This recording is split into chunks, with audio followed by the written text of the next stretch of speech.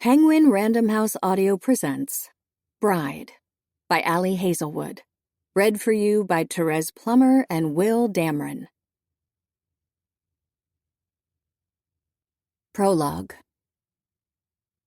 This marriage, it's going to be a problem. She is going to be a problem. This war of ours, the one between the vampires and the weres, began several centuries ago with brutal escalations of violence, culminated amid flowing torrents of varicolored blood, and ended in a whimper of buttercream cake on the day I met my husband for the first time. Which, as it happens, was also the day of our wedding. Not quite the stuff of childhood dreams. Then again, I'm no dreamer. I only ever contemplated marriage once, back in the gloomy days of my childhood, following a few too harsh punishments and a poorly executed assassination attempt. Serena and I concocted plans for a grand escape, which was going to involve pyrotechnics-based diversions, stealing our math tutor's car, and flipping off our caregivers in the rearview mirror. We'll stop by the animal shelter and adopt one of those shaggy dogs. Pick up a Slurpee for me, some blood for you. Disappear forever into human territory. Will they let me in if I'm not human? I asked, even though that was the least of our plan's flaws. We were both 11. Neither of us could drive. Interspecies peace in the Southwest region relied, quite literally, on me staying the hell put. I'll vouch for you. Will that be enough? I'll marry you. They'll believe you're human. My human wife. As proposals went, it seemed solid. So I nodded solemnly and said, I accept. That was 14 years ago, though, and Serena never married me. In fact, she's long gone. I'm here alone, with a giant heap of expensive wedding favors that'll hopefully fool guests into overlooking the lack of love, genetic compatibility, or even previous acquaintance between me and the groom. I did try to arrange a meeting, suggested to my people that they suggest to his people that we could grab lunch the week before the ceremony, coffee the previous day, a glass of tap water the morning of, anything to avoid a "how do you do" in front of the officiant. My request was escalated to the Vampire Council and resulted in a phone call from one of the members' aides. His tone managed to be polite while heavily implying that I was a cuckoo nutbird. He's a were, a very powerful and dangerous were. Just the logistics of providing security for such a meeting would be... I'll be marrying this dangerous were, I pointed out evenly, and a bashful throat was cleared. He is an alpha, Miss Lark. Too busy to meet. Busy with his pack, Miss Lark. I pictured him in a home gym, tirelessly working on his abs, and shrugged. 10 days have passed, and I have yet to meet my groom. Instead, I've become a project, one that requires a concerted effort from an interdisciplinary crew to look wettable. A manicurist coaxes my nails into pink ovals. A facialist smacks my cheeks with relish. A hairdresser magically hides my pointed ears under a web of dark blonde braids. And a makeup expert paints a different face on top of mine. Something interesting and sophisticated and zygomatic. This is art, I tell him, studying the contouring in the mirror. You should be a Guggenheim Fellow. I know, and I'm not done, he reprimands, before dipping his thumb in a pot of dark green stain and swiping it over the insides of my wrists, the base of my throat on both sides, my nape. What's this? Just a bit of color. What for? A snort. I pulled strings and researched wear customs. Your husband will like it. He whooshes away, leaving me alone with 5 odd markings and a newfound bone structure. I squeeze into the bridal jumpsuit that the stylist begged me not to refer to as a onesie, and then my twin brother comes to retrieve me. You look stunning, Owen says flatly, distrustfully, squinting at me like I'm a fake $10 bill. It was a team effort. He gestures for me to follow him. I hope they vaccinated you for rabies while they were at it. The ceremony is supposed to be a symbol of peace. That's why, in a heartwarming display of trust, my father demanded an all-vampire armed security detail for the ceremony. The wares refused, which led to weeks of negotiations, then to a near break of the engagement, and finally to the only solution that could make everybody equally unhappy: staffing the event with humans. There's a tense atmosphere. And then there's this. 1 venue, 3 species, 5 centuries of conflict, and 0 good faith. The black suits escorting Owen and me seem torn between protecting us and killing us themselves, just to get it over with. They wear sunglasses indoors and mutter entertainingly bad code into their sleeves. Bet is flying to the ceremony hall. I repeat, we have bat. The groom is, uninventively, Wolf. When do you think your future husband will try to kill you? Owen asks conversationally, looking straight ahead. Tomorrow? Next week? Who's to say? Within the month, for sure. For sure.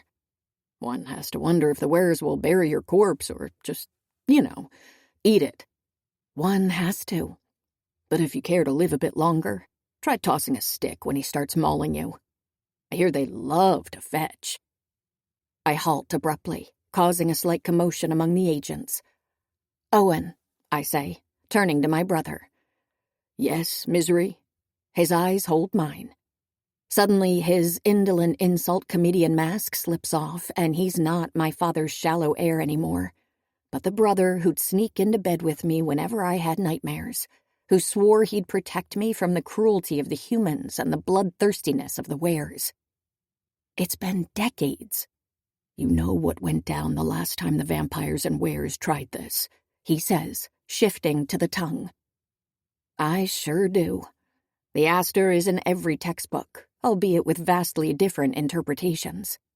The day the purple of our blood and the green of the wares flowed together, as bright and beautiful as the blooming flower the massacre was named after. Who the hell would enter a marriage of political convenience after that? Me, apparently. You are going to live among the wolves, alone. Right. That's how hostage exchanges work. Around us, the suits hurriedly check their watches. We have to go. Alone to be slaughtered. Owen's jaw grinds. It's so unlike his usual careless self. I frown. Since when do you care? Why are you doing this? Because an alliance with the wares is necessary to the survival of... These are Father's words. It's not why you agreed to do this. It's not, but I'm not about to admit it. Maybe you underestimate Father's persuasiveness. His voice drops to a whisper. Don't do this. It's a death sentence. Say you've changed your mind. Give me 6 weeks. What will have changed in 6 weeks? He hesitates. A month. Is something amiss? We both jump at Father's sharp tone. For a split second, we're children again scolded for existing. As always, Owen recovers quicker. Nah. The vacuous smile is back on his lips. I was just giving Misery a few pointers. Father cuts through the security guards and tucks my hand into his elbow with ease, like it hasn't been a decade since our last physical contact. I force myself not to recoil. Are you ready, Misery? I cock my head, study his stern face, ask, mostly out of curiosity, does it matter? It must not, because the question isn't acknowledged. Owen watches us leave, expressionless, then yells after us, Hope you packed a lint roller. I hear they shed. One of the agents stops us in front of the double doors that lead into the courtyard. Councilman Lark, Miss Lark, 1 minute. They're not quite ready for you. We wait side by side for a handful of uncomfortable moments. Then Father turns to me. In my stylist-mandated heels, I nearly reach his height, and his eyes easily catch mine. You should smile, he orders in the tongue. According to the humans, a wedding is the most beautiful day of a bride's life. My lips twitch. There's something grotesquely funny about all of this. What about the father of the bride? He sighs. You were always needlessly defiant. My failures spare no front. There is no going back, misery, he adds, not unkindly. Once the hen fasting is complete, you will be his wife. I know. I don't need soothing or encouragement. I've been nothing but unwavering in my commitment to this union. I'm not prone to panic or fear or last-minute changes of heart. I've done this before, remember? He studies me for a few moments until the doors open to what's left of my life. It's a perfect night for an outdoor ceremony. String lights, soft breeze, winking stars. I take a deep breath, hold it in, and listen to Mendelssohn's March, string quartet rendition. According to the bubbly wedding planner who's been blowing up my phone with links I don't click on, the viola player is a member of the Human Philharmonic. Top 3 in the world, she texted, followed by more exclamation points than I've used in my cumulative written communication since birth. I must admit, it does sound nice. Even if the guests glance around, confused, unsure how to proceed until an overworked staffer gestures at them to stand. It's not their fault. Wedding ceremonies are, as of a century or so ago, exclusively a human thing. Vampire society has evolved past monogamy. And wares? I have no clue what wares are up to, as I've never even been in the presence of one. If I had, I wouldn't be alive. Come on. Father grips my elbow and we start down the aisle. The bride's guests are familiar, but only vaguely. A sea of willowy figures, unblinking lilac eyes, pointed ears, lips closed over fangs, and half-pitying, mostly disgusted looks. I spot several members of my father's inner circle, counselors I haven't met since I was a child. Powerful families and their scions, most of whom fawned over Owen and were little shits to me when we were kids. No one here could even remotely qualify as a friend. But in defense of whoever came up with the guest list, my lack of meaningful relationships must have made seat-filling a bit of a challenge. And then there's the groom side, the one that emanates a foreign kind of heat, the one that wants me dead.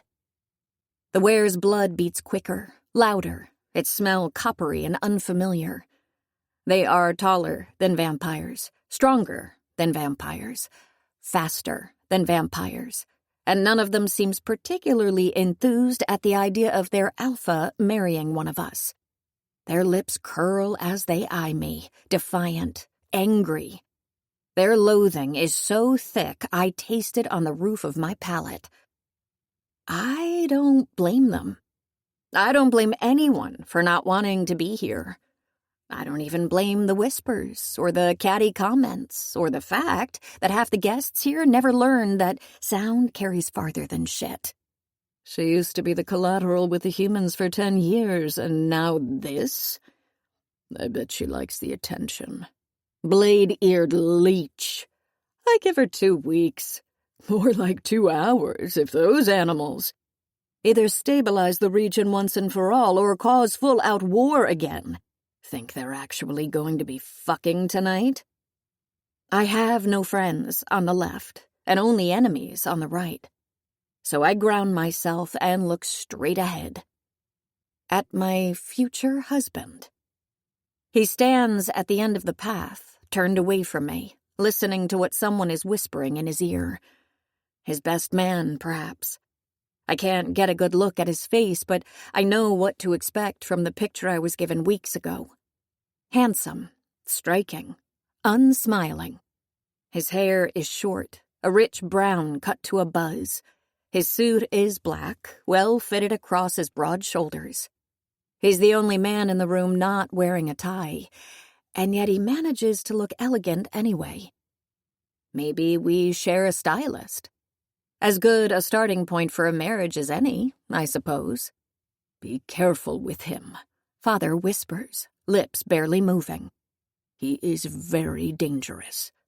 Do not cross him." What every girl wants to hear 10 feet from the altar, especially when the hard line of her groom's shoulders already looks cross. Impatient, annoyed.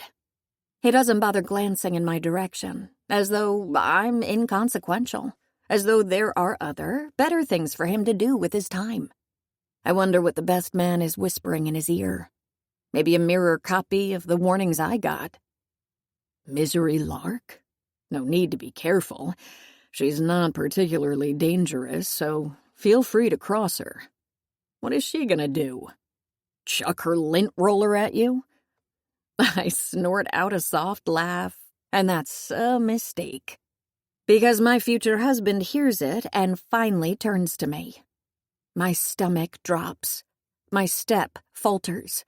The murmurs quiet. In the photo I was shown, the groom's eyes looked an ordinary, unsurprising blue. But as they meet mine, I realize two things. The first is that I was wrong, and his gaze is actually an odd pale green that borders on white. The second is that Father was right. This man is very, very dangerous. His eyes roam over my face, and I immediately suspect that he must not have been given photos. Or maybe he just wasn't curious enough about his bride to check them out. Either way, he's not pleased with me, and that's obvious. Too bad I've cut my teeth on disappointing people, and I'm not about to start caring now. It's on him if he doesn't like what he's seeing. I square my shoulders. A small distance separates us, and I let my eyes pin his as I close it, which is how I see it all happen in real time. Pupils widening. Brow furrowing. Nostrils flaring. He watches me like I'm something made of maggots and takes one deep breath, slow.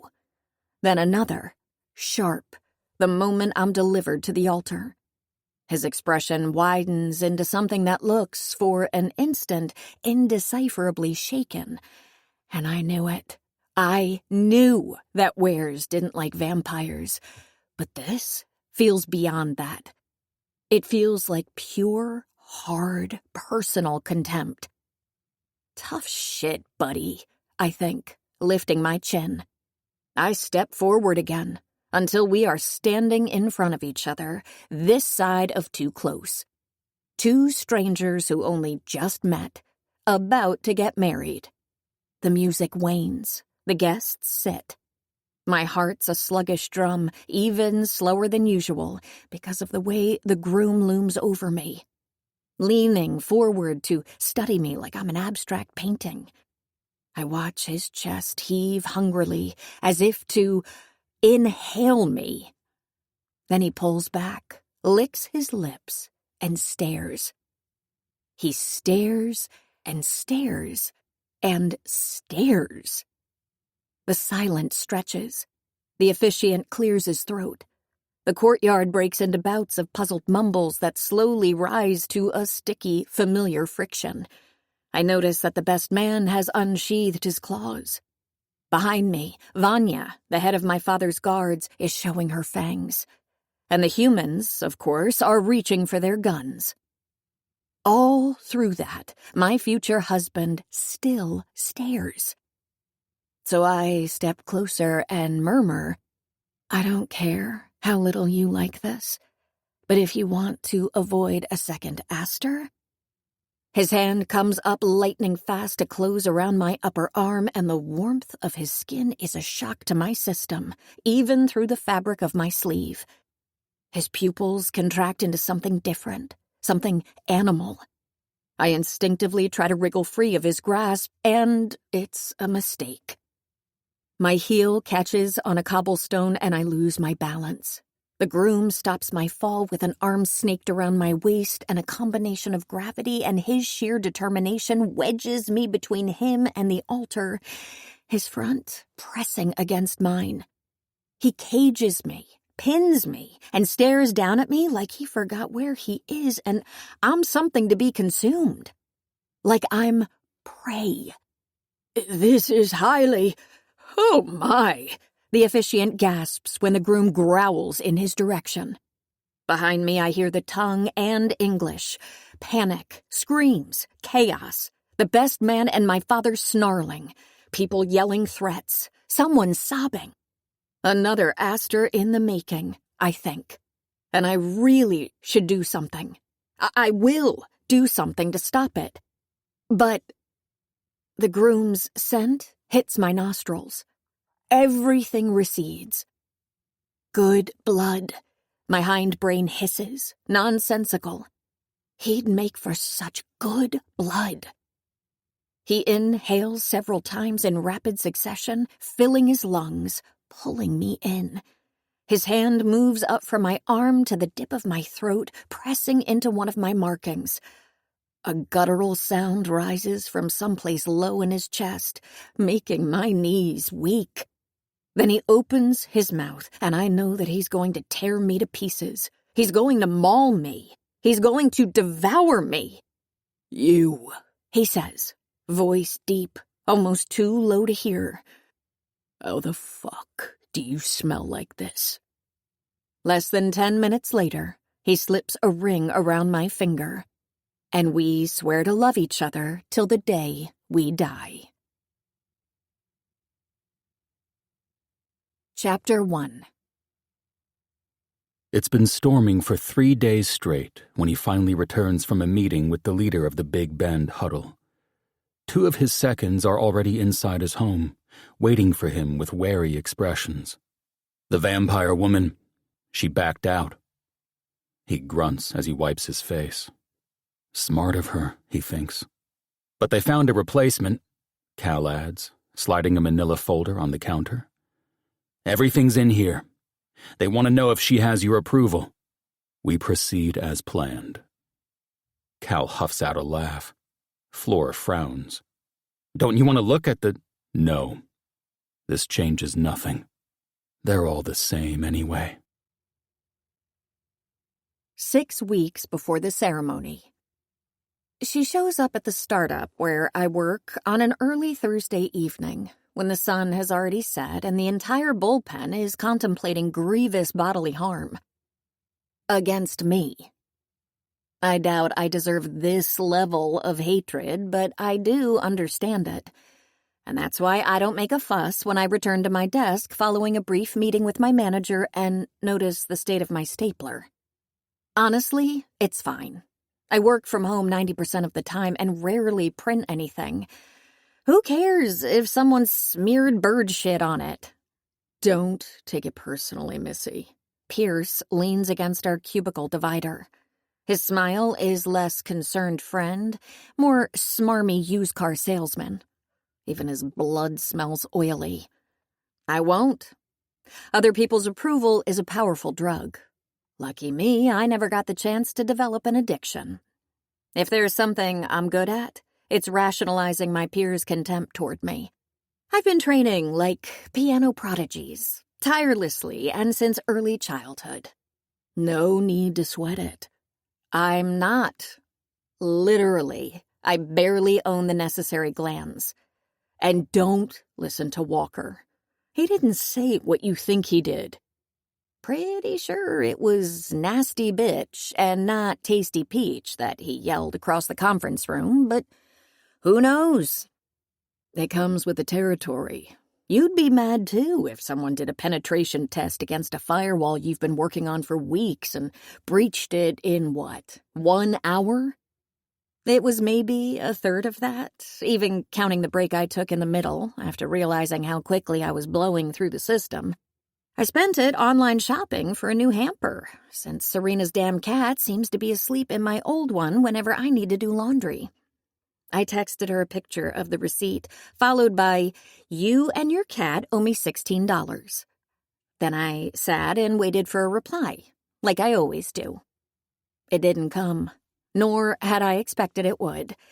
People will get over it. He pierces on. And hey, You never bring lunch, so no need to worry someone'll spit in your Tupperware." He bursts into laughter. I turn to my computer monitor, hoping he'll peace out. Whew, boy, am I wrong. And to be honest, it's kind of on you. If you tried to mingle more. Personally, I get your loner, mysterious, quiet vibe, but some read you as aloof, like you think you're better than us. If you made an effort to misery. When I hear my name called, the real one, for a split, exceptionally dumb second, I experience relief that this conversation is going to be over. Then I crane my neck and notice the woman standing on the other side of the divider. Her face is distantly familiar, and so is the black hair, but it's not until I focus on her heartbeat that I manage to place her. It's slow, like only a vampire's can be. And, well, shit. "Vanya?" "You're hard to find," she tells me, voice melodic and low. I briefly contemplate slamming my head against the keyboard, then settle for replying calmly, "That's by design. I figured." I massage my temple. What a day. What a fucking day. And yet, here you are. And yet, here I am. Why, hello. Pierce's smile gets a notch slimier as he turns to leer at Vanya.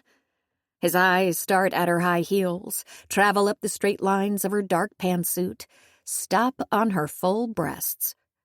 I don't read minds, but he's thinking MILF so hard I can practically hear it.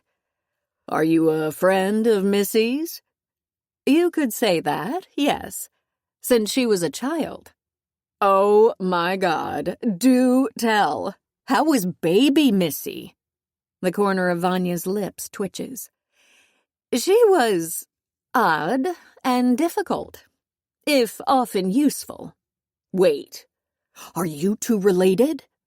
"No, I'm her father's right hand, head of his guard," she says, looking at me. "And she has been summoned." I straighten in my chair. "Where?" "The nest." This is not rare. It's unprecedented. Excluding sporadic phone calls and even more sporadic meetings with Owen, I haven't spoken with another vampire in years because no one has reached out. I should tell Vanya to fuck off. I'm no longer a child stuck on a fool's errand. Going back to my father with any expectations that he and the rest of my people won't be total assholes is an exercise in futility, and I'm well aware of it. But apparently this half-assed overture is making me forget because I hear myself asking, "Why?" "You'll have to come and find out." Vanya's smile doesn't reach her eyes. I squint, like the answer is tattooed on her face. Meanwhile, Pierce reminds us of his unfortunate existence. "Ladies, right hand, summon." He laughs, loud and grating. I want to flick his forehead and make him hurt, but I'm starting to feel a frisson of worry for this fool. "Are you guys into LARPing, or—" He finally shuts up, because when Vanya turns to him, no trick of the light could hide the purple hue of her eyes, nor her long, perfectly white fangs gleaming under the electric lights. You... Pierce looks between us for several seconds, muttering something incoherent. And that's when Vanya decides to ruin my life and snap her teeth at him. I sigh, pinching the bridge of my nose. Pierce spins on his heels and sprints past my cubicle, running over a potted Benjamin fig. Vampire! There's a vampire is attacking us! Someone call the Bureau! Someone call the... Vanya takes out a laminated card with the Human Vampire Relations Bureau logo, one that grants her diplomatic immunity in human territory. But there's no one to look at it. The bullpen has erupted into a small panic, and most of my coworkers are screaming, already halfway down the emergency stairs. People trample each other to get to the nearest exit. I see Walker dart out of the bathroom, a strip of toilet paper dangling from his khakis, and feel my shoulders slump. I liked this job, I tell Vanya, grabbing the framed Polaroid of me and Serena and resignedly stuffing it into my bag. It was easy. They bought my circadian rhythm disorder excuse and let me come in at night. My apologies, she says, unapologetic. Come with me. I should tell her to fuck off, and I will. In the meantime, I give in to my curiosity and follow her, straightening the poor Benjamin Fig on my way out. The Nest is still the tallest building in the north of the city, and perhaps the most distinctive. A blood-red podium that stretches underground for hundreds of feet, topped by a mirror skyscraper that comes alive around sunset and slides back to sleep in the early hours of the morning. I brought Serena here once when she asked to see what the heart of the vampire territory was like, and she stared open-mouthed, jarred by the sleek lines and ultra-modern design. She'd been expecting candelabras and heavy velvet drapes to block the murderous sun, and the corpses of our enemies hanging from the ceiling, blood milked from their veins to the very last drop. That artwork in honor of our winged, chiropterous forefathers. Coffins, just because. It's nice. I just thought it'd be more metal, she mused, not at all intimidated at the idea of being the only human in an elevator full of vampires. The memory still makes me smile years later. Flexible spaces, automated systems, integrated tools. That's what the Nest is. Not just the crown jewel of our territory, but also the center of our community. A place for shops and offices and errands, where anything one of us could need, from non-urgent health care to a zoning permit to 5 liters of AB positive, can be easily obtained. And then, in the uppermost floors, the builders made room for some private quarters, some of which have been purchased by the most influential families in our society. Mostly my family. Follow me, Vanya says when the doors swish open, and I do, flanked by 2 uniformed council guards who are most definitely not here to protect me. A bit offensive that I'm being treated like an intruder in the place where I was born, especially as we walk parallel to a wall that's plastered with portraits of my ancestors. They morph over the centuries, from oils to acrylics to photographs, gray to Kodachrome to digital. What stays the same are the expressions. Distant, arrogant, and, frankly, unhappy. Not a healthy thing. Power. The only lark I recognize from personal experience is the one closest to Father's office. My grandfather was already old and a little demented by the time Owen and I were born, and my most vivid memory of him is from that one time I woke up in the middle of the night to find him in my bedroom, pointing at me with trembling hands and yelling in the tongue, something about me being destined for a grisly death. In fairness, he wasn't wrong. "In here," Vanya says with a soft knock to the door. "The councilman is waiting for you." I scan her face. Vampires are not immortal. We grow old the same as every other species. But damn, she looks like she hasn't aged a day since she escorted me to the collateral exchange ceremony 17 years ago. "Is there something you need?" "No." I turn and reach for the doorknob. Hesitate. "Is he sick?" Vanya seems amused. "You think he'd call you here for that?" I shrug. I can't think of a single other reason he'd want to see me. "For what?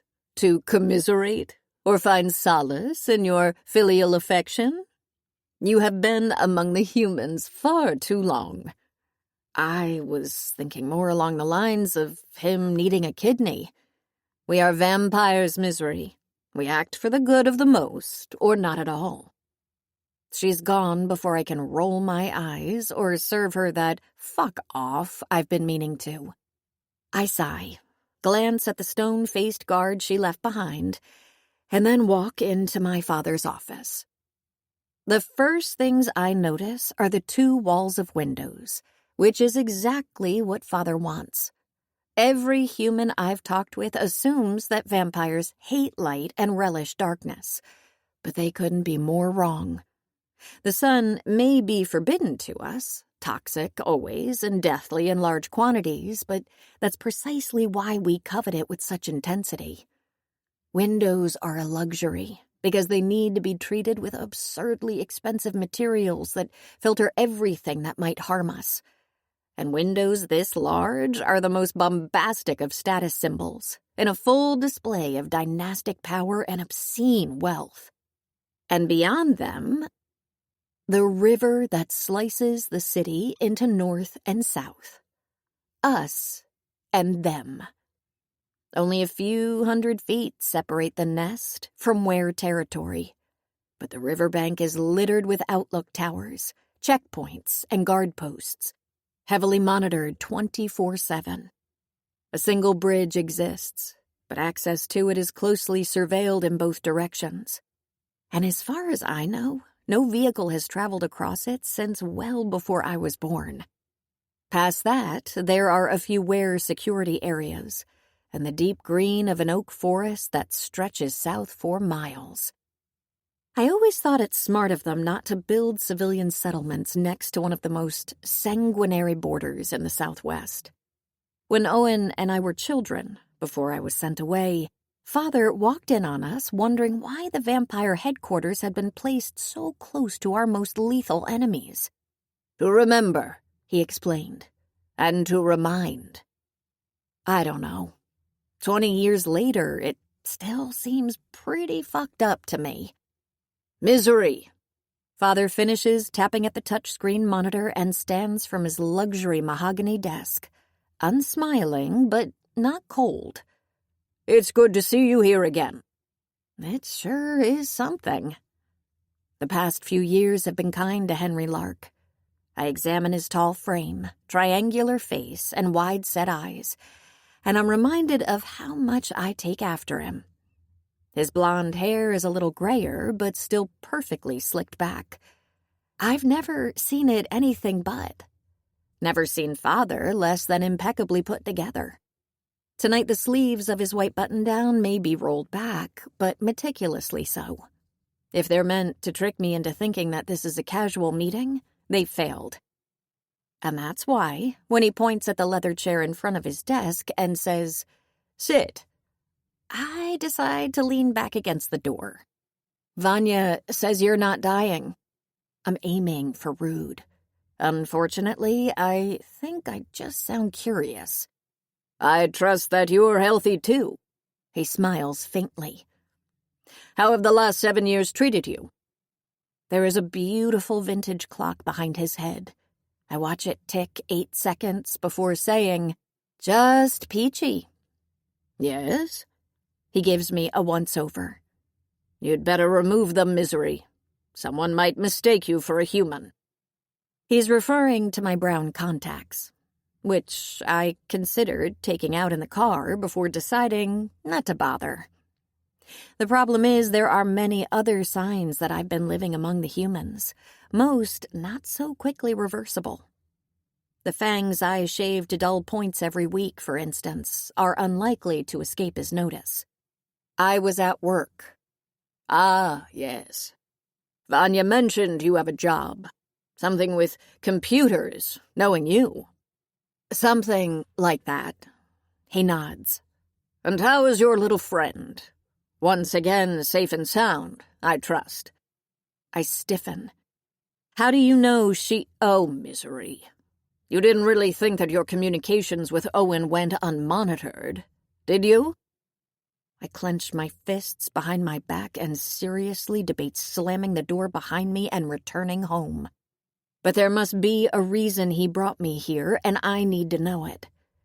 So I take my phone out of my pocket, and once I'm sitting across from Father, I lay it face up on his desk. I tap on the timer app, set it for exactly 10 minutes, and turn it toward him. Then I lean back in the chair. Why am I here? It's been years since I last saw my only daughter. He presses his lips together. Is that not enough reason? 9 minutes and 43 seconds left. Misery, my child. The tongue. Why are you angry at me? I lift my eyebrow. You should not feel anger, but pride. The right choice is the one that ensures happiness for the largest number of people, and you were the means to that choice. I study him calmly.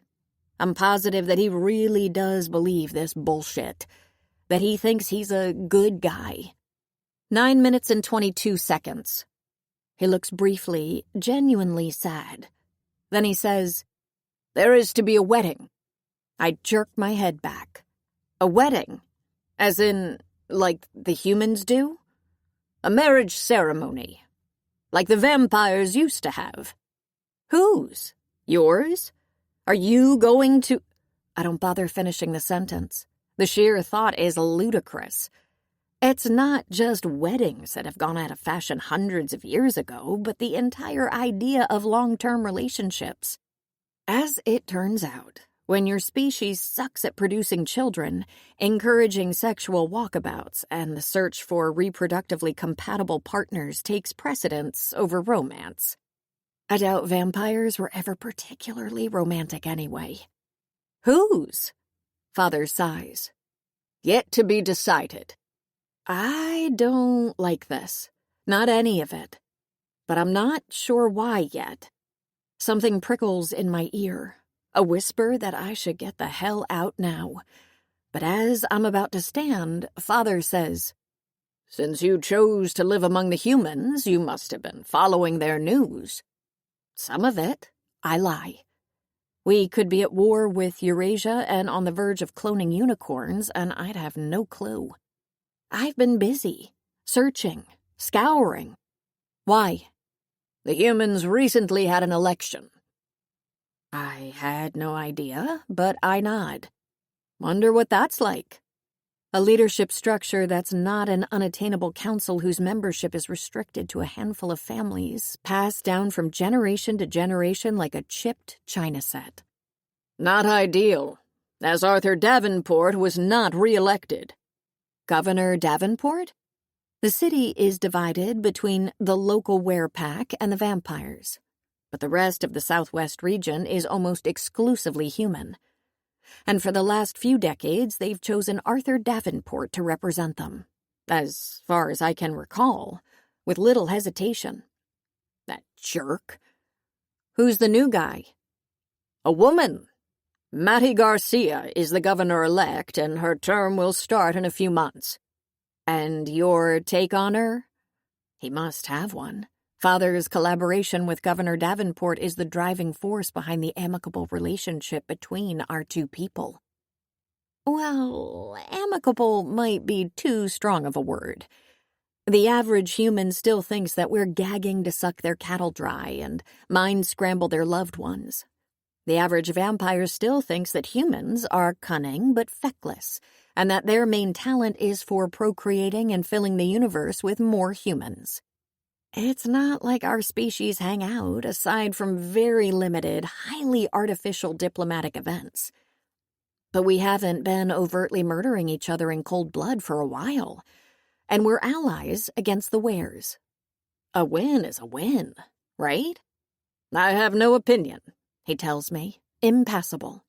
Nor will I have the opportunity to form one soon, as Ms. Garcia has refused all my requests for meetings. Ah, Ms. Garcia must be wiser than I am. However, I am still tasked with guaranteeing the safety of my people. And once Governor Davenport is gone, in addition to the were threat that we constantly face at the southern border, there might be one at the north. From the humans. I doubt she wants trouble, Father. I pick at my nail polish. She'll probably just leave the current alliance as it is and cut down on the ceremonial bullshit. Her team has informed us that as soon as she takes office, the collateral program will be no more. I freeze, and then slowly look up. What? We have been formally asked to return the human collateral, and they will send back the girl who's currently serving as the vampire collateral. Boy, I correct him automatically. My fingertips feel numb. The current vampire collateral is a boy. I met him once. He had dark hair and a constant frown and said, "No, thank you," when I asked if he needed help carrying a stack of books. By now, he might very well be as tall as me. Whatever it might be, the return will happen next week. The humans have decided not to wait for Matty Garcia to take office. I don't see, I swallow, gather myself. It's for the best. It's a stupid practice. It has been ensuring peace between the vampires and the humans for over 100 years.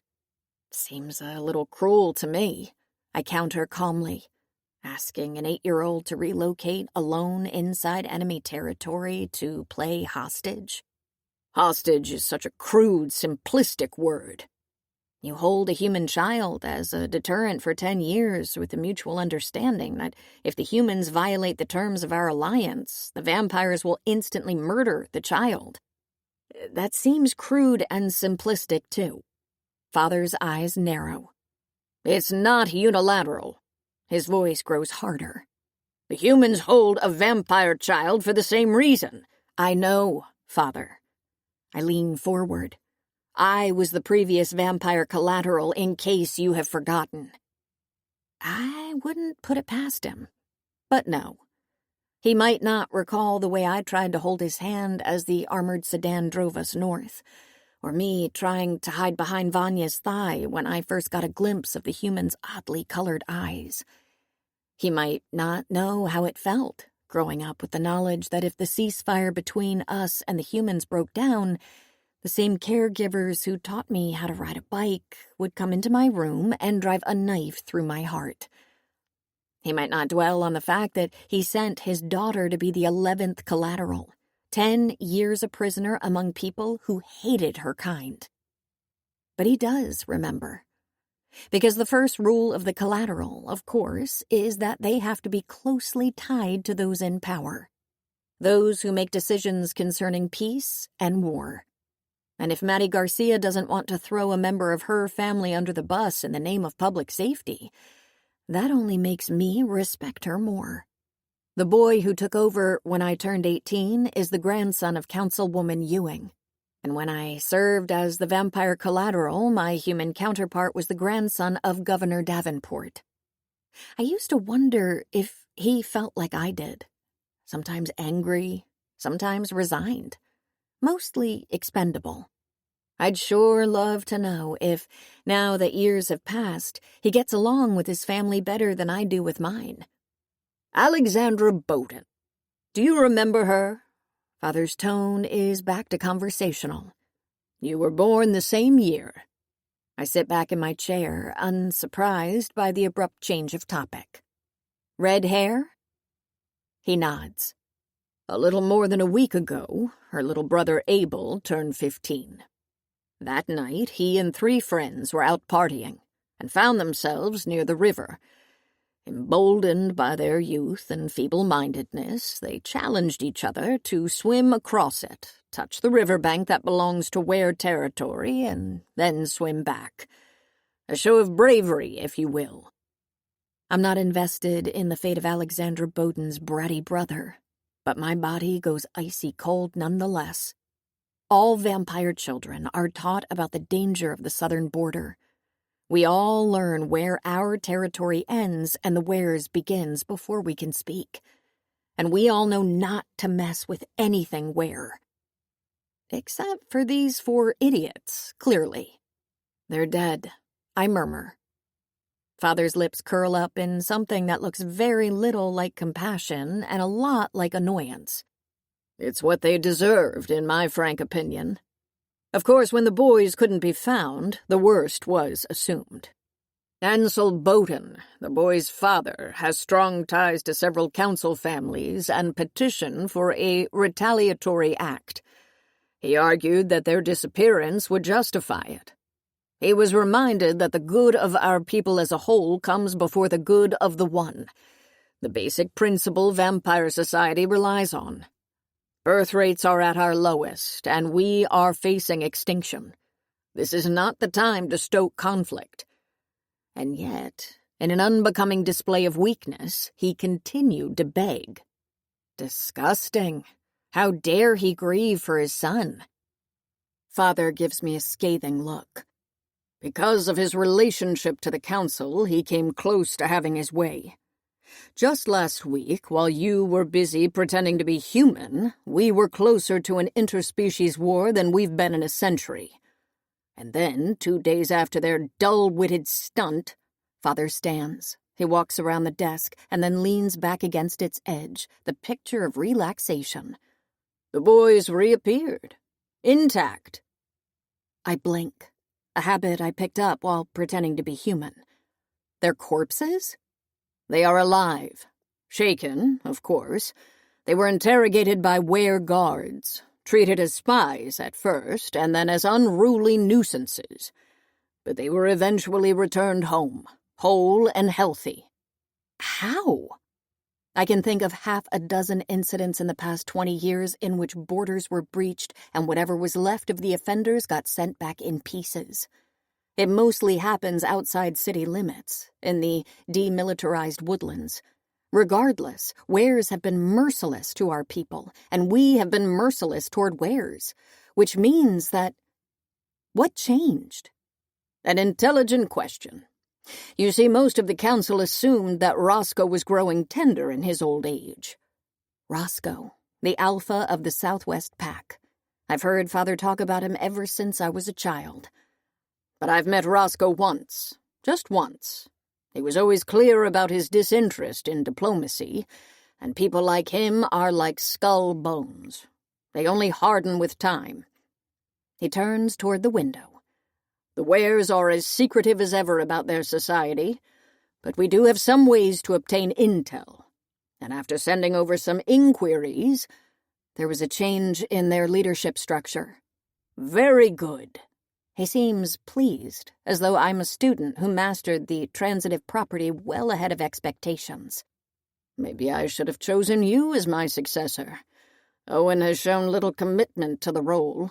He appears to be more interested in socializing.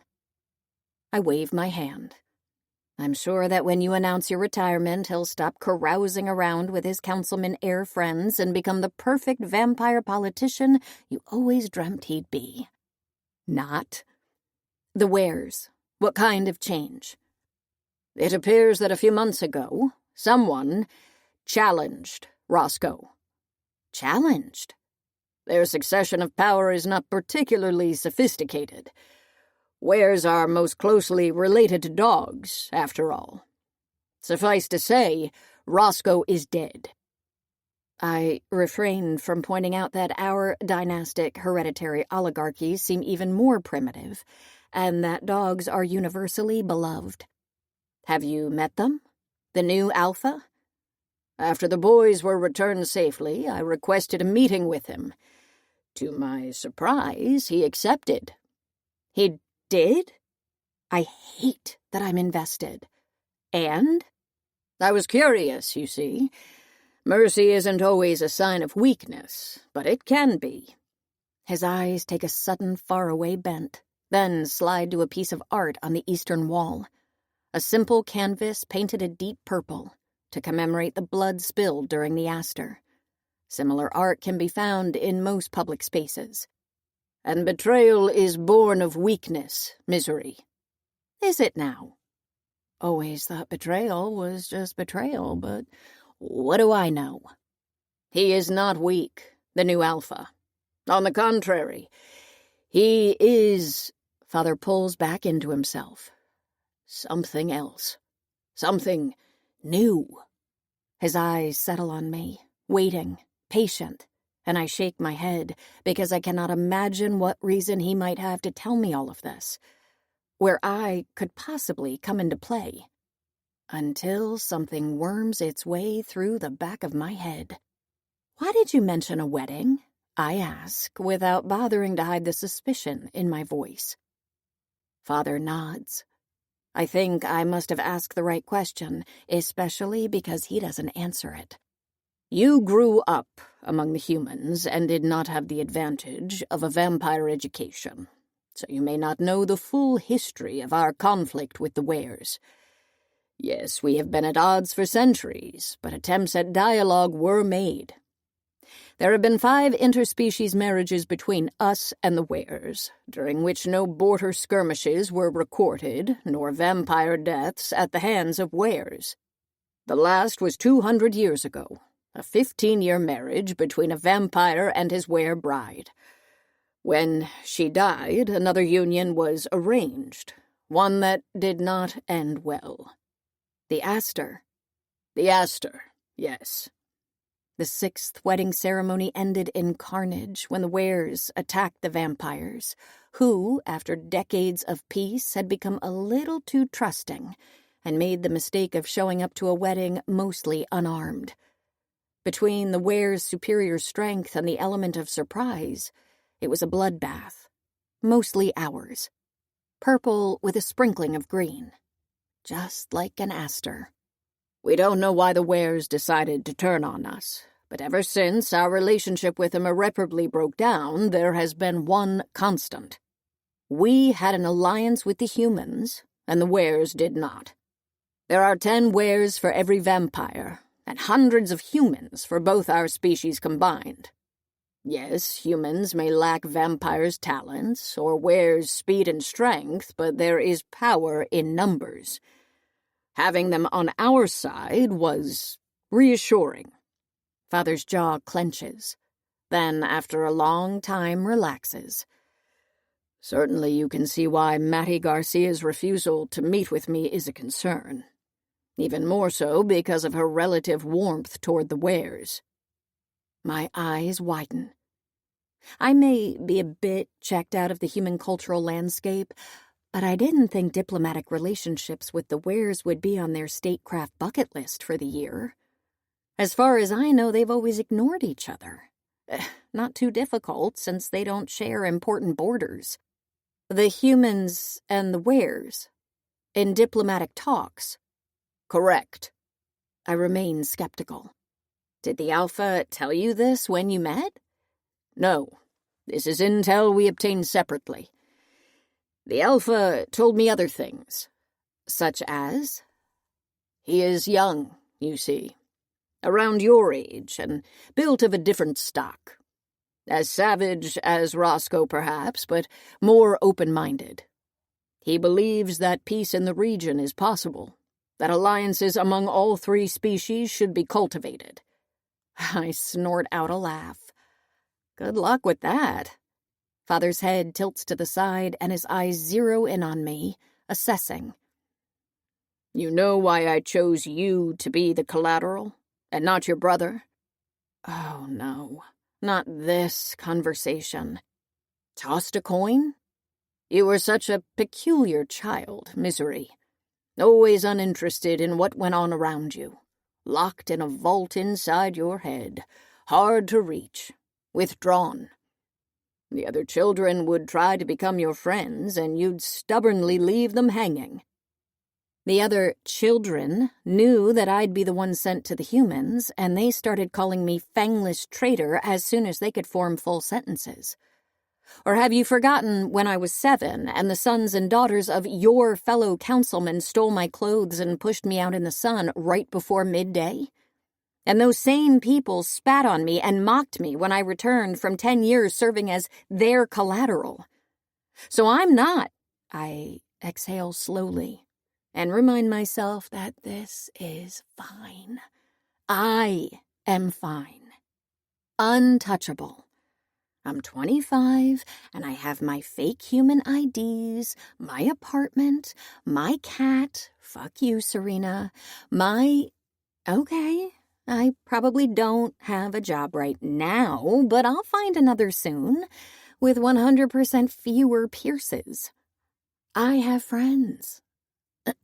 A friend. Probably. Above all, I've taught myself not to care about anything. The wedding you mentioned. Whose is it? Father presses his lips together. Several moments tick by before he speaks again. When a were and a vampire stand in front of each other, all they see is the Astor.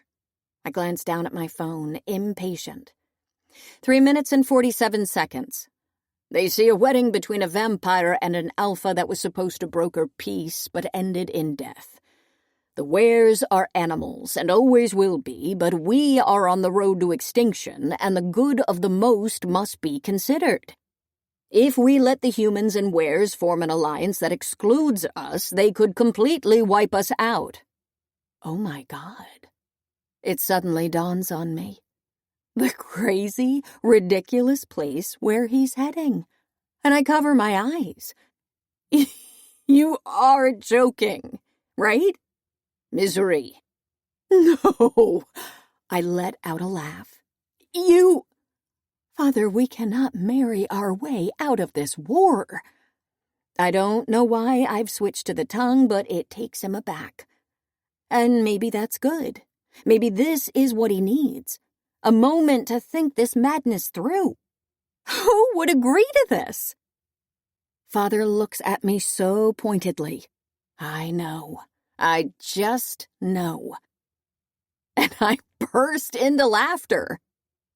I only ever laughed out loud with Serena, which means that it must have been well over a month since I last did it.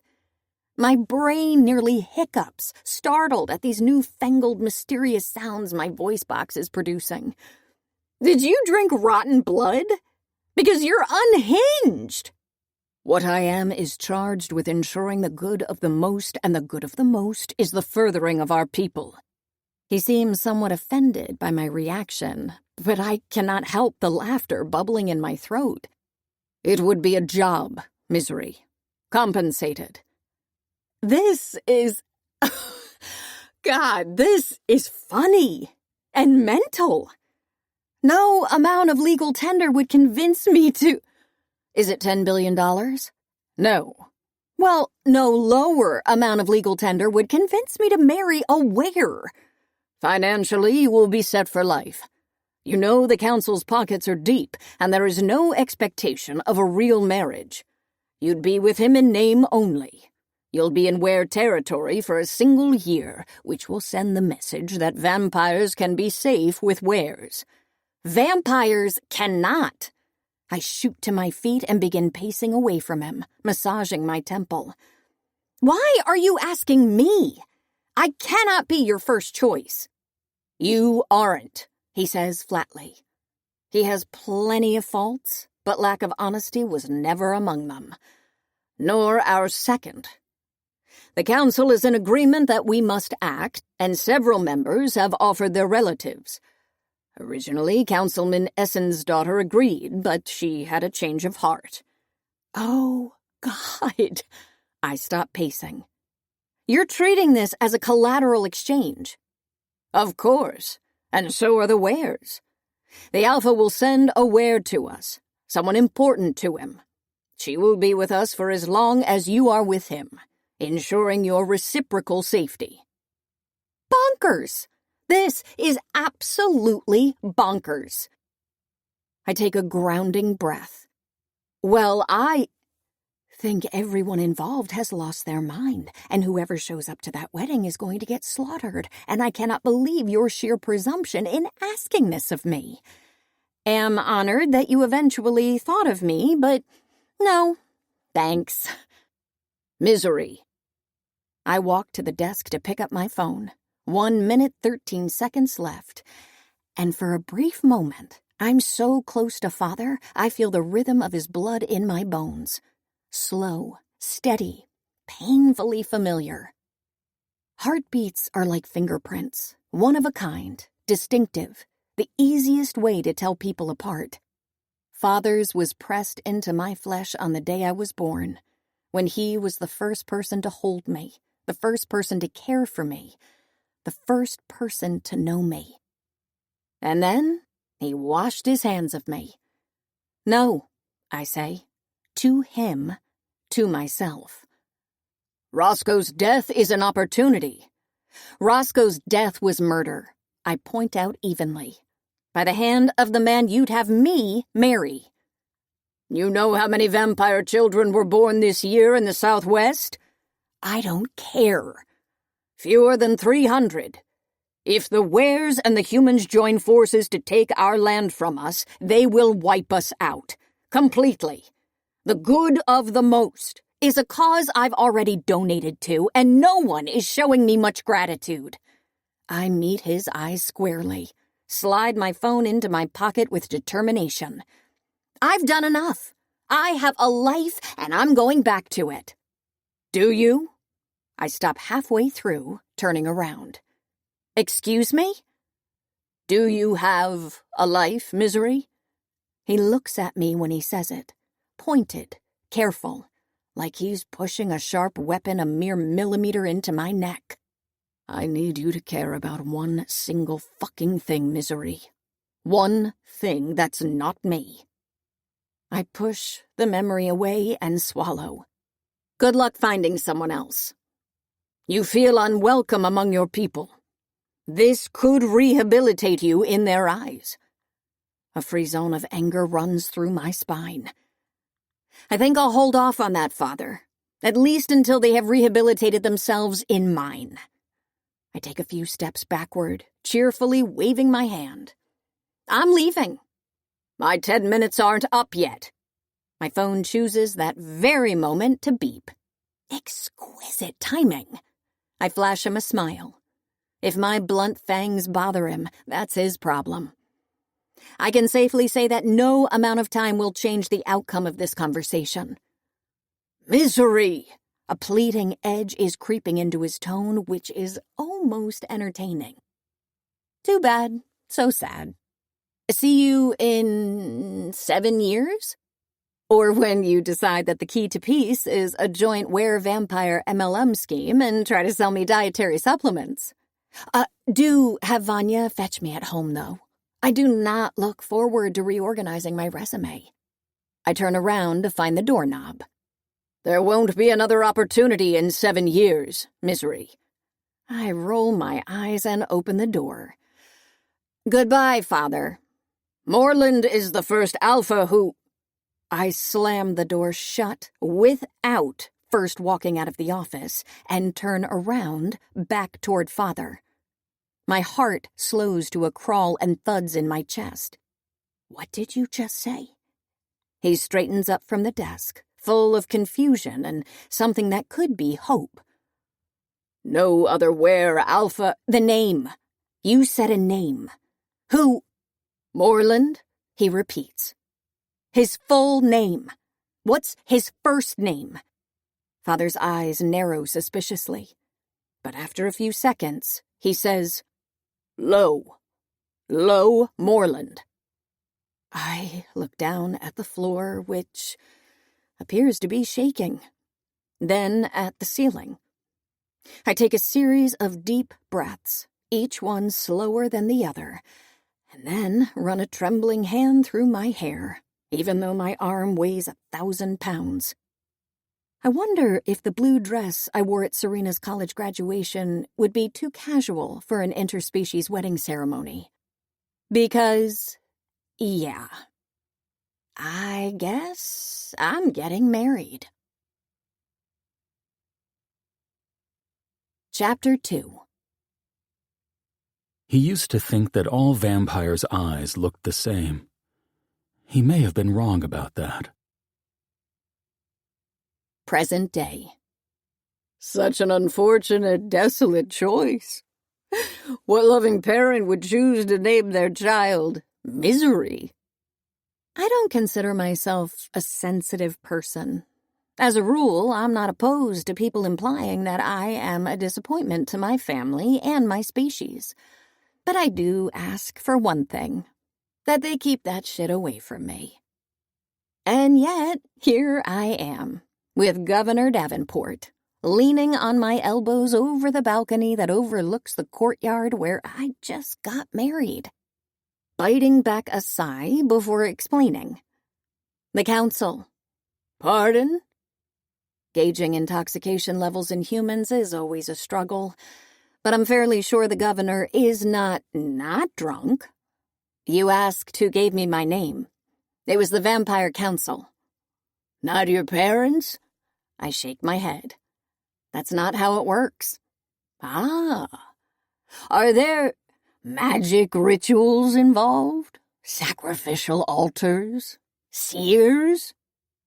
Ugh, so self-centeredly human. The assumption that everything that's other must be shrouded in the supernatural and the arcane. They nurse their myths and legends, in which vampires and wares are creatures of magic and lore, capable of curses and mystical acts. They think us able to see the future, to fly, to make ourselves invisible.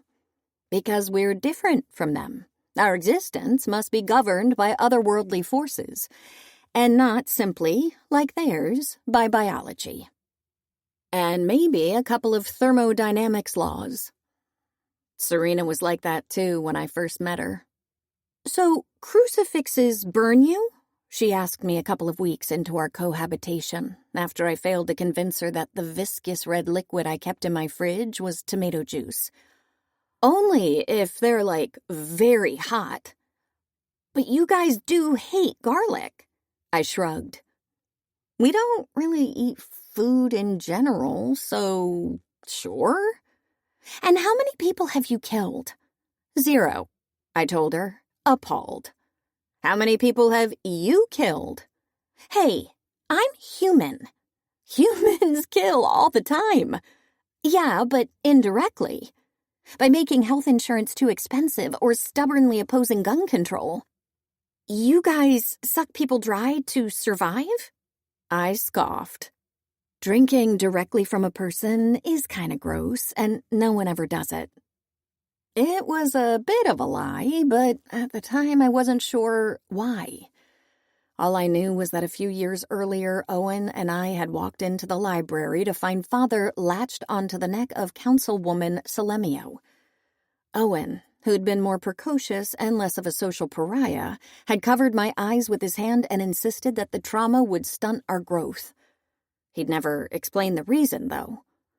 Plus, blood banks are right there, so that we don't need to hurt humans. I wondered if it had more to do with the fact that killing someone would be a lot of exhausting work, what with the thrashing around and the burying of the corpse and the human police potentially showing up in the middle of the day when all we want is to crawl into a dark space. What about the invitation business? The what? You need to be invited into a room, right? I shook my head, hating that she looked disappointed. She was funny and direct, and a little odd in a way that made her at once awesome and approachable. I was 10, and I already liked her more than anyone I'd ever met. Can you at least read my mind? What am I thinking about? I scratched my nose. That book you like, with the witches? Not fair. I'm always thinking about that book. What number am I thinking? 7? She gasped. Misery! Did I get it right? Holy crap! No! I was thinking of 356. What else is a lie? The thing is, humans and wares and vampires might be different species, but we're closely related. What sets us apart has less to do with the occult and more with spontaneous genetic mutations thousands of years down the line. And, of course, the values we developed in response. A loss of a purine base here, a repositioning of a hydrogen atom there, and ta-da! Vampires feed exclusively on blood, are wimps with the sun, and are constantly on edge about extinction. Wares are faster, stronger, I assume, hairier, and they worship violence. But neither of us can whip out our magic wand and lift a 60-pound suitcase on top of a rack, or find out the Powerball numbers in advance, or turn into bats. At least vampires don't. I don't know enough about the wares to get offended on their behalf. No naming rituals, I tell the governor. Just a busybody council. No one wants 5 Madisons in the same class. I hold for a beat. Plus, it seemed fitting, since I did kill my mother. He hesitates, unsure how to react, and then lets out a nervous laugh. Well, still, as a name, it's very... He looks around, as if grasping for the perfect word. Oh, fine. Miserable? He finger guns at me and I shiver, either because I hate him or because it's starting to get way too cold for my vampire needs and my lace jumpsuit. The gathering can only be defined as a party, with lots of generosity. About 1 hour in, I decided that I had finally had enough. If my husband, who was on the edge of murdering me at our altar of connubial bliss because I stink, could be off somewhere discussing important matters with my father, I, too, could sneak away. I made my way up to the mezzanine balcony to be alone. Unfortunately, the governor had the same idea and brought along a watering can's worth of alcohol. He decided to join me, heartbreaking, and seems intent on making conversation. A fucking cataclysm. His eyes keep straying to Maddie Garcia's table, as though he's trying to incinerate her ahead of her inauguration next month. I should probably join him in his resentment toward the human governor-elect, since her choices are what made this sham of a marriage necessary. But I cannot help admiring the ways she has been expertly avoiding my father. She's definitely a smart woman. Unlike the bumbling idiot next to me. It's very brave what you're doing, Miss Lark, he tells me, patting my shoulder. They must have misplaced the memo. Vampires don't touch. Very brave, in the face of great danger. The reception is going as cartoonishly poorly as expected. Wares and vampires are seated at tables on opposite sides of the hall, exchanging hostile looks, while the most unappreciated viola player in the world spends some quality time with Rachmaninoff. The wares and the few human guests have been served food prepared by a world-renowned chef, and make a valiant attempt at eating it despite the ugly atmosphere. Revolting! I overheard the daughter of Councilman Ross say in the tongue as I slunk up here. Unsocialized beasts. They feed in public, shit in public, fuck in public. I refrained from pointing out that it's called eating, and that the last 2 are illegal in the human world. I'm just glad I managed to explain to the planner that one doesn't sip blood at a party. That feeding is a private act for vampires, never communal or recreational, and that no, serving blood cocktails with little umbrellas in them was not a fun idea. When she asked, "What will the vampires do while the wares eat?" I guessed, glare at them? Boy, was I right. Especially brave, you are. The governor takes another swig. What an interesting life you have led. A vampire raised among humans. The famous collateral. The wares, it seems to me, have 2 reasons to hate you. I distractedly run my tongue over my regrown fangs, wondering if a fight will break out. The hatred in the room is thick, suffocating. The human guards, too, sharkle around, a little too eager to strike, curb, defend. A gust of wind could make this coiling tension snap. Then again, Moreland gave up a lot for this arrangement. The collateral they're sending, the councilman's daughter for the Alpha's mate. Sounds like poetry, right? My head whips around. The governor's eyes are glazed. The Alpha's what? Oh, I shouldn't have mentioned her. It's a secret, of course, but... He chuckles deep in his throat and tips his glass at me. Did you say mate? Like a spouse? I'm not at liberty to divulge, Miss Lark. Or should I say, Mrs. Moreland. Shit, I mutter softly, rubbing the bridge of my nose. Was Moreland married before? If that's the case, I cannot comprehend how pissed he must be at the prospect of being shackled to me while his wife is far away, first in line to the slaughter. Maybe that's why he flipped earlier? That, and how I apparently smell like rotten eggs. Well, tough shit, I tell myself as I push away from the railing. He and Father are the masterminds of this marriage. I am the master-minded. Hopefully he'll remember that and not direct his anger at me. A pleasure chatting with you, Governor. I lie, waving goodbye. If you decide to change it, call my office. He makes the phone hand gesture, the one old people use. I can speed up the paperwork. Excuse me? The name. Ah, yes. Thank you. I head downstairs in search of Owen. I think I saw him deep in conversation with Councilman Cintron earlier, gossiping, which he can do like a pro. I bet he can find out more about this mate business.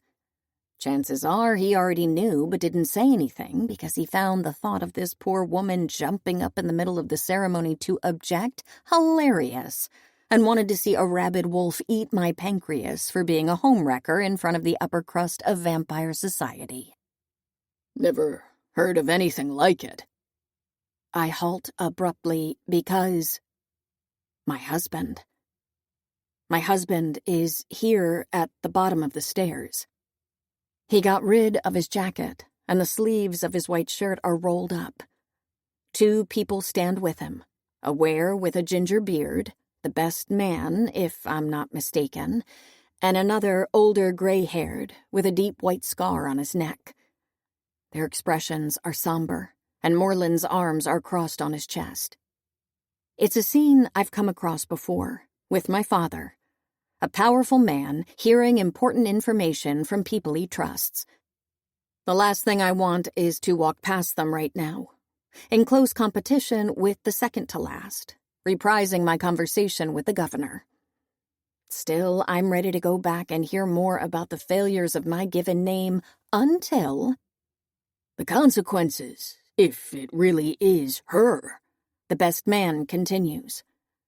It's the her that stops me in my tracks, because it feels like it might be referring to... Moreland presses his lips together.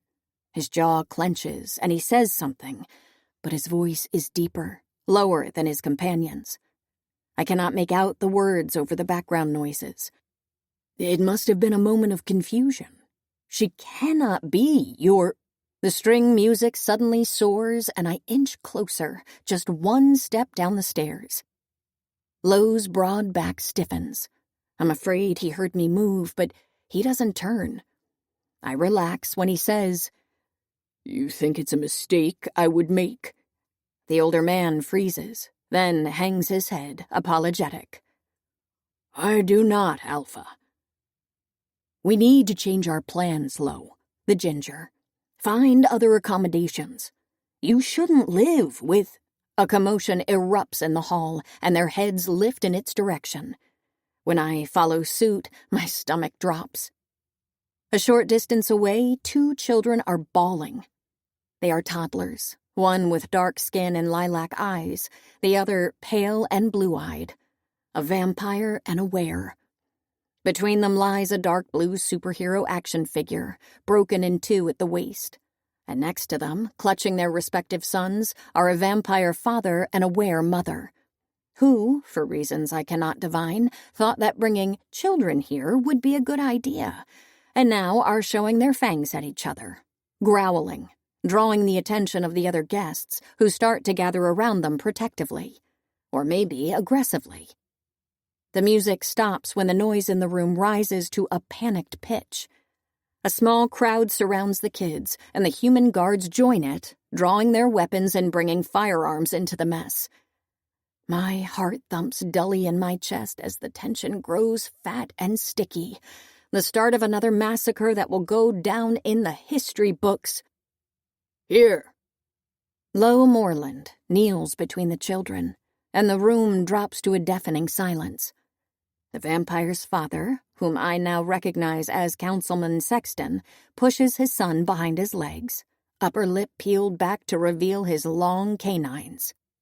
It's all good, Moreland says, calm, reassuring, not to the father, but to the child, as he holds out the intact action figure, not broken after all.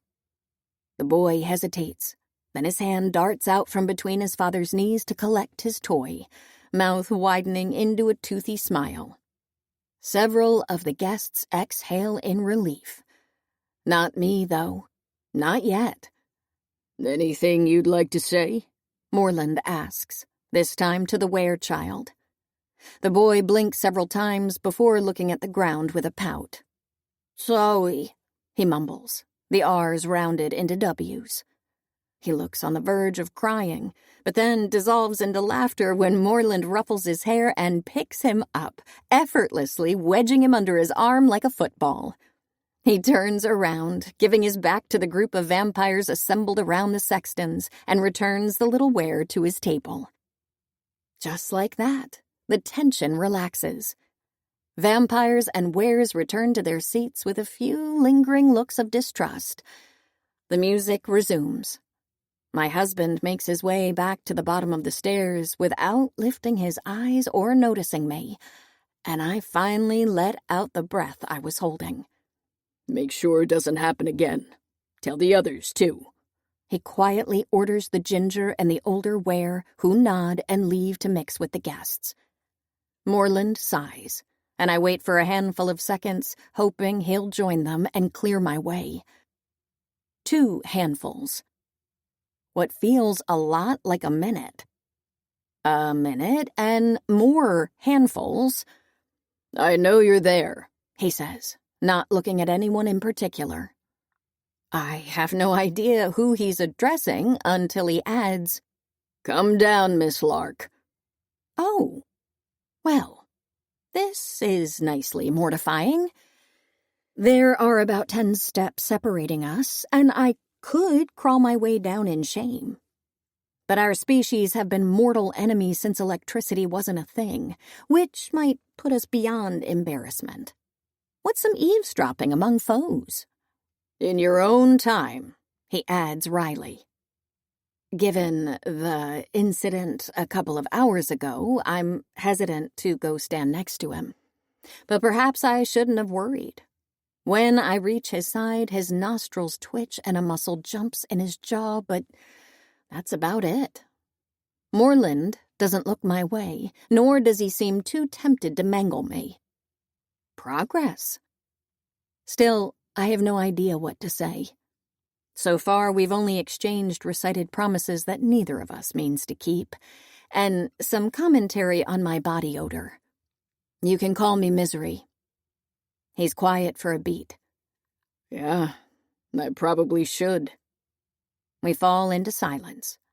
In the far corner of the courtyard, what seems to be another small ruckus involving a were and vampire nearly pops up, but it's swiftly curbed by a werewoman I vaguely remember standing by the altar. Do we have another interspecies brawl? I ask. Moreland shakes his head. Just some idiot who drank too much. Not from a were, I hope. I regret the words the second they're out of my mouth. I'm not usually a nervous blabberer because I'm not usually nervous. One doesn't serve as the collateral for a decade without learning a baffling number of anxiety management strategies. And yet, did you just joke about your people drinking my people dry? I close my eyes. Death would be nice right now. I'd welcome it with open arms. It was in terrible taste. I apologize. I look up at him, and there they are.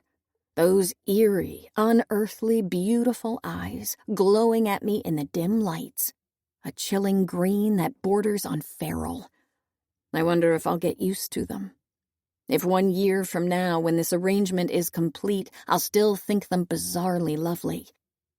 I wonder what Serena thought when she first saw them. "They're expecting us," Moreland says curtly. My apology dangles. Not accepted, not rejected. Who? He points at the orchestra. The viola player lifts her bow in the air for a beat, and then the music switches gears. Not Rachmaninoff, but a slow instrumental rendition of a pop song I've heard in line at the grocery store. Did Moreland approve of this? I bet the planner went rogue. "First dance," he says, holding out his hand. His voice is deep, precise, economical. A man who's used to giving orders and having them answered. I look at his long fingers, remembering how they closed on my arm. That moment of fear. Thing is, I don't feel a lot. And when I do... "Misery," he says, a trace of impatience in his tone. And my name sounds like a different word in his voice. I take his hand, watch it engulf mine, follow him onto the dance floor. We had no photographer at the ceremony, but there are a couple here. When we reach the center of the hall, Moreland's palm splays on my back where my jumpsuit dips low. His fingers briefly travel down my wrist, brushing against the marking, then wrap around mine. We start swaying to a peal of sparse, half-hearted applause. I have never slow danced before, but it's not too difficult. Perhaps because my partner is doing most of the work. So, I glance up, attempting conversation. In these shoes, I push 6 feet, but there's no towering over this man. I smell like sewers or something? It cannot be easy for him, being this close to me. He stiffens, then relaxes. I think he won't reply until his terse, "Or something." I wish I could commiserate, but vampires don't comprehend sense the way other species do. Serena used to point at flowers and spin wild tales of beautiful fragrances, then act shocked that I couldn't tell them apart. But plants are insignificant to us, and I was just as shocked that she had no awareness of people's heartbeats, of the blood coursing through her own veins. It's a pity that I smell foul to Moreland, because his blood is nice, engulfing, healthy and earthy and a bit rough. His heartbeat is strong and vibrant, like a caress to the roof of my mouth. I don't think it's just a wear thing because the others here at the wedding seem less inviting. But maybe I just haven't gotten close enough to... "Does your father hate you?" Excuse me? We're still swaying. Cameras click around us like insects in the summertime. Maybe I misheard. "Your father. I need to know if he hates you." I meet Moreland's eyes, more baffled than offended, and perhaps a little peeved that I cannot insist that my one living parent gives a shit about me. Why? "If you're going to be under my protection, I need to know these things." I cock my head up at him. His face is so... not handsome, even though it is, but striking, all-consuming, like he invented bone structure. Am I? Under your protection? "You're my wife." God, it sounds weird. In name, maybe. I shrug, and it makes my body brush against his. His eyes do an odd thing, the pupils acting out, contracting and expanding of their own volition. Then they settle on the markings painted on my neck. He seems unwarrantedly taken by them. I think I'm just a symbol of goodwill between our people. And collateral. "And being a collateral is your full-time job." I can't even counter that, since Vanya got me fired. I dabble. He nods thoughtfully, turning me around. New couples are starting to join us, none looking enthused, likely marched to the dance floor by our zealous wedding planner. My eyes meet Deanna Dryden's.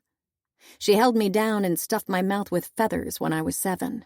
Disappeared from my life for 10 years, then called me a human fucker in front of a crowd of dozens when we next crossed paths.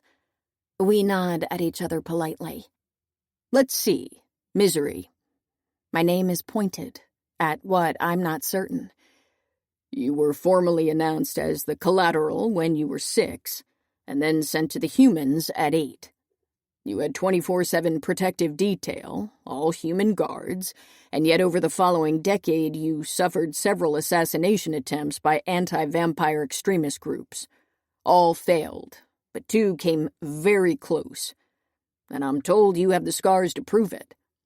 Then, when your term as the collateral finally ended, you briefly returned to vampire territory, then chose to adopt a fake identity and live among the humans, something vampires are forbidden from doing. If you were a member of my own family, I would never have allowed any of it. And now you've signed up to marry a were, which is the most dangerous thing someone in your situation could do. With nothing to gain, and no obvious reason. I'm flattered that you skimmed my file. I bat my eyes up at him. He does seem to have the whats and the wheres, if not the whys. I read yours, too. You're an architect by training, right? His body tenses, and he pushes me away for... No, he's just whirling me around to the music. Why is your father so remiss when it comes to your survival? His blood really does smell nice. I'm not some kind of victim, I say quietly.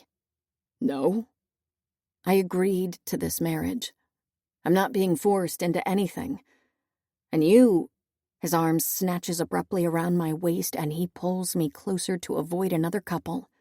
My front plasters against him, his scorching heat a shock to my cool skin. He really is foreign, different, incompatible with me in every possible way. It's a relief when he puts some distance between us and we're again comfortably apart. The thought of him already being in a relationship flits into my head once more, intrusive and unprompted, and I have to track down my abandoned sentence. And you are putting yourself in the exact same situation. I'm the alpha of my people. His voice is hoarse. Not a white hat hacker who only miraculously made it to 25. Ouch, and fuck you. What I am is an adult woman with agency and the tools to make choices. Feel free to, treat me accordingly. Fair. He hums agreeably. Why did you consent to this marriage, though? Have you ever heard the name Serena Paris? I nearly ask. But I already know the answer to that, and the question would only give him something to hide. I have a plan, a painstakingly drawn one, and I'm going to stick to it. I like to live dangerously. Or desperately. The music plays on, but Moreland halts, and so do I. We stare, a hint of challenge swirling between us. I'm sure I don't know what you mean. You don't? He nods, like he wasn't going to say what's coming next, but doesn't mind continuing. The vampires don't claim you as one of them unless they have something to gain from it. You chose to be among the humans, but you had to lie about your identity because you're not one of them. And you're definitely not one of us. You truly belong nowhere, Miss Lark. His head dips closer. For a terrible, head-splitting second, my heart pumps with the certainty that he's going to kiss me.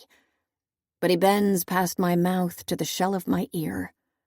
Through a landslide of what has to be relief, I hear him inhale and say, "And you smell like you know all of this very, very well." That hint of challenge solidifies, heavy as concrete, into something cities could be built on. Maybe you should stop breathing in so much, I say, pulling back to look him squarely in the eye. And then everything happens much too quickly. The glint of steel at the corner of my view, an unfamiliar rage-filled voice yelling, "You vampire bitch!" Hundreds of gasps, and a sharp blade making its way toward my throat, my jugular, and the knife stops a hairbreadth from my skin. I don't remember closing my eyes, and when I open them, my brain cannot seem to catch up. Someone, a human, dressed as a waiter, came at me with a knife. I did not notice him. The guards did not notice him. My husband, on the other hand. Lo Moreland's palm is wrapped around the blade, less than an inch from my neck. Green blood trickles down his forearm, its rich scent crashing into me like a wave. There is no sign of pain in his eyes as they hold mine. He just saved my life. "Nowhere, misery," he murmurs, lips barely moving. In the distance, Father is barking orders. Security finally reacts, pulls away the thrashing waiter. A few guests gasp, scream, and maybe I should scream too, but I don't have the wherewithal to do anything until my husband tells me, "For the next year, let's make sure to stay out of each other's way. Understood?" I try to swallow. Fail the first time, do a great job the second. And they say romance is dead, I say. Please not to sound as dry-throated as I feel. He hesitates for a moment, and I could swear he inhales again, deep, storing up something. His hand tightens on my back for a second before finally letting go.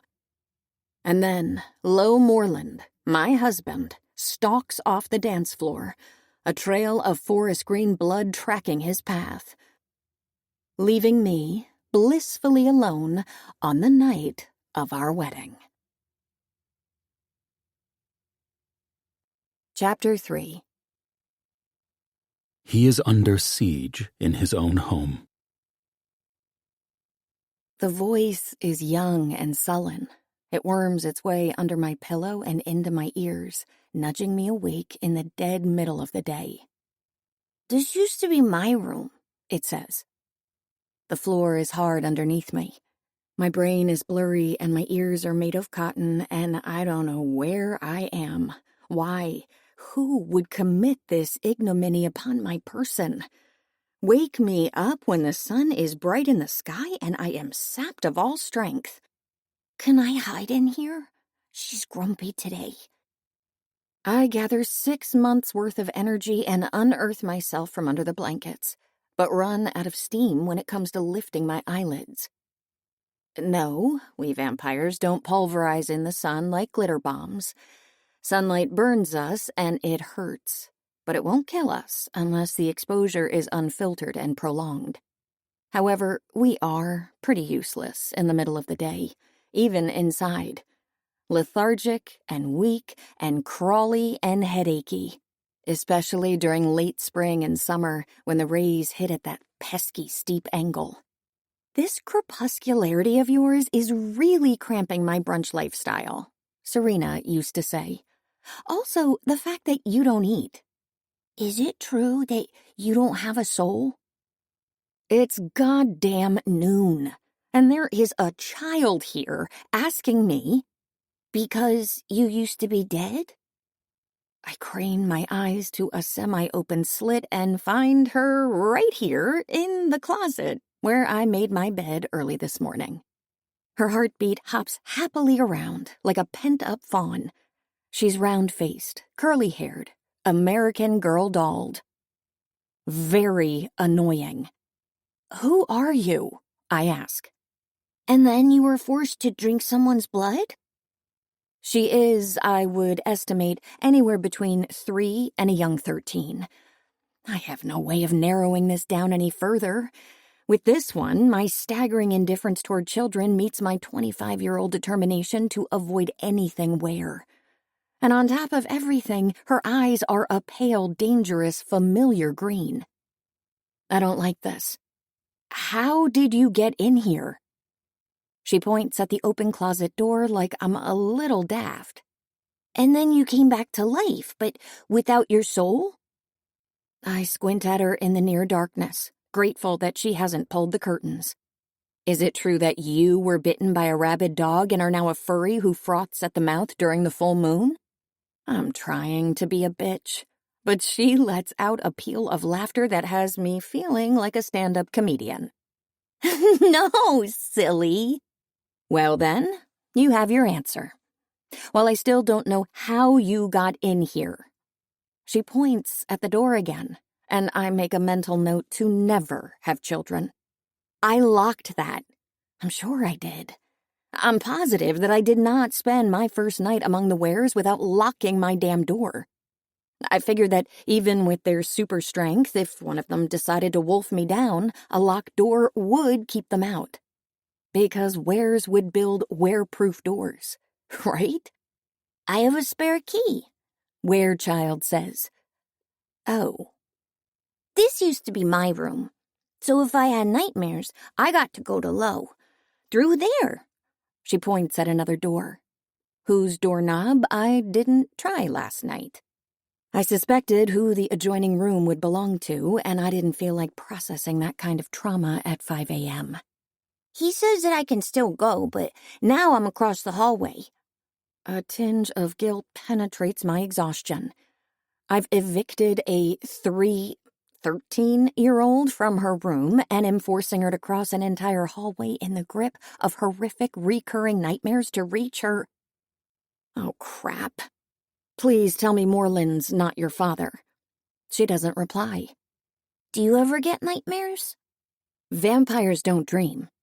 I mean, I can deal with separating true lovers or whatnot, but an entire family? A child from her... Oh, shit. Where is your mother? I'm not sure. Does she live here? Not anymore. Fuck. Where did she go? She shrugs. Lo said that it's impossible to tell. I rub my eyes. Is Lo your dad? Anna's father is dead. The voice comes from outside the closet and we both turn. Standing in the light seeping in from the hallway is a red-haired woman. She's pretty, strong, fit in a way that suggests that she could run a half marathon with no notice. She stares at me with a mix of worry and hostility, like my kink is burning crickets with kerosene. Many were children are orphaned, most of them at the hands of vampires like you. Best not ask them about the whereabouts of their parents. Come here, Anna. Anna runs to her, but not before whispering at me, I like your pointy ears. Entirely too loud.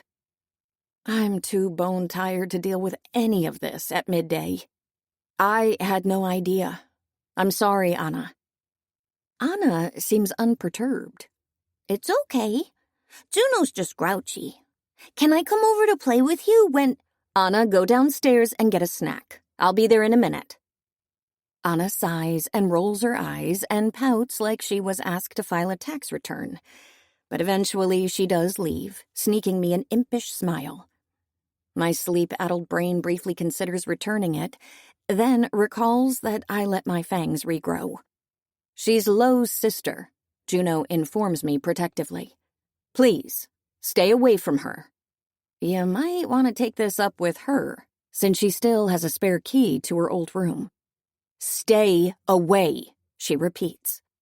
Less worried, more threatening. Right? Sure. I can live without hanging out with someone whose skull hasn't even properly closed yet. Though Anna is technically my BFF in were territory. Slim pickings over here. Juno, right? A misery. I know. I figured. Are you one of Lo's seconds? She tenses, crossing her arms to her chest. Her eyes are hooded. You shouldn't. Shouldn't? Ask questions about the pack. Or strike up conversation with us. Or walk around unsupervised. That's a lot of rules. To give to an adult. For 1 year. Rules will keep you safe. Her chin lifts. And keep others safe from you. That's a very honorable sentiment. But it might reassure you to know that I lived among the humans for nearly 2 decades and murdered... I pretend to check a note on my palm. A whole 0. Wow. It will be different here. Her eyes move from mine and trace the contours of the room, still a mess of moving boxes and piles of clothes. Her gaze hiccups on the bare mattress, now stripped of the sheets and blankets that I dragged inside the closet, then stops on the only thing I put up on the wall. A Polaroid of me and Serena looking away from the camera during that Sunset Lake tour we did 2 years ago. Some guy took it without asking, while we were dangling our feet in the water. Then he showed it to us and said he'd only return it if one of us gave him our number. We did the only logical thing. Caught him in a headlock and forcibly took the photo. All that self-defense we learned, as it turns out, works for offense, too. I know what you're trying to do, Juno says. And for a moment, I'm afraid that she read my mind, that she knows I'm here to search for Serena. But she continues. You can try to paint yourself as a pawn, say that you only agreed to this in the name of peace, but I don't believe it. And I don't like you. No shit. And I don't know you enough to make a judgment. Your jeans are cool, though. Riveting conversation, but I'm about to pass out. Thankfully, with one last withering look, Juno leaves. The corner of my eye catches a hint of movement. I turn, half expecting Anna to make a comeback, but it's just Serena's goddamned fucking cat, stretching his way out from under the bed.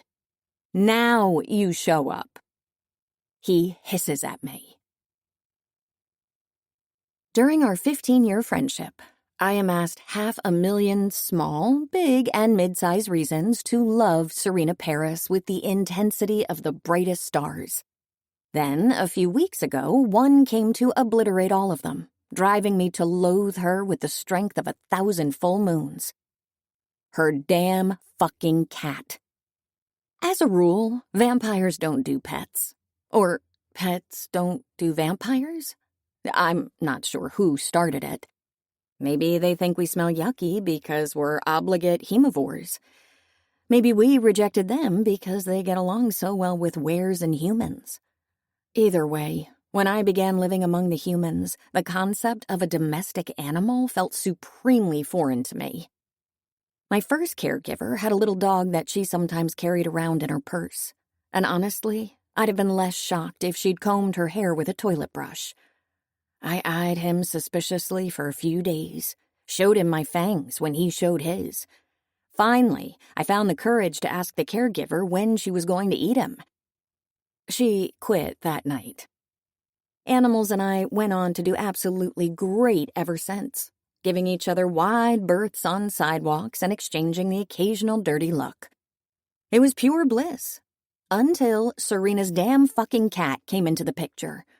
I tried my best to dissuade her from adopting it. She tried her best to pretend she didn't hear me. Then, about 3 days after taking home 13 pounds of asshole from the shelter, she vanished into the ether. Poof! Growing up, collecting attempted murders like milk teeth tempered me and taught me to be calm under pressure. And yet I still remember it. That first churning twist in my stomach when Serena didn't turn up to my place for laundry night.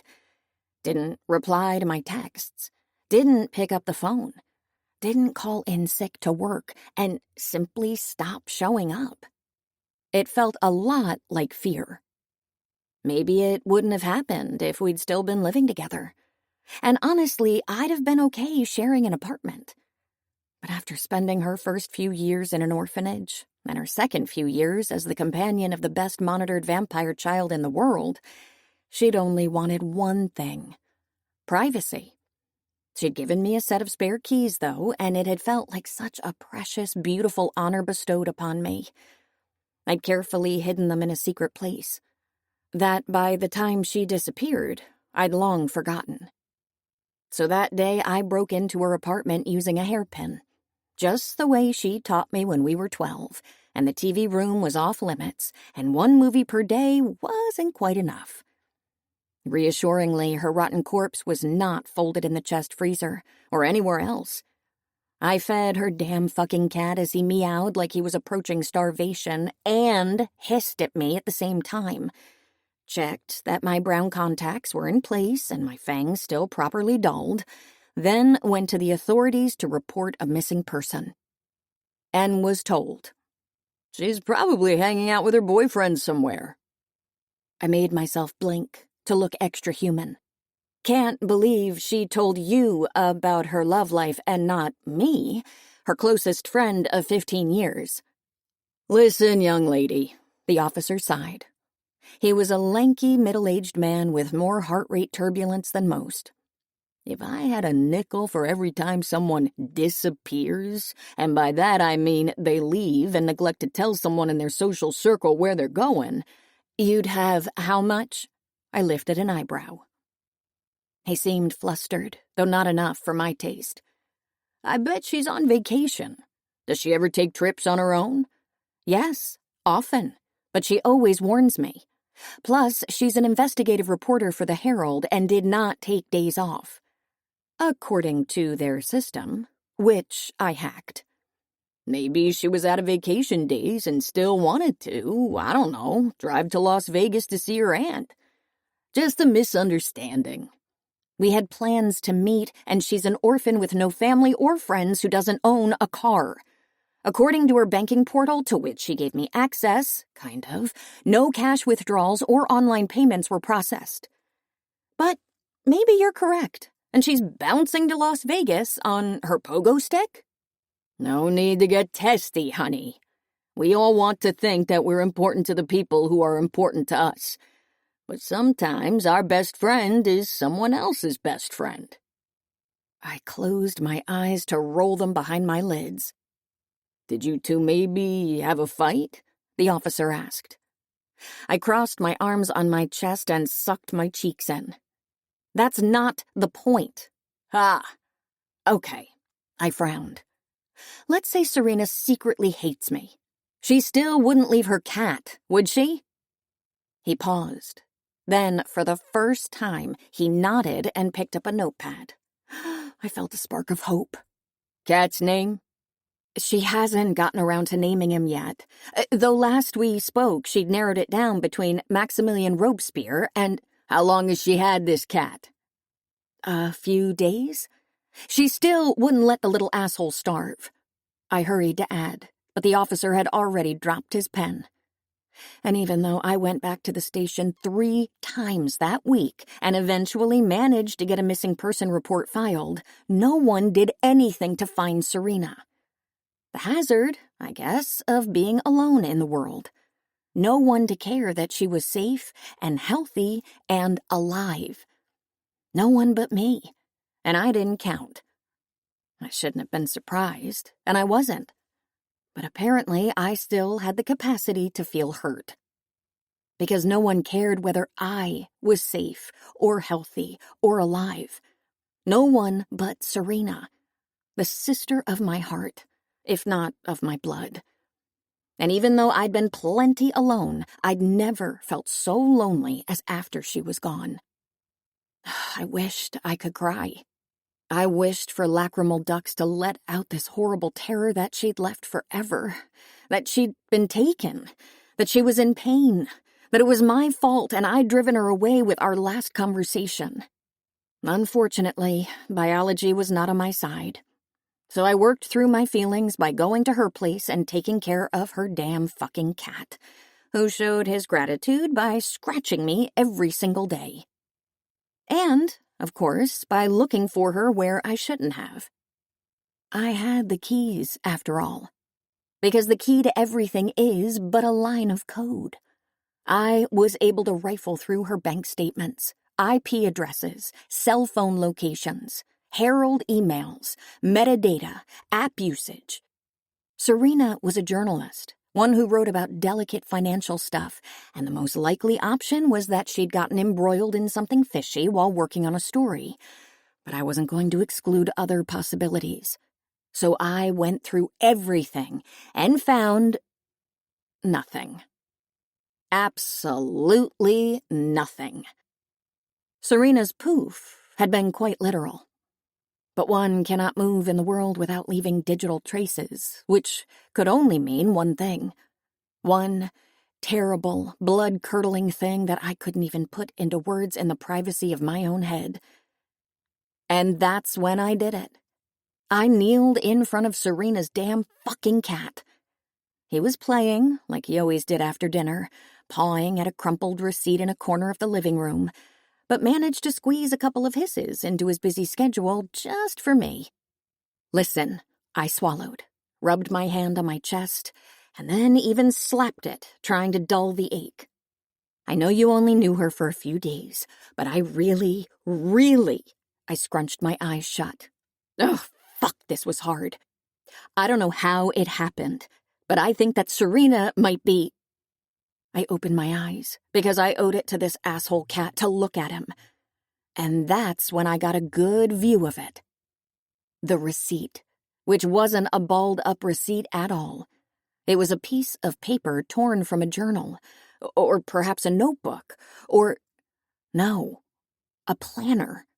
Serena's incredibly outdated planner. The page was for the day of her disappearance, and there was a string of letters on it, written quickly in black marker. Gibberish. Or maybe not quite. A distant bell rang, reminding me of a game Serena and I used to play as kids, a primitive substitution cipher we made up to gossip freely in front of our caregivers. We'd named it the butterfly alphabet, and it mostly consisted of adding B and F syllables to normal words. Nothing complicated. Even rusty as I was, it took my brain only a few seconds to untangle it. And once I was done, I had something. I had 3 whole words. L.E. Moreland. Chapter 4. They say keep your friends close and your enemies closer. They don't know what they're talking about. Sporadic bouts of teenage idiocy notwithstanding, I doubt a vampire has been in were territory for centuries. I felt it in my bones last night as my driver sank farther past the river. Serena's damn cat fidgeted in the carrier next to me, and I knew that I was really, truly alone. Being with the humans was like living in a different country. But here, another galaxy. Deep space exploration. The house I was brought to is built on a lake, surrounded by thick, gnarly trees on 3 sides and placid water on the remaining one. Nothing cave-like or underground, despite what I'd have imagined from a wolf-related species, and yet odd nonetheless, with its warm materials and large windows. Like the wares teamed up with the landscape and decided to build something beautiful together. It's a bit jarring, especially after spending the last 6 weeks shuttling between the sterility of vampire territory and the crowded bustle of the humans. Avoiding the sunlight is going to be an issue, and so is the fact that the temperature is kept considerably lower than is comfortable for vampires. I can deal with that, though. What I was really bracing myself for was... In my 3rd year as the collateral, at a diplomatic dinner, I was introduced to an elderly matron. She was wearing a sequin dress, and when she lifted her hand to pinch my cheeks, I noticed that her antique bracelet was made of very unusually shaped, very pretty pearls. They were fangs, pulled from the corpses of vampires, or live ones for all I know. I didn't scream or cry or attack that old hag. I was paralyzed, unable to function properly for the rest of the night, and only started processing what had happened when I got home and told Serena, who was furious on my behalf and demanded a promise from the caregiver on shift, that I would never be forced to attend a similar function again.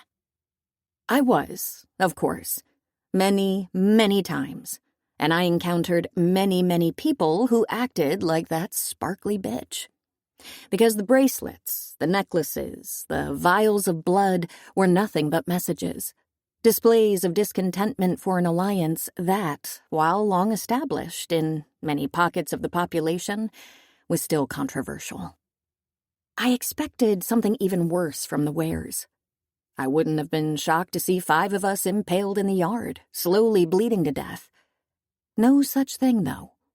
Just a bunch of sycamores and the flutter of my new friend Alex's rabbity heartbeat. Oh, Alex. I know I said this is Lowe's house, but he's the alpha, which means that lots of pack members come and go, and his seconds who live in the area are, pretty much always here, he says, walking me through the kitchen. He's young and cute and wears khaki pants with an improbable number of pockets. When I met Juno earlier today, she clearly wanted to shove me under a giant magnifying glass and burn me alive. But Alex is just terrified at the idea of showing a vampire around her new accommodations.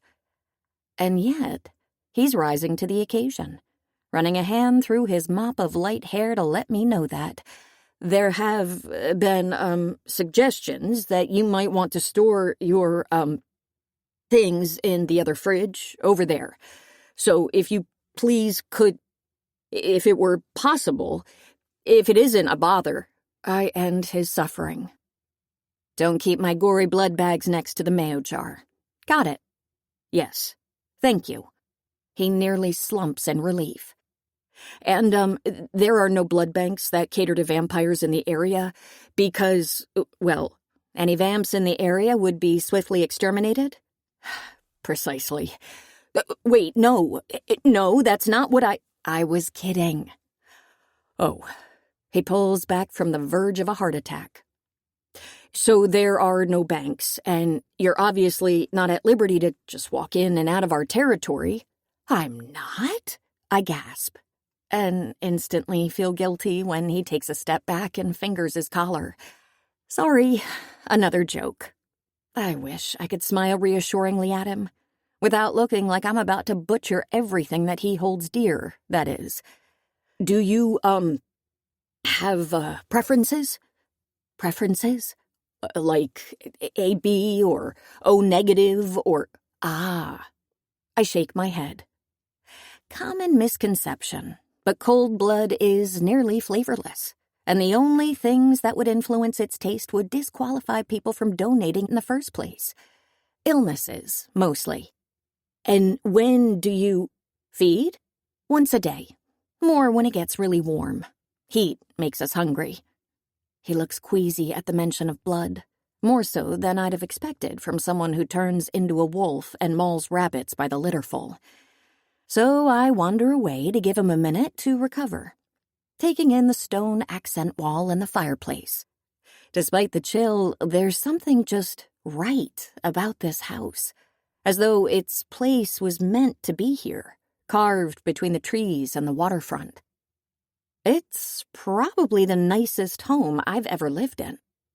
Not bad, since there's a non-zero chance that I'll also croak in it. Are you one of his seconds? I ask Alex, turning away from the waves lapping at the pier. More, Lowe's, I mean. No, he's younger, softer than Juno. Not as defensive and buttoned up, but more jittery. I've caught him squinting at the points of my ears 3 times already. Ludwig is the second from my huddle is someone else. His what? How many seconds does Lowe have? 12. He pauses to stare at his feet. 11, actually, now that Gabrielle was sent to the... Gabrielle. I file away for future perusal. God, is that the mate? Was she his wife and his second? Alex clears his throat. Gabrielle will be replaced. By you? No, I wouldn't, and I'm not from her huddle. It'll have to be someone who...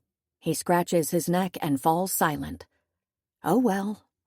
Are there any close neighbors? I ask. Yeah, but close is different for us, because we can transform into wolves. No, well, yeah, but... His cheeks have an olive tinge. God, I think he's blushing. Because of course they'd flush green. Shift. We call it shifting. We don't become something else. We just kind of toggle between 2 settings. This time I do smile, keeping my lips sealed. Love the coding references. You like tech? I like what tech can do. I lean against the counter. Years with the humans, and I'm still freaked out that houses contain entire huge-ass rooms dedicated to the preparation of food. So when you guys shift into wolves, do you still think the same way? Does your brain shift with you too? Alex mulls it. Yes and no. There are some instincts that take over in that form, more than they otherwise would. The impulse to hunt, for instance, is very powerful. To chase a scent, track down an enemy. That's why you maybe shouldn't venture out alone to skinny dip at midnight? He looks away. He's kind of adorable in an I want to tie his shoelaces and blow on his skinned knee kind of way. Do you? It's probably bullshit, but I just wanted to make sure. Vampires don't, right? I tilt my head. Don't what? Shift into animals. Not that I believe the bat rumor, but just in case you're going to fly away, and I bet Alex gets along great with Anna. Nope, I do not turn into a bat. Would be lovely, though. Okay, good. He seems incredibly relieved. I decide to take advantage of that, broadcasting a mix of casualness and very mild interest in my surroundings, then say offhandedly, "Can you shift into a wolf whenever you want? Or is the full moon thing just a rumor?" It depends, I guess. On what? How powerful a were is. Being able to shift at will, it's a sign of dominance. Being able to avoid shifting during the full moon, too. I don't know what possesses me to ask. What about Lo? Is he powerful? Alex lets out a startled laugh.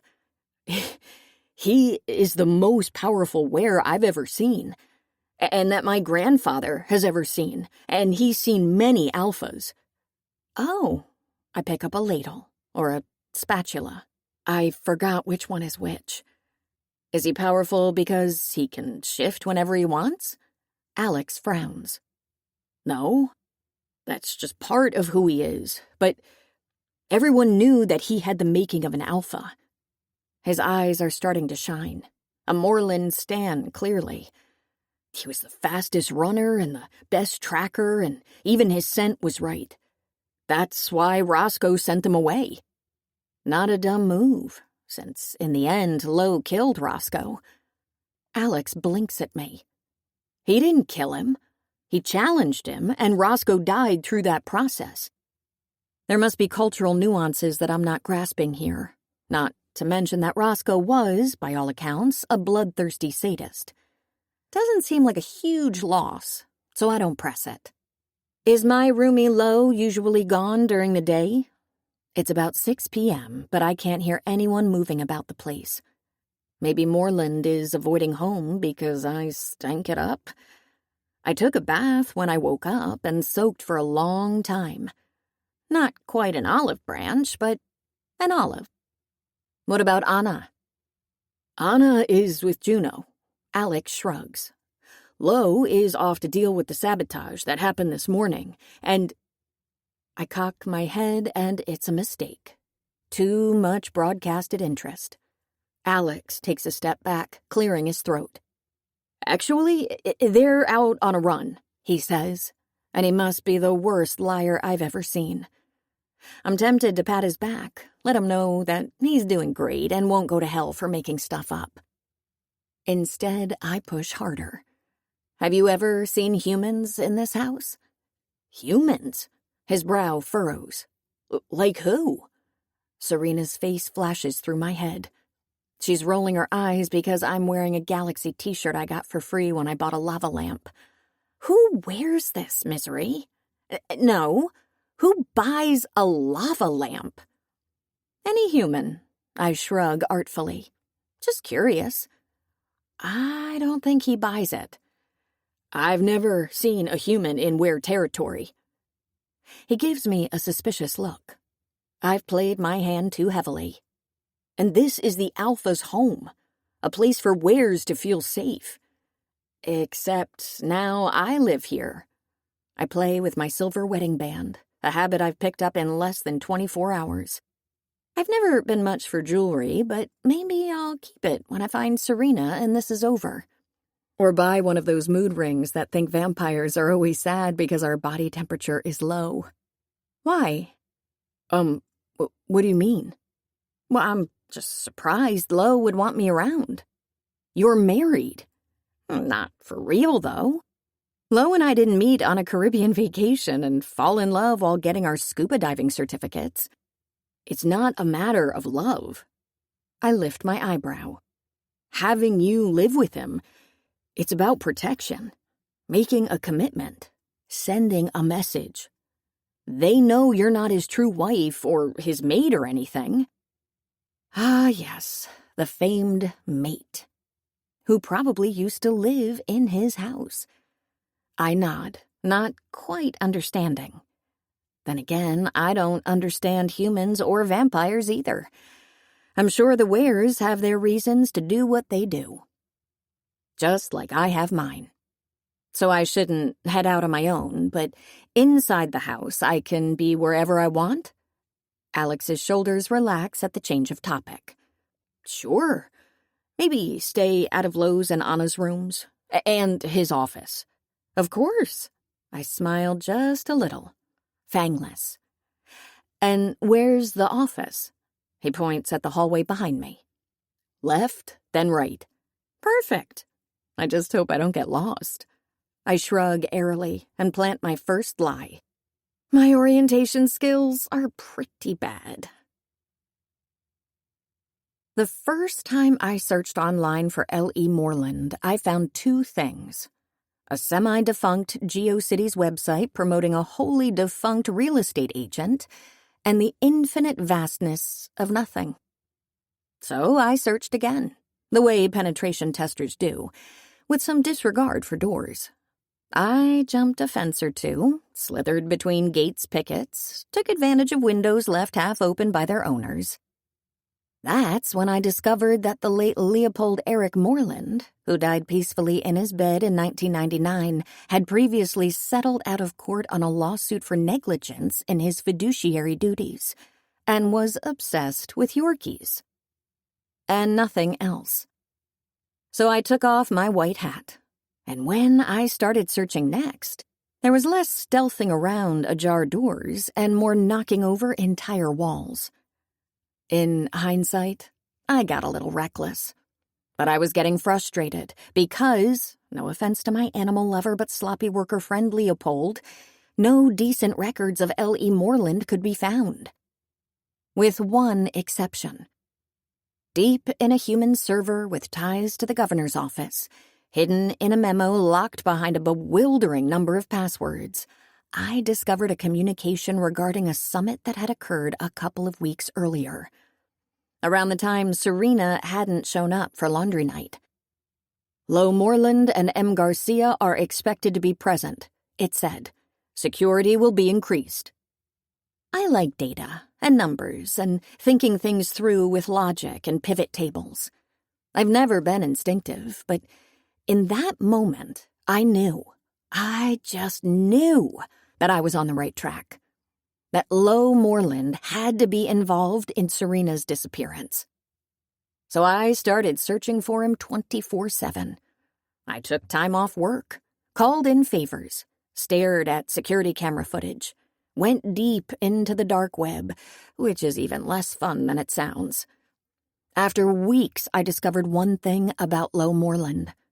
Whoever took care of erasing his digital footprint was nearly as good as I am.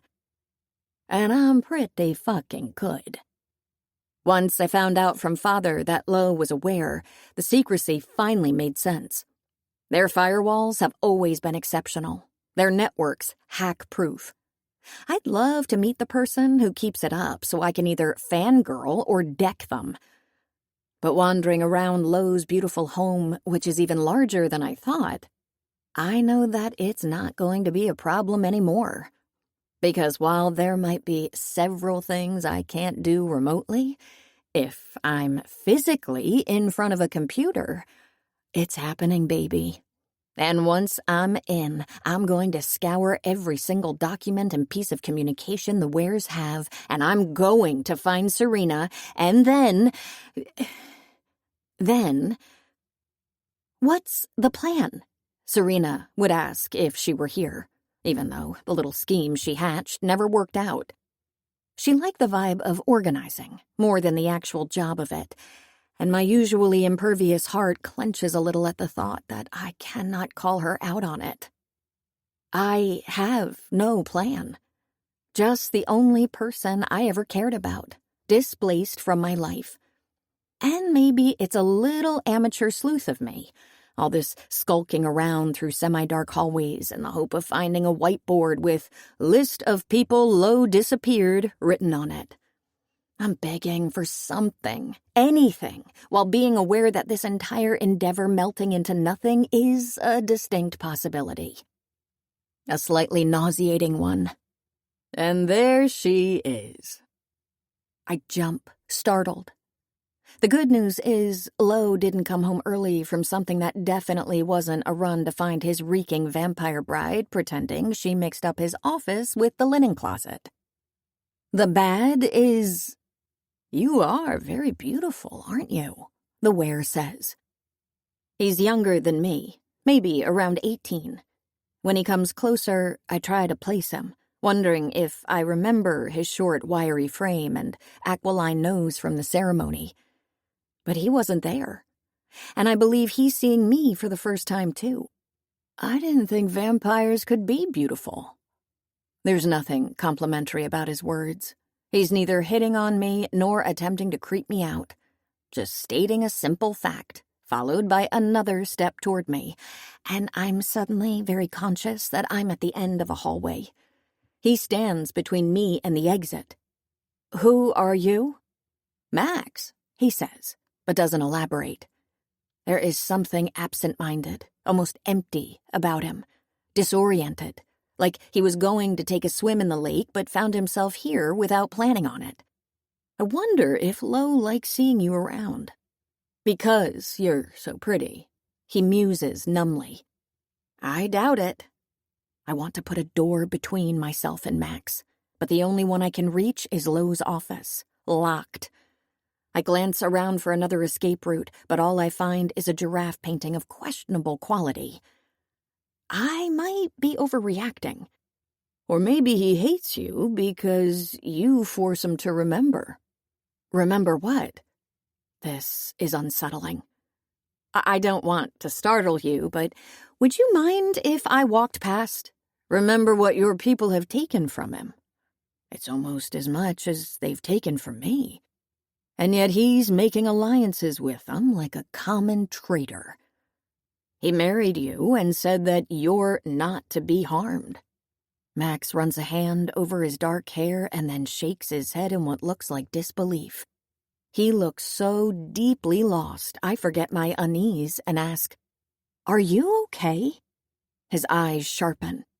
How could I be okay? He takes a step farther, nearly cornering me against the wall. The smell of his blood sweeps over me, hot, unpleasant. His heartbeat punches in my ears, booming, impossibly fast. How could I be okay when you're here, in my Alpha's home, after your people have hunted my relatives and mounted their embalmed heads to their walls? The part of me, who was once 14 years old and almost stabbed by an anti-vampire activist posing as a gas inspector, kicks in. Then maybe we're even, since your people have made wine out of the blood of mine and then mixed it with livestock feed. I slide a hand into the pocket of my jeans, hoping for any weapon. A key, a toothpick, even some lint. Nothing. Shit. Tell me. He moves closer. I force myself to stand my ground. Your father is alive? As far as I know. Mine isn't. Nor my older sister. His green eyes are bright and glossy. She was murdered when I was 9, while patrolling a border in the Northeast that the vampires sometimes cross just for fun. She died to protect me and other Were children, and... The words stick in his throat. I feel a surge of compassion. My heart drops, heavy with certainty that he's going to burst into tears. But I'm dead wrong, and I realize it too late. He races toward me in a sudden explosion of vicious energy. The impact of his body against mine briefly knocks the breath out of me. Briefly. He's a male were, much stronger, but I'm used to people wanting to assassinate me. And when his hand clutches my wrist, hours of training spring into muscle memory. My knee hits his groin and he wails. I use the distraction to push him away, and it's not easy. It hurts. But by the time I can breathe again, my forearm is pinning his throat to the wall, and our faces are only inches apart. I don't want to hurt him. I'm not going to hurt him, even if he's screaming abuse at me. I will end you, and murderer, and you leech.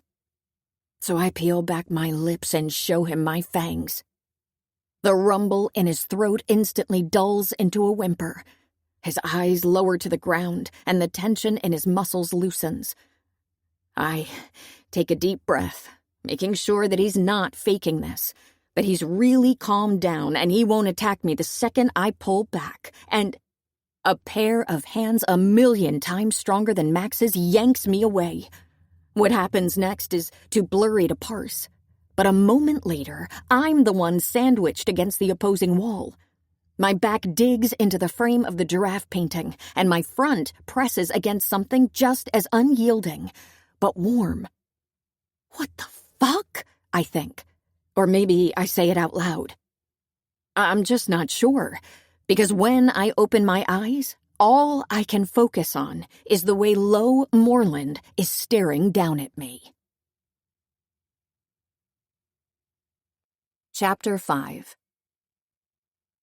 She is resilient. He tries to imagine how he'd feel if he were in her position.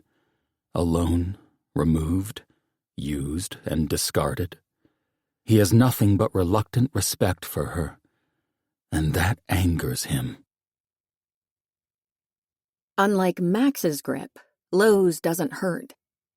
It's tight, though, and the way he presses me against the wall like he's trying to put his big body between me and the rest of the world makes it difficult to breathe in without plastering my entire front to his.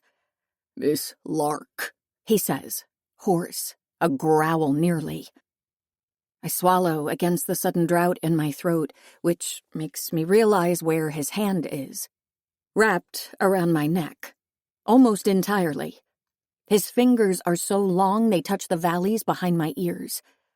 "What do you think you're doing?" he asks, low and deep. Those offbeat eyes of his bore into mine. My heartbeat, which remained miraculously steady during my scuffle with Max, suddenly pounds louder, then whisks into slow flutters when Lo lowers his head to murmur against my temple, "We haven't even been married for 24 hours. Praying mantises have longer honeymoon periods." Max, I could take fairly easily. Lo? No way. It's the difference between a puppy and a dire wolf. Just, my words sound wobbly. I'm not proud of that. Trying to avoid getting killed. Lo stiffens for a millisecond, then pushes away.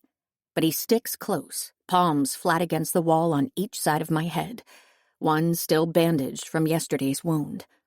It feels like a cage, a makeshift prison that he's building, made of his body and his glare to keep me pinned in place as he turns around to ask Max, "You okay?" Max looks up and nods, lips trembling. By now there are several wares gathered around him. Alex, who glances between Lo and me with an expression so guilty he'd probably admit to mortgage fraud if pressed ever so slightly. But also Juno, thoroughly inspecting Max for any mortal wounds I might have inflicted. And the older man and the ginger from the ceremony, who stare at me as though I just told the orphanage kids that Santa isn't real. Everyone in this hallway looks very ready to shatter my kneecaps, maybe eat the marrow after. Which, nope. Excuse me.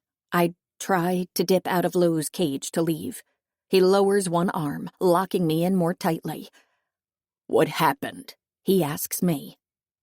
Juno beats me to the answer. She was about to drink him dry. We all saw it. She runs a hand over Max's clammy forehead.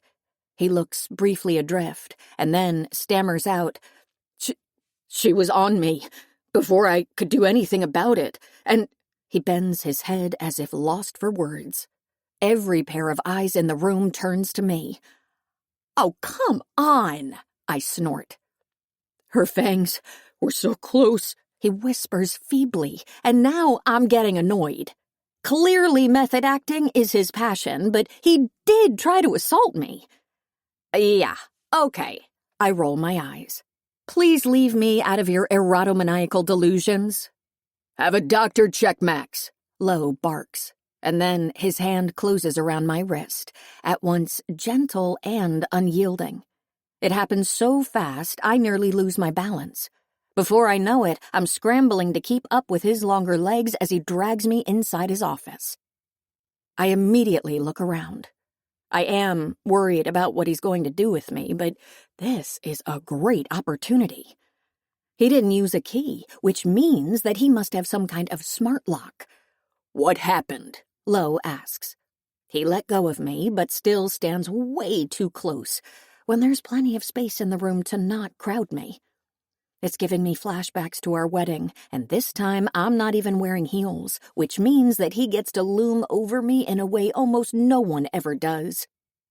The door opens suddenly. Juno enters, but Lowe's eyes stay on me. Misery, he growls. How about you fucking answer me for once? Max came over, saw me, decided to indulge in some light afternoon murder. I shrug. That I'm used to. It's the subsequent lying that— Bullshit, Juno says. I turn to her. I'm not asking you to believe me, but reason it out. Why would I attack a were on my first day in your territory when the consequences would be my death at best and full-on war between the weres and the vampires at worst? I think you can't help yourself. I think you saw him and you wanted to feed, and I was too lazy to stop by the blood-dedicated fridge 50 feet away. I step in front of her, forgetting all about Lowe. That's not how feeding works. Let's just acknowledge that we know nothing about each other's species.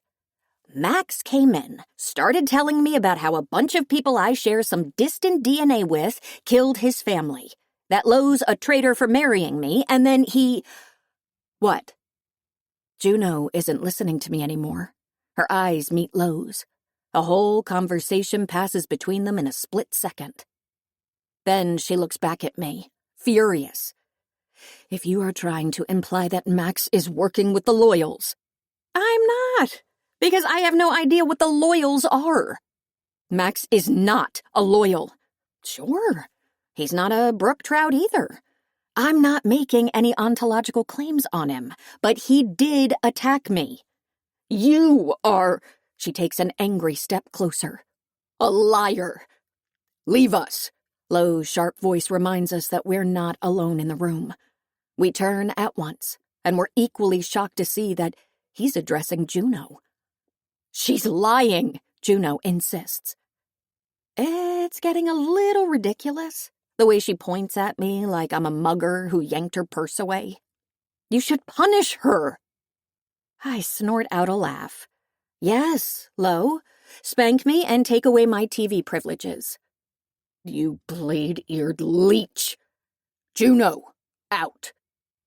However the hierarchy works among the weres, it must be strict, because Juno clearly wants to stay and ground me with her claws, but she dips her head once in something akin to a salute and then murmurs a soft "Alpha" before stalking out of the office. It feels like respite, the door closing behind her, the blessed quiet. Until Lowe moves closer, and I suddenly mourn not having a third person in the room.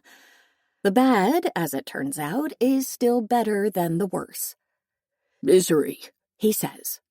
There is reproach in his voice, and a bit of a rough edge, and the tone of someone who has lots of problems keeping him busy and is used to solving most of them with a look and maybe a tiny threat of violence. We regard each other, just me and him. And yes, I feel it loud in my blood. We're alone. For the first time, though not of many to come. I doubt Lo was planning to spend quality time with me ever again after yesterday. Aside from a layer of stubble, he looks like he did at the ceremony, his harsh face all structure. Clearly, as my makeup artist was painting the Sistine Chapel Redux, his found nothing to improve on. I notice his eyes dip to my collarbone where a faint shadow of the forest green marking still lingers behind the riot of waves left over from the braids. Once again, that muscle in his jaw jumps, pupils get fat all of a sudden. This situation is a problem. The collateral is supposed to be a non-playable character in a video game. For the next year, I need to be invisible, unobtrusive as I search for Serena. Not the kind of nuisance who gets caught murdering a young were. God, I bet they call them pups. You don't believe me, do you? I ask. He blinks, like he forgot we were in the middle of a conversation. He clears his throat, but his voice stays gravelly. Believe what? That I didn't attack Max. He presses his full lips together. You were showing him your fangs. You jealous? I bat my eyes at him, not sure where this recklessness comes from. I don't think I want to provoke him. Want to see them? His eyes rocket down to my lips and stay for a beat too long. It's almost funny how repulsive wares find our teeth. What I am is worried that my vampire wife will get herself killed. I'd have to bury her corpse in the raised bed under the plumbago, and the next batch will sprout ugly. I gasp theatrically. Not the plumbago. They are my sister's favorite.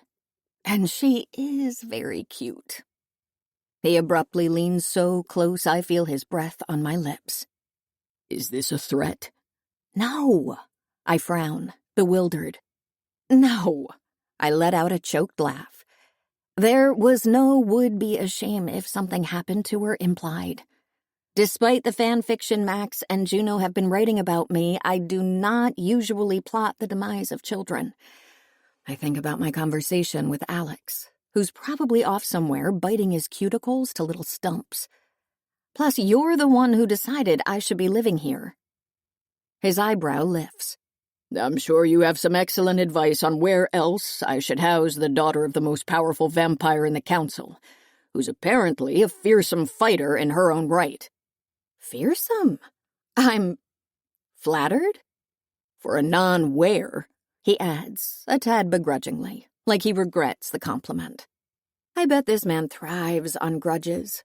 He has a questionable temperament, stern and autocratic, and I've always thought of myself as too much of a survivor to be in any way mouthy, but here I am, nettlesome.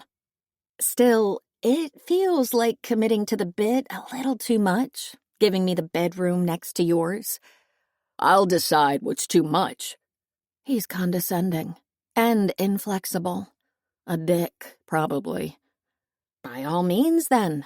Let's embrace tradition.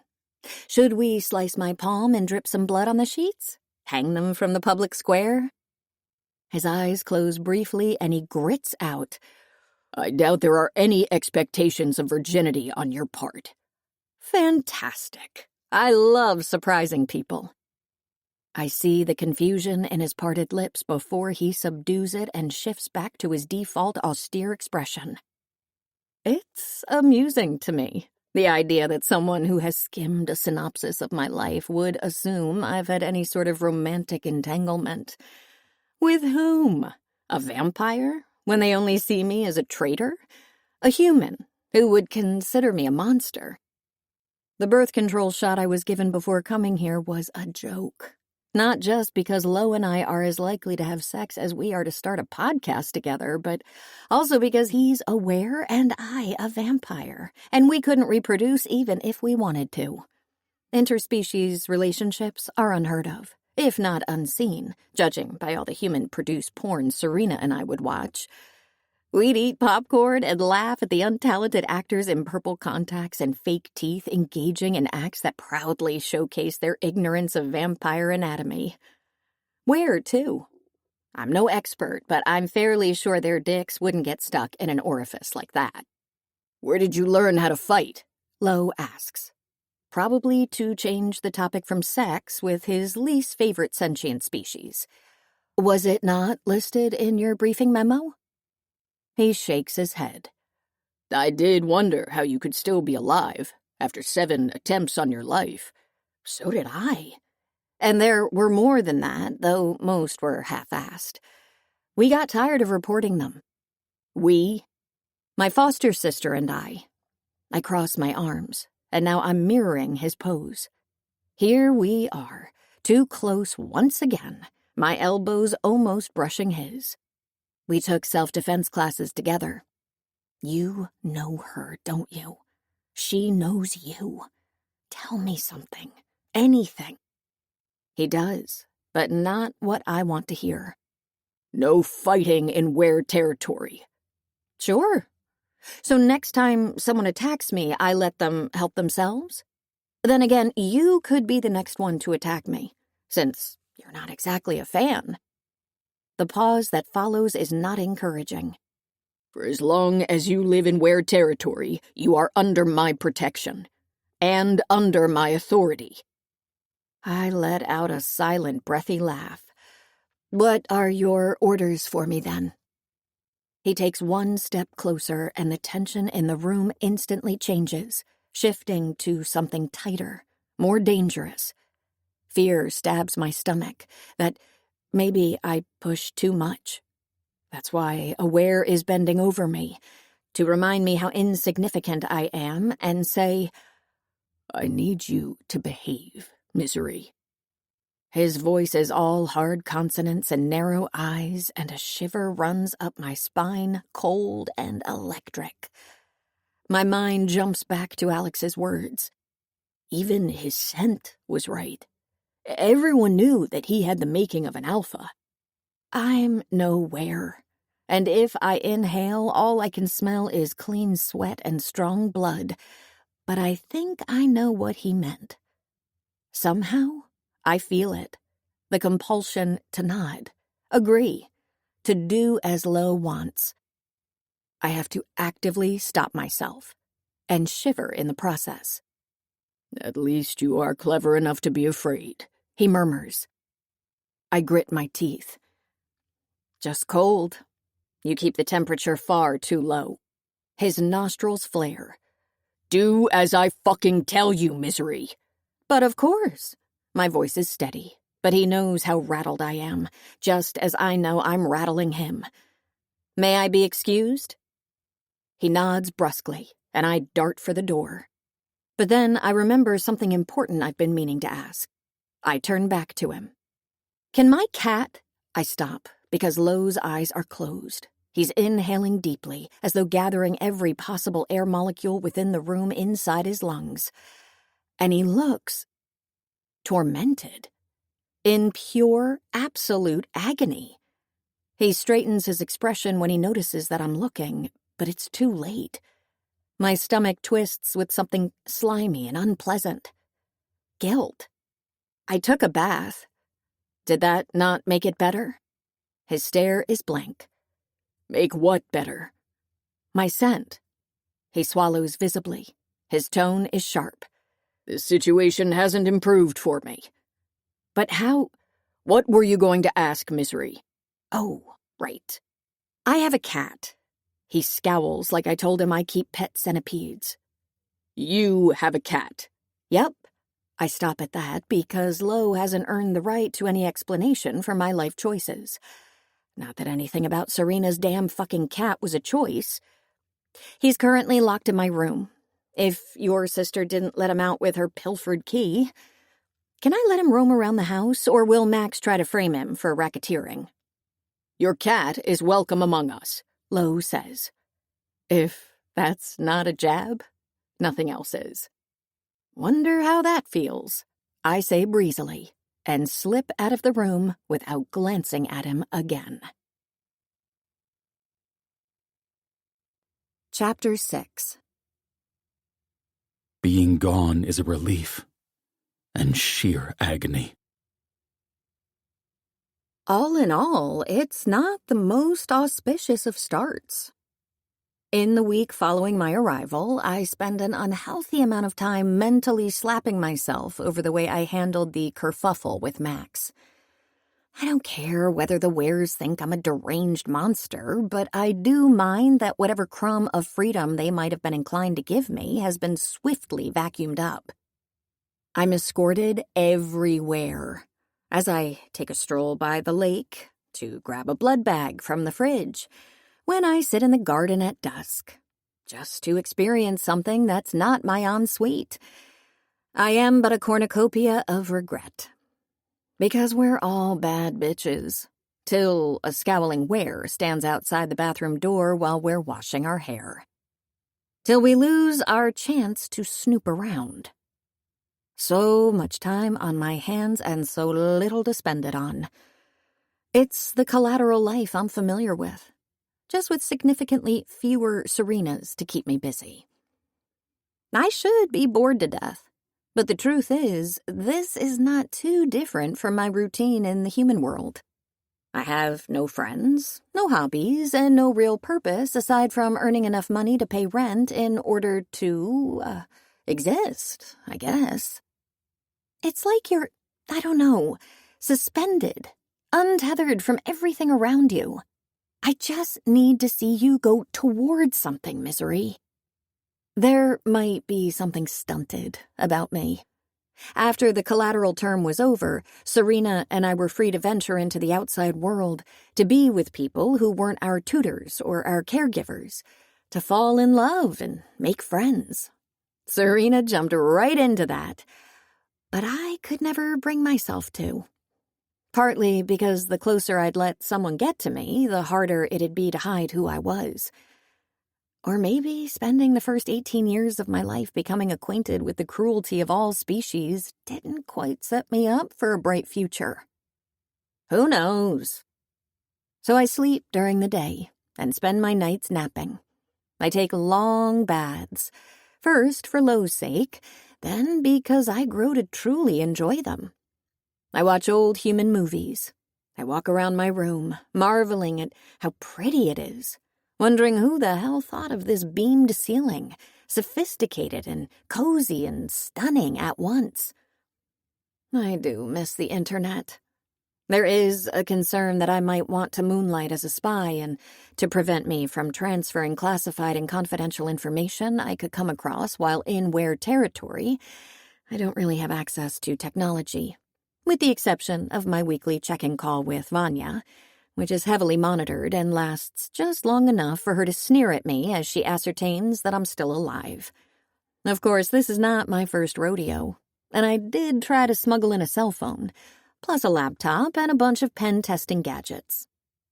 Your Honor, I got caught. Whoever went through my stuff had the gall to confiscate half of it, and to pluck out all the antenna points and Wi-Fi cards from the rest.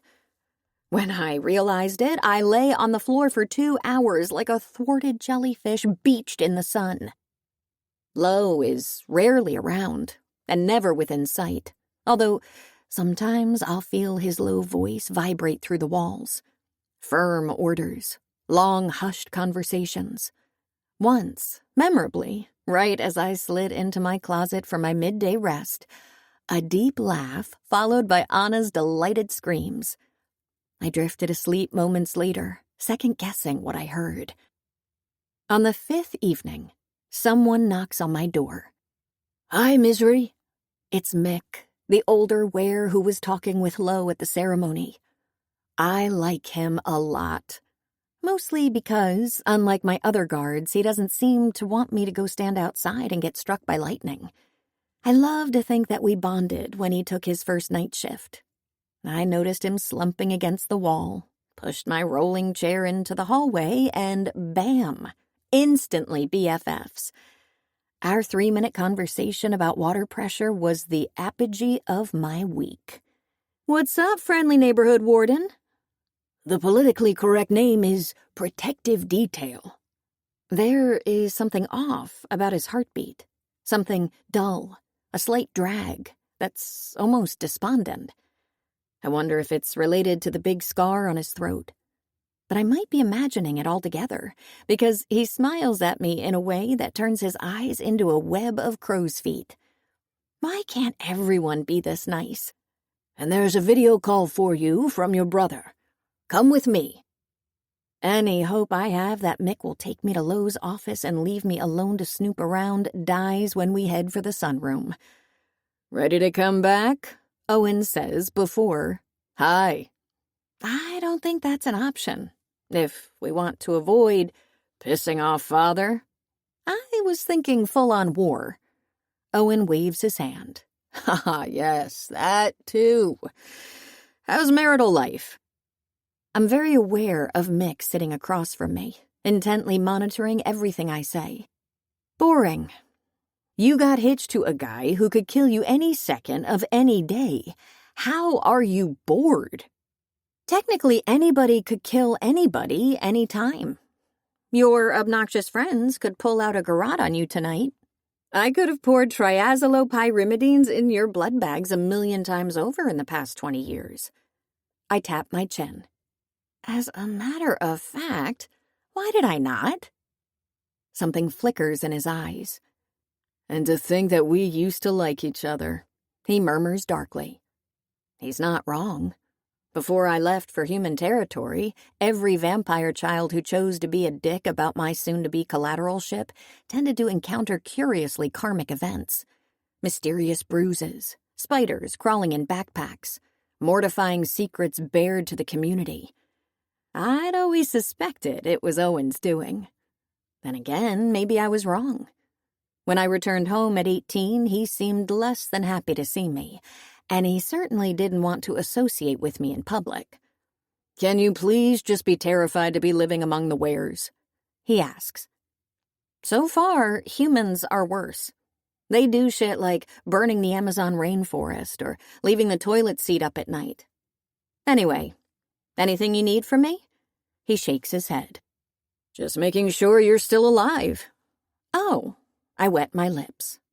I doubt he gives a fuck about whether I continue to exist on this metaphysical plane, but this is a good opportunity. I'm so glad you called because I miss you so much, Owen. A stutter of incredulity flashes on his grainy face. Then understanding dawns on him. Yeah? I miss you too, honey. He leans back in his chair, intrigued. Tell me what ails you. Every vampire in the Southwest knows that we are twins, if only because our arrival was originally celebrated as a dazzling source of hope. 2 babies at once, in the prestigious Lark family. When conception has been so difficult and so few of our young come by, all hail! And later, briskly swept under a thick rug of truculent stories. They murdered their own mother during a 2-night labor. The boy weakened her, and the girl dealt the final blow. Misery, they named her. More blood flowed on that bed than during the Astor. Serena had known, too, when I first introduced her to him after she pestered me to meet. The guy who could have been my roomie for years if you'd played your cards better, Misery. They'd surprisingly hit it off, bonding over their love for roasting my appearance, my clothes, my taste in music, my general vibe. And yet, even Serena wasn't able to shut up about how unbelievable it was that Owen, with his dark complexion and already receding hairline, was even related to me. It's because where I take after father, I suppose he looks like mother. Hard to say, since no pictures seem to have survived her. But whatever the differences between Owen and me, those months sharing a womb must have left some mark on us. Because despite growing up with fewer interactions than a pair of pen pals, we do seem to understand each other. Remember when we were children? I ask, and Father would take us to the forest to watch the sunset and feel the night begin? Of course. Neither Father nor the army of nannies who looked after us ever did anything like it. I think of it often. I've been reminiscing about the things Father would say, like, "That thing I lost. Do you have any news about it?" I shift smoothly between English and the tongue, making sure not to change intonation. Mick's eyes glance up from his phone, more curious than suspicious. Ah, yes. You used to laugh for minutes and say, "I have not. She hasn't returned to her apartment. I'll be alerted if she does." But then you'd get mad because Father and I weren't paying attention to you and wander off on your own, grumbling about the oddest things. Let me know if that changes.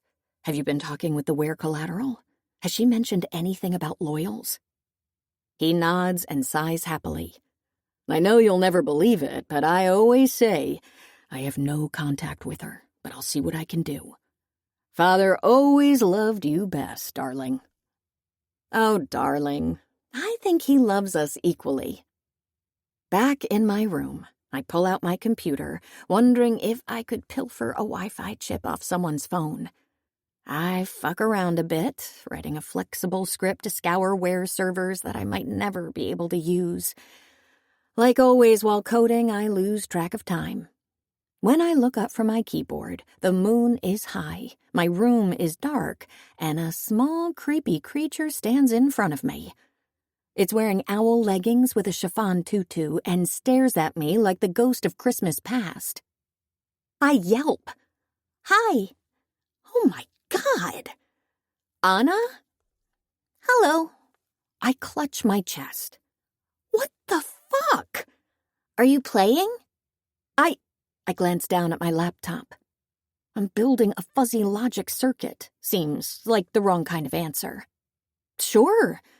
How did you get in here? You always ask the same questions. And you always get in here. How? She points at the window. I stride there with a frown, bracing myself against the sill to look out. I've explored it before, in my desperate quest for some unsupervised espionage. The bedrooms are on the second floor, and I've checked multiple times whether I could climb down. No, unless I got bit by a radioactive spider and developed suction cups on my fingers. Or jump out, not without breaking my neck. It never occurred to me to look up. Through the roof? I ask. Yes. They took away my key. Does your brother know you've been climbing like a spider monkey? She shrugs. I shrug too and go back to my bed. It's not like I'm gonna tattle her out. Which one is it? She asks. What? A spider monkey. Is it a spider that looks like a monkey or a monkey that looks like a spider? Not sure. Let me Google and I pull my computer onto my lap, then remember the Wi-Fi situation. Fuck. That's a bad word, Anna says, giggling in a delighted, tickled way that has me feeling like an improv genius. She's flattering company. What's your name? Misery. Mercy. Misery. Yes, Mercy. That's not... Whatever. Can I play with you? She eyes my laptop eagerly. No. Her pretty mouth curves into a pout. Why? Because. What are we even going to do? Long division? Alex lets me play. Alex? The blonde guy? I haven't seen him since the Max incident. I'm assuming it was filed as under his watch and got him plucked out of jailer rotation. Yes. We steal cars and talk with the beautiful ladies. But Alex says that Juno isn't supposed to know. You play Grand Theft Auto with Alex? She shrugs. Is that appropriate for a 3-year-old? I'm 7, she declares haughtily, holding up 6 fingers. I let that slide. Not gonna lie, pretty proud that it was within my range of estimation. Another shrug, which seems like her default response. Relatable, honestly. She settles on the bed next to me, and I'm briefly worried that she might pee on it. Does she have a diaper? Is she housebroken? Should I burp her? I want to play, she repeats. I'm not a soft person.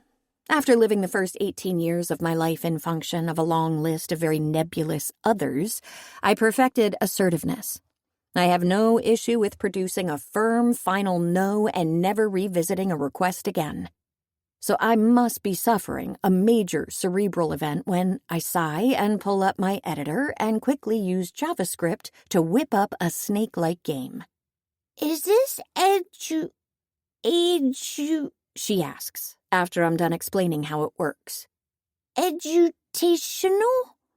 Educational. Juno says it's important that the games are I don't know if it is, but at least no major felonies are involved. There is something disarming about the way she leans against me, soft and trusting, as though our people haven't been hunting each other for sport in the last couple of centuries. Her tongue sticks out between her teeth as she tries to snatch apples, and when a dark curl slips in front of her right eye, I catch myself with my fingers hovering right there, tempted to fold it behind her ear. Shit, I mutter, pulling back my hand. What?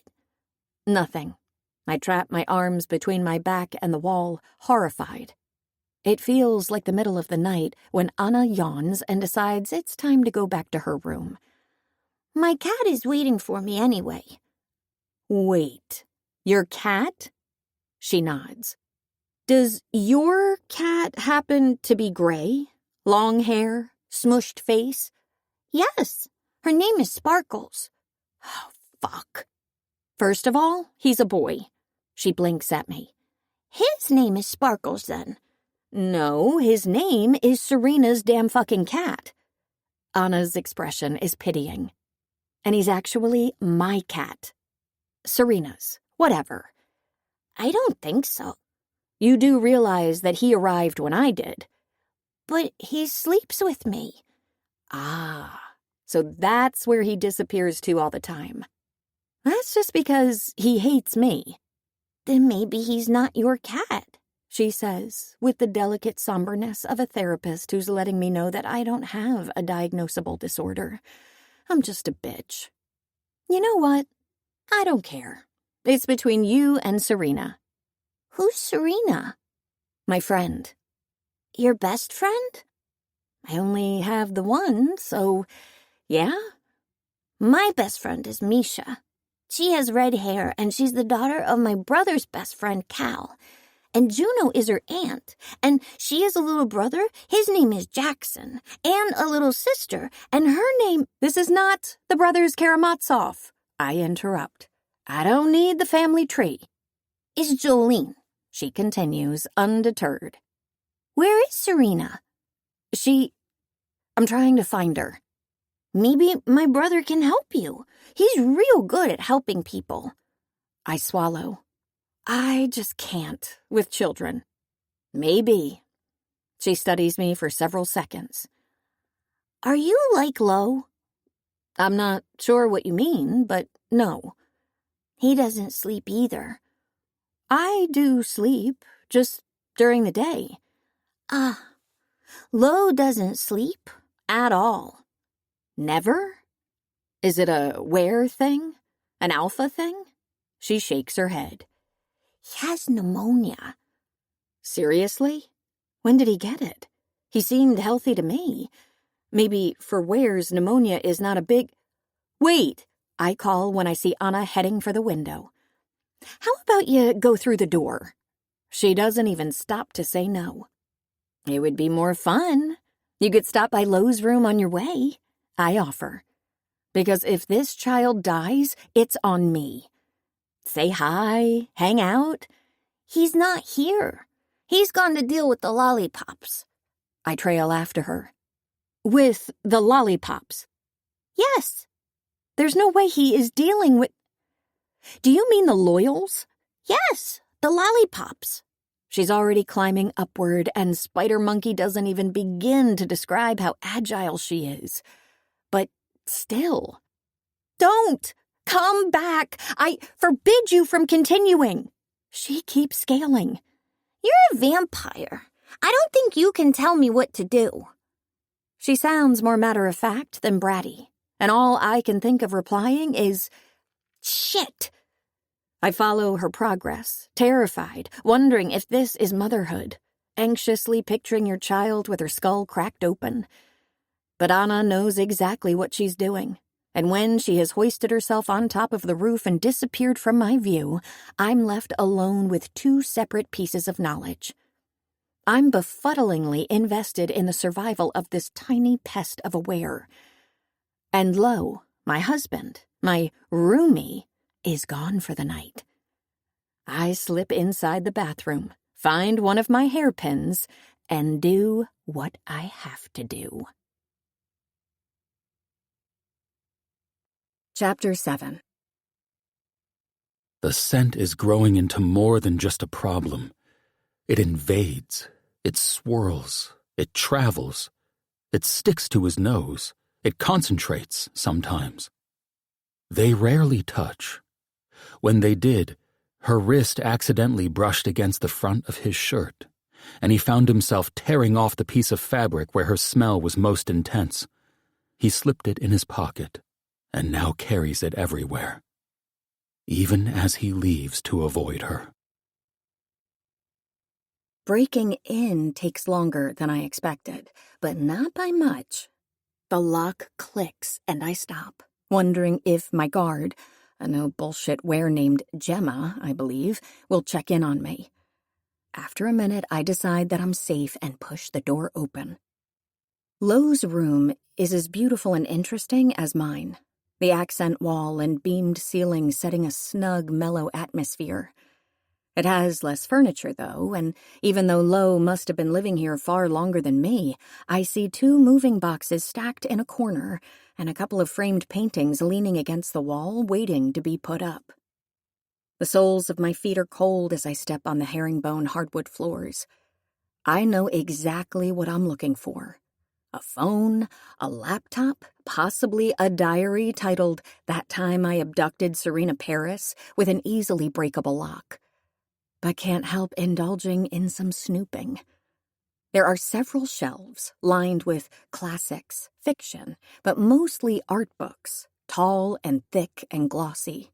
The pages full of beautiful sculptures and odd buildings and paintings I've never seen before. The bathroom is spotless all over except for the corner where a unicorn toothbrush, strawberry toothpaste, and no-tear shampoo have been placed. His closet is martial in its orderliness. Every shirt monochrome, every pair of pants neatly folded, always khakis or jeans. The sole exception is the suit he wore at our wedding. My husband, I discover, wears size 14 shoes. I search for electronics to no avail. I really did not need to know that Lo Moreland hates clutter, that he's immune to the inevitable accumulation of useless trinkets we're all subject to. He owns what he needs, and all he needs seems to be 1 charger, 1,000,000 pairs of interchangeable boxer briefs, and a bottle of silicone-based lube. I find it in his bedside nightstand, pick it up, and immediately drop it like it's a nest of wasps. Okay, I didn't need to know that but his lady is off frolicking with my people, and okay, it's perfectly normal. I'm not going to think about this any longer. Starting now. There is 1 single picture on the wall. A younger Anna and a beautiful middle-aged woman who shares Lo's distinctive coloring and sharp cheekbones. The more I study it, the more I notice that aside from the eyes, Anna doesn't look like her mother at all, nor like Lo. If they take after their father, they must have grabbed different things. I search under the pillows, behind the headboard, in the desk. Lo clearly doesn't keep a laptop in the bedroom, and this entire break-in is starting to feel like a useless endeavor. I've mostly given up when I try the bottom drawer of the dresser and find it shut. Hope gurgles. I run back to my room and retrieve my hairpin. I'm not sure what I expect from a locked cabinet. Maybe vampire fang necklaces, or extra lube he got wholesale, or a drawer full of Wi-Fi cards accompanied by a Hallmark greeting card. Help yourself, misery! Not a set of pencils and a sketch pad. I frown, picking it up and opening it, gently pulling the pages apart to avoid any ripping. Initially, I think I'm looking at a photo. That's how beautiful the art is, how accurate and painstaking. But then I notice the smudges, the lines that sometimes stretch a little too long, and no, this is a drawing. An architectural drawing of a vault, flawlessly executed. My heart thuds louder, but I couldn't say why. With trembling fingers, I start turning the pages. There are sketches of rooms, offices, storefronts, piers, houses, bridges, stations, large and small buildings, statues, domes, cabins. Some are just the outside, while others include inside layouts and furniture. Some have numbers and vectors scribbled in the margins, others colors woven through them. All of them are perfect. He's an architect. I'd forgotten. Or perhaps I never had a clear idea of what it meant. But looking at these drawings, I feel it as something solid and heavy in my stomach. The love Lo has for beautiful shapes, exquisite places, interesting sights. He's only a few years older than me, but this is not the work of someone who's untrained. There is expertise here, and passion, and talent, not to mention time. Time that I cannot imagine he has to dedicate to beauty and pretty drawings now that he's the alpha of his pack, and it's too much. I'm thinking about this, about him, way too hard. I shut the sketch pad too forcefully and place it back where I found it. It causes something that was at the very end of the notebook to slip out. A portrait. My heart halts as I scramble to lift it up, expecting, sure that I'll find Serena's smiling face on it. The pouty lips, upturned eyes, narrow nose, and pointed chin. They're all so familiar to me that I think it must be her, because who else's face would I know so well? It can only be Serena's or mine. Lo Moreland has drawn my face, and then stuffed it at the bottom of his bottom drawer. I'm not sure when he observed it long enough to pluck this level of detail out of me. The serious, detached air, the tight-lipped expression, the wispy hair curling around the cusp of an ear. Here's what I do know. There is something sharp about the drawing. Something searing and intense and expansive that's simply not there in the other sketches. Force and power, and lots of feelings were involved in the making of this portrait. Lots. And I can't imagine they were positive. I frown. I swallow. I sigh. Then I whisper, I'm not a fan either, Lo. But you don't see me doodling you with horns in my diary. I fold everything back in the drawer, making sure it's exactly how I found it. On my way out, I let my fingers trail on the bookshelves, wondering once more just how bad my next year with the Wares is going to get. The following day, I sleep until late afternoon. I'm tired enough that I could go longer, but there's something going on outside, on the usually calm lakeshore. It involves screaming laughter and charred smells, and I drag myself to the window to check it out, making sure to avoid the direct light still filtering in. It's a barbecue, or a potluck, or a cookout. I never quite got the difference, despite Serena's explanations on the nuances of human social get-togethers. Vampires don't really build community this way, by assembling without an agenda. Our friendships are alliances. I didn't encounter the concept of hanging out, of spending time with someone for the sake of it, until my collateral years. But I can count over 30 wares, hanging around the lakefront, grilling, eating, swimming, laughing. The loudest are the children. I spot several, Anna among them, having a rollicking good time. I wonder whether I'm invited to partake. What the reaction would be if I made my way downstairs, waved at the guests. I could borrow a bikini from Juno, pour myself some blood on the rocks, sit at a table in the shade, ask my dinner companions, "So, how about them football players?" The idea has me chuckling. I settle on the windowsill, still in my pajama shorts and the worn tank I got from a team-building exercise at work 2 years ago, staring at the gathering. And at Lo, who has returned home. My eyes are immediately drawn to him. Maybe because he's, well, big. Most wares are tall or athletic or both, but Lo takes it a notch further. Still, I'm not positive his looks are what center him so insistently. He is not charming, but magnetic. His full lips curve into a small smile while he chats with some pack members. His dark brows furrow as he listens to others.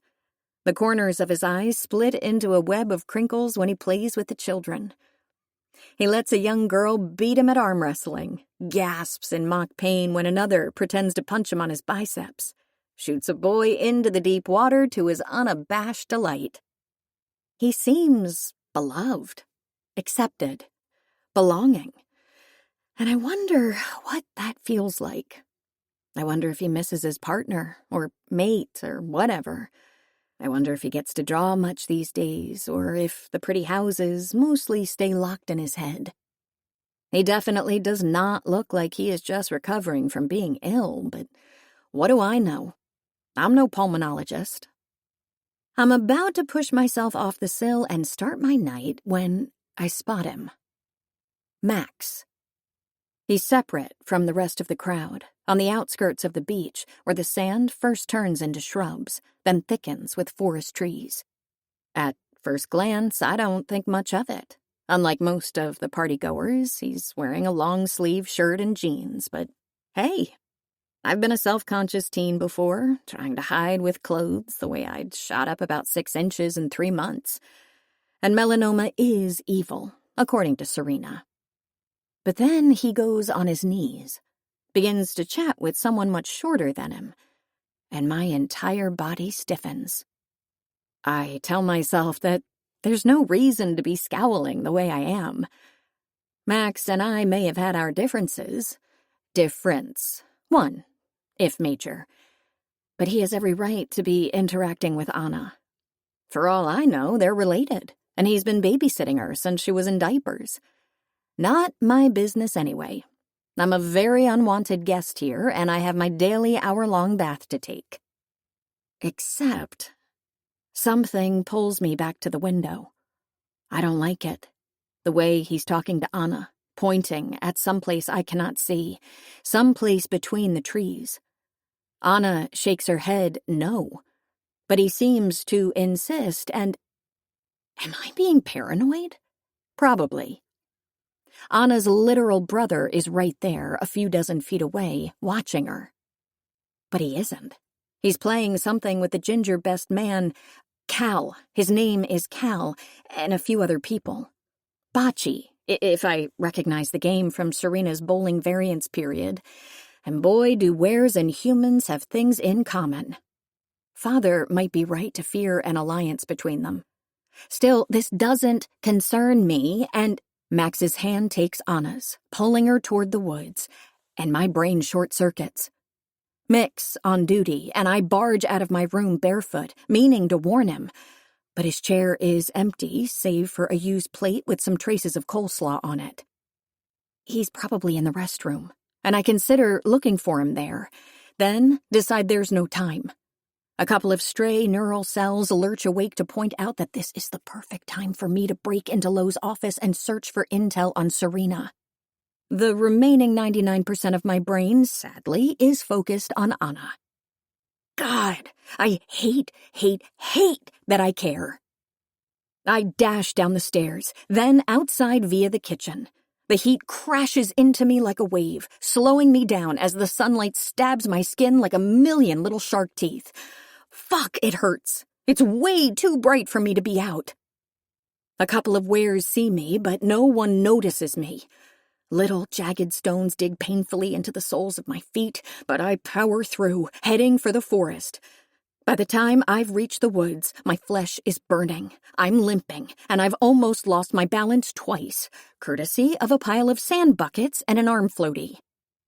But I see Anna's bright blue swimsuit amid the green, the dark gray of Max's shirt, and yell, "Hey!"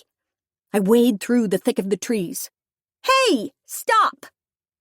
Max keeps on walking, but Anna turns, sees me, and grins, gap-toothed and delighted.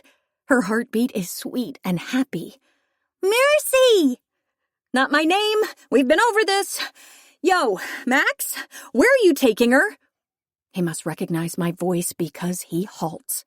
And when he looks at me, his face is pure hatred. "What are you doing here?" "I live here." Fairly sure pine needles are burrowing inside my skin. Also, I might be in flames. "What are you doing with a 6-year-old in the middle of the forest?" 7. Anna corrects me cheerfully, letting go of Max's hand and holding up 6 fingers, and damn this child. "Anna, come with me." I offer her my hand, and she happily trots my way, arms open as though she means to hug me. Yikes. My heart sinks when Max scoops her up and starts carrying her in the opposite direction. "What the hell are you—" That's when several things happen at once. Anna thrashes around and screams. I charge at Max, ready to free her, ready to tear him to shreds with my fangs. And about a dozen wares jump out of the trees surrounding us. Chapter 8. It would be easier if he didn't like her as a person. Is it a vampire thing? Shoving your pointy little fangs into other people's business and ruining their plans? Or is it more of a misery lark passion project? I've been nursing my abused souls on the living room couch for less than 5 minutes, but it's the 3rd time a variation of this question has been asked of me. So I keep my head bent down and ignore Lowe's second, the one who looks like a Ken doll, as I pluck an assortment of detritus from my toe. I need tweezers, but I didn't bring any with me. Do wares use them? As the original furries, do they find them morally repugnant? Maybe they hold body hair sacred, and any threat to its rightful dwelling on the flesh is considered blasphemous. Food for thought. "Let me go," Max whines. Like me, he's sitting on a couch. Unlike me, his hands are tied behind his back, and he's being watched by several guards with a kind of icy treatment one would reserve for someone who tried to kidnap a child. Which is exactly what Max did. "You can stop asking," Cal tells him mildly. "because it ain't gonna happen." Out of all the wares in here, it's clear that he and Ken doll are the highest ranking. They also appear to have a bad cop, even worse cop thing going on.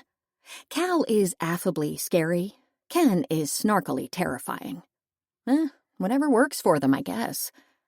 "I want to see my mother," Max rewinds. "Do you, champ? Are you sure? Because your mother is out there humiliated by what you just did and the company you've been keeping." "I don't know, Cal." Ken fixes his baseball cap. "Maybe we should turn him over to his mother." He leans forward. "I'd love to see his face when she declaws him." Max growls, but it turns into a whimper when his alpha comes in, Juno and Mick in tow. I mouth a bashful, "So sorry," to Mick, worried that he'll get in trouble for taking a piss and leaving me alone for a minute. He waves his hand at me, and the entire room drops into silence, everyone focusing on Lowe like his presence is a gravitational pull. Even I cannot look anywhere else and abandon my toe to its infected destiny. Lo looks so stone-cold pissed, I shiver. Though it could be the blast of the AC on my blistering flesh. "Is Anna okay?" Gemma asks. Lo nods. "Playing with Misha." Hands on his hips, he surveys the room. Every pair of eyes is instantly downcast. Except for mine. "Who wants to tell me what the fuck just happened?" he asks, staring at me.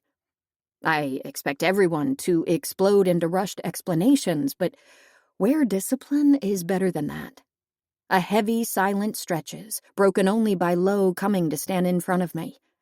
I'm ready to say my final words, but all he does is take off his zip-up hoodie, wrap it around my shuddery shoulders, then admire the result for a beat too long. Everyone's eyes are still on the ground. "Cal," he says. It's embarrassing, the sense of relief I feel at not being called on. "Everything was going according to plan," Cal starts. "As expected, Max was trying to lure Anna away. We were tailing him to see who he would rendezvous with when—" He turns to me, and suddenly I am the center of the room. My relief was premature. "I'm sorry," I swallow. I had no idea this was some kind of cahooty ambushy plan.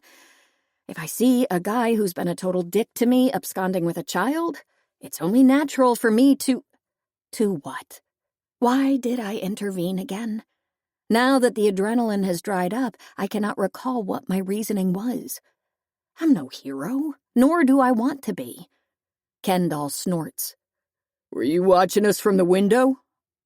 I mean, yeah? "Creepy. You need a hobby." You're right.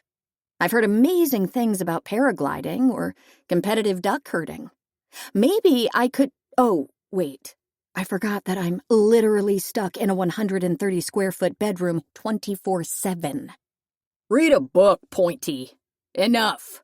Lo stalks across the room to crouch in front of Max, who instantly tries to scramble away. His tone is firm but surprisingly gentle when he asks, "Where were you going to take Anna?"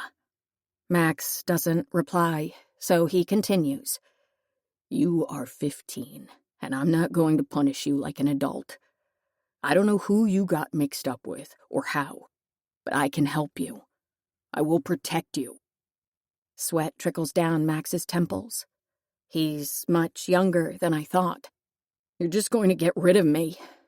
If I tell you, I do not hurt my own, especially not children." Lo growls. "I am not Roscoe." No. Max's eyes flick to me. "He'd never have made alliances with the vampires or the humans. Would never have taken one in and left her to kill the wares. You're right. Roscoe liked to kill the wares on his own." Max lowers his eyes. He's just a boy. Is an alliance with the vampires really worse than more were deaths at their hands? Max seems to grapple with the question, Adam's apple bobbing. Then he remembers his rage and spurts out, "You're not the rightful alpha." It's clearly a big faux pas, because every other were in the room takes a step forward to intervene, and then stops at once at Lo's lifted hand.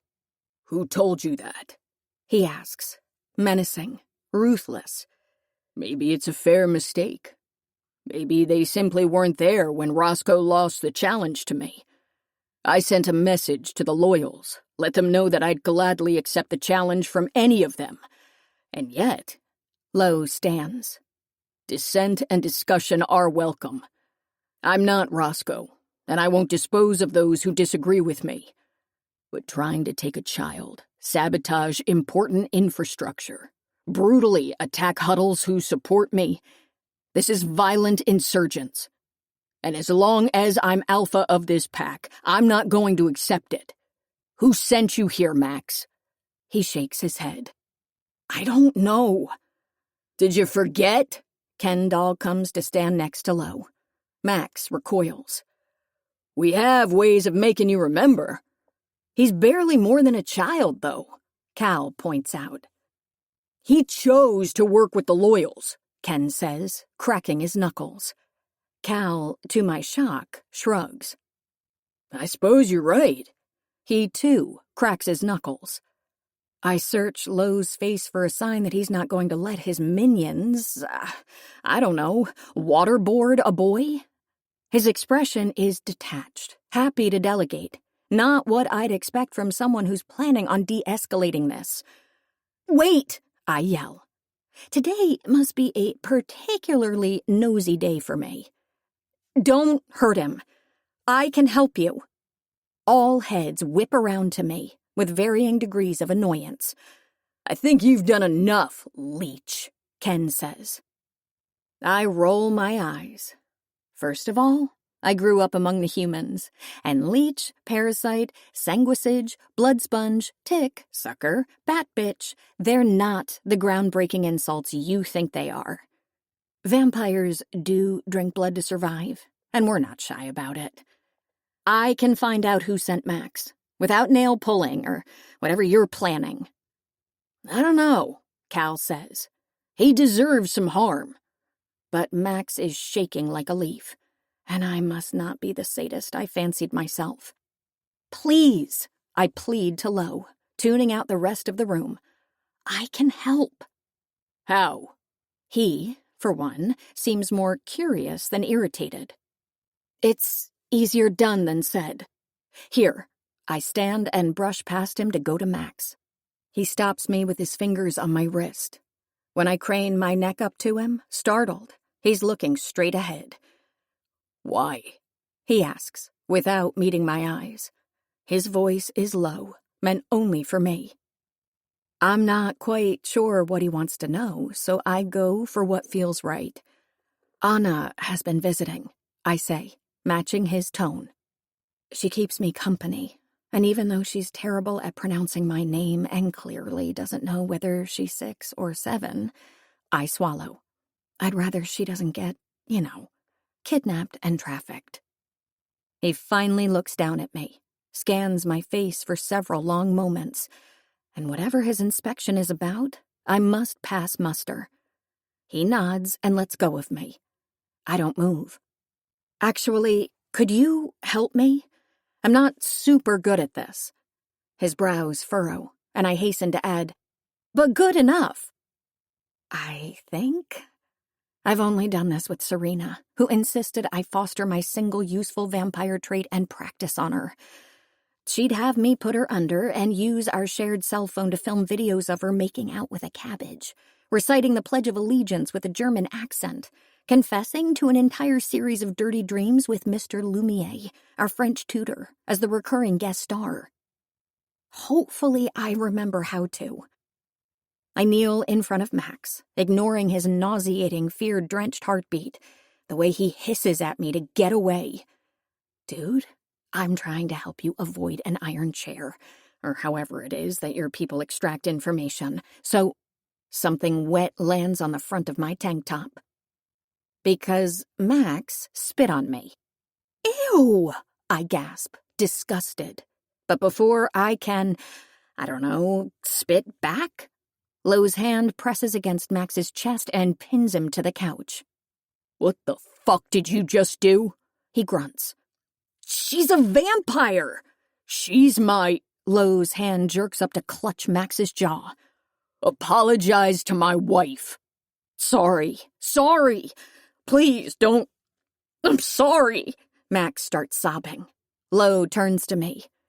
Do you accept? Accept the spit? His apology. Oh my God. What is happening? Yeah, sure, why not? It was so sincere and spontaneous. Just hold his head still and don't let him move. Yes, hands on the chin. Okay, this will take a second. Don't let him wiggle away. I start with my thumb at the base of Max's nose and my index and forefingers on his forehead. Then I wait for Max to calm down and meet my eyes.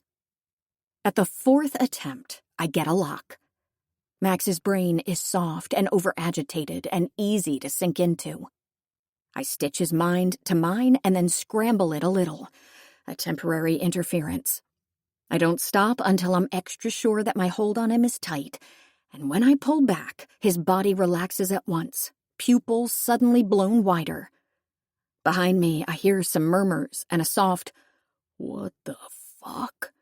But it's easy to push it out, just as easy as it is to let my eyes do what they're supposed to. For the thrall. Humans say that we have magical mind control powers, that our souls can body snatch theirs and tie them up like a Thanksgiving turkey. Much like everything else, though, it's simple biology. An additional intraocular muscle that allows us to shift our eyes at high speed and induce a hypnotic state. Vampires who are talented trawlers, like my father, can do it without touching their victim at all, and much more quickly. But they are rare, and for the mediocre ones like me, who need someone to be restrained to initiate a thrall, it can be an unwieldy practice. There are some caveats, too. The thrall only works on other species, and not every brain is equally responsive. And, of course, entering people's minds without consent is an act of violence, and deeply unethical. Just because we can, it doesn't mean that we should. But Max did try to hurt Anna, and he might do it again. Plus, my morals are just not that solid. Okay, I lean back, vigorously rubbing my eyes. The thrall requires a lot of energy. He's all yours. Everyone stares at me open-mouthed, and my mind might be playing tricks, but I'm almost positive that they've all taken a step back from me. Except for Lo, who's almost too close. You guys might want to hurry. This will only last 10 minutes or so. I point at Max's state of unresponsive stupor. He won't just word salad his life story at you. You need to go ahead and ask him questions. No one speaks.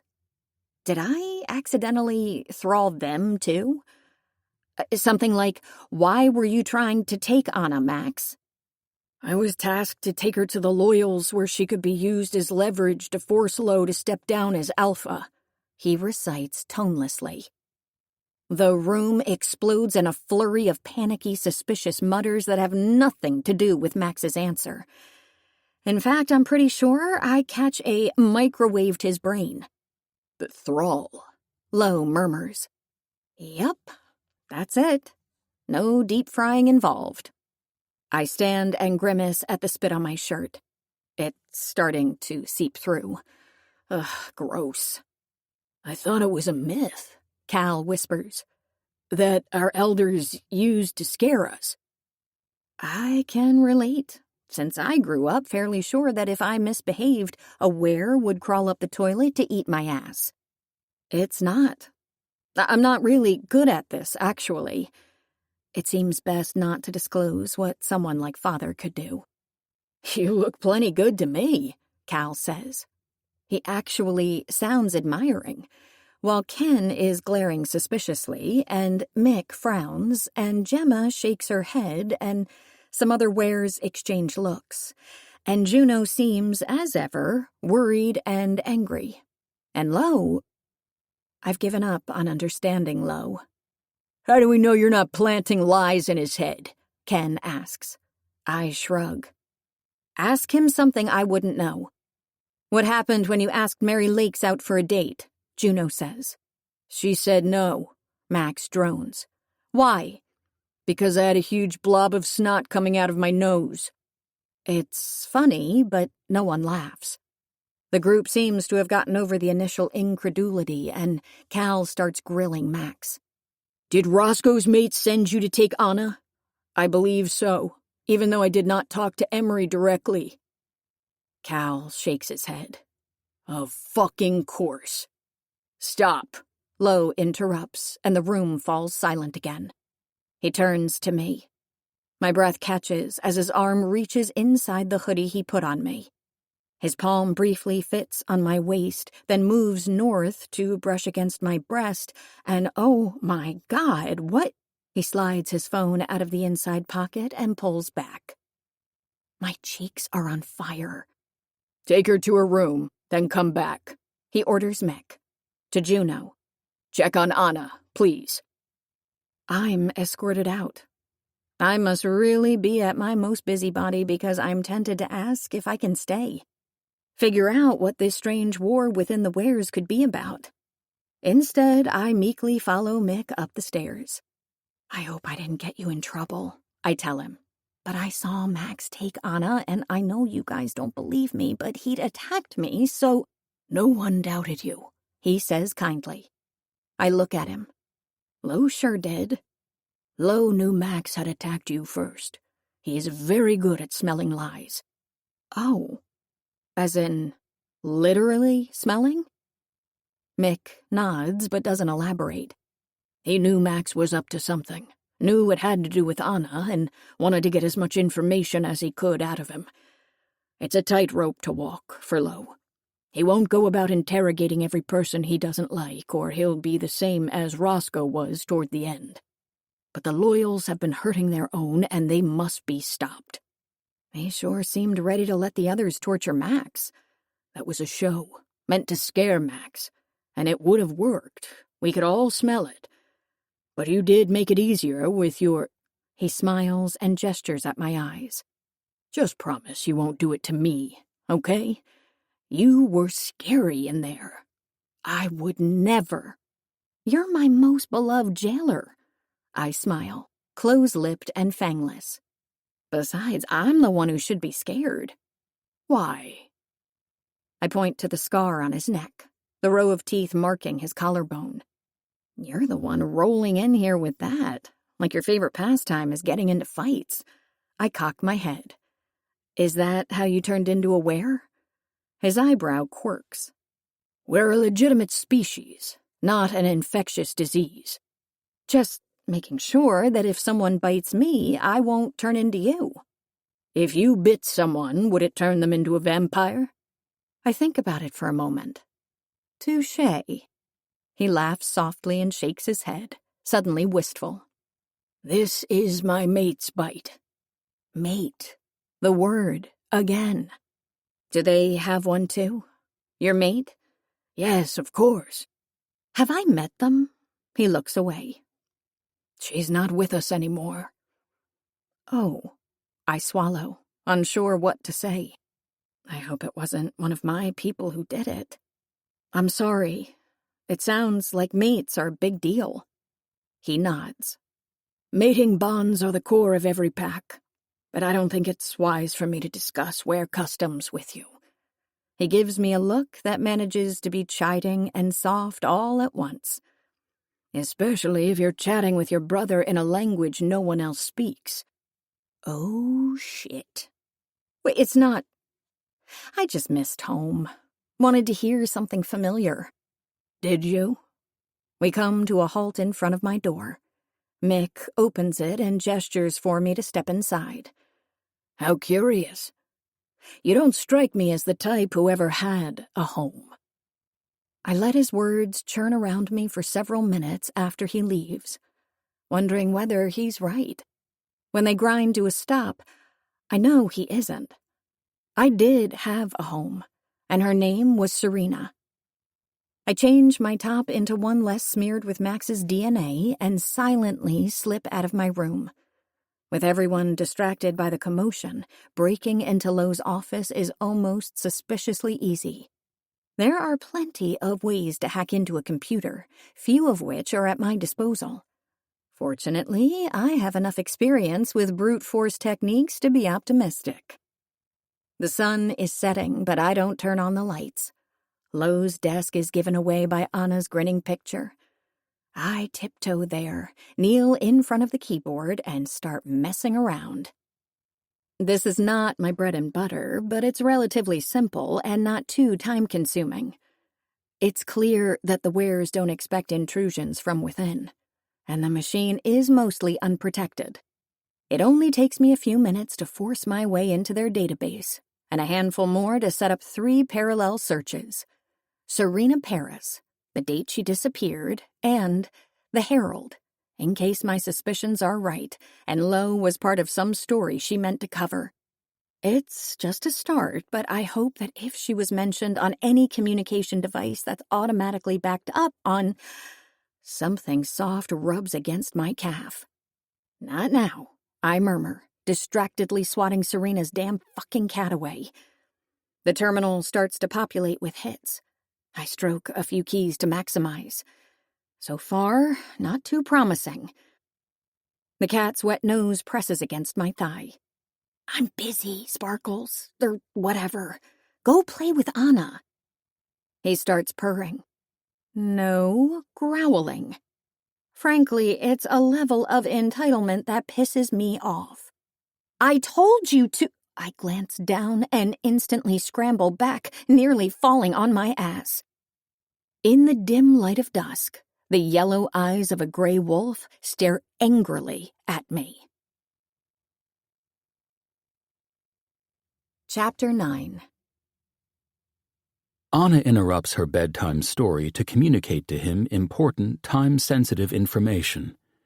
Miracy is so pretty. I love her ears. He presses his lips together before resuming his reading. Among the vampires, fangs are not just teeth. They are status. Take muscles in humans. Was there a time a bunch of millennia ago in which having a mate with inflated bouncy biceps meant more protection from the dinosaurs? I'm no history buff. I thrived in math and 0 other subjects. The point is, athletic prowess provided an evolutionary advantage that's now, in an era in which atomic bombs exist, fairly obsolete. And yet, humans still find it attractive. Canines are much the same for vampires. They're considered a symbol of strength and power, because in the olden days we'd hunt our prey and sink our teeth into their flesh to feast on their blood. The longer, the sharper, the bigger, the better. And this wolf's fangs could win contests, rule civilizations, get their owner engaged, married, and very much laid at any vampire party. And they could shred me into M&Ms. Are you an actual wolf? I ask, fighting to keep my voice steady. Or are you a were-who part-times? The only reply is a deep, long, panty-shitting growl. Would it make things better or worse if I growled back? Wouldn't change it either way, a voice says from the entrance. Low, leaning against the frame, relaxed, like a loungewear model during a photo shoot. Thank you, Cal, he says, coming my way. That will be all. And magically, with one last half-hearted snarl in my direction, the wolf shakes its beautiful gray fur and trots away. It stops by Low and butts its head against his thigh. Cal? As in... He turns to me and I stare at his face, looking for similarities. I'd have expected consistency between wares, shifted, and human forms, but Cal's a redhead. I crane my neck to get a better look at the wolf, but Low steps in front of me, blocking my view. What the fuck are you doing, wife?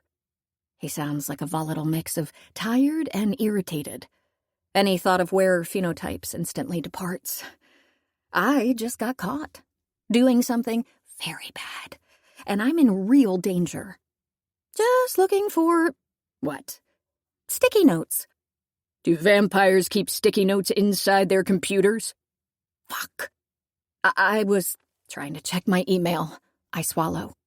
Get in touch with friends. You don't have friends, Misery. I'm not sure why this hurts when it's true.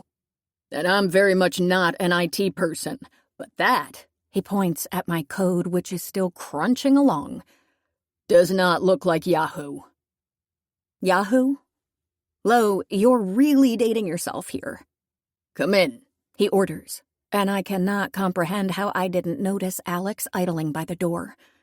Too busy contemplating my imminent demise, probably. Can you figure out what she was doing? On it. I scrunch my eyes shut, running possible scenarios in my head. I could knee Low in the groin and try to run away, but I don't know if the crotch area is as sensitive to them as it is to us. And anyway, there are wolves prowling around. You set me up, I say. It comes out whiny, which is exactly how I feel. You asked Mick to leave right in front of me because you knew I'd take advantage of it. Misery. He clucks his tongue, chiding, and moves closer, like he knows I'm considering darting away. His heartbeat envelops me, steady, determined.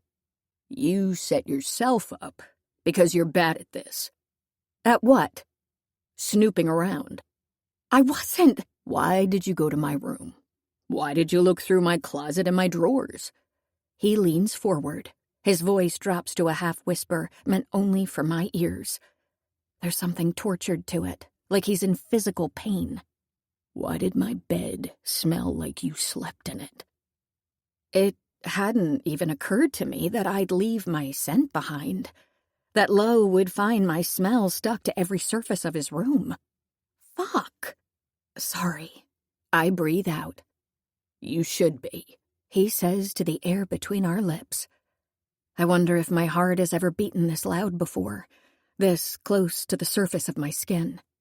She, very astutely, I must say, and with only very primitive tools at her disposal, hacked into our servers, Alex announces. A little admiringly, which is flattering. Are you the one who built the Ware's firewall? I ask. Yup, I'm the leader of our security team. He sounds distracted as he combs through my code. Whatever fear he had when we were alone doesn't hold if his alpha's present. Nice job. Weird how I'm having a conversation with Alex but staring up into Lo's eyes, about an inch from mine. It's pretty impenetrable. Thank you. Are you by any chance the same person who tried to smash it down a few weeks ago? I swallow. Lo's eyes drift down to my throat. Linger there. Can't remember. Alpha, she was running a search of our databases. 3 searches, to be precise. 1 for a date a little over 2 months ago, 1 for the Herald, a local human newspaper, I believe, and 1 for someone called Serena. Serena Paris. A wave of dread sweeps over me. There is no air in the world left for my lungs. And who would that be? Lo murmurs, licking his lips. He inhales me deeply, purposefully. How interesting.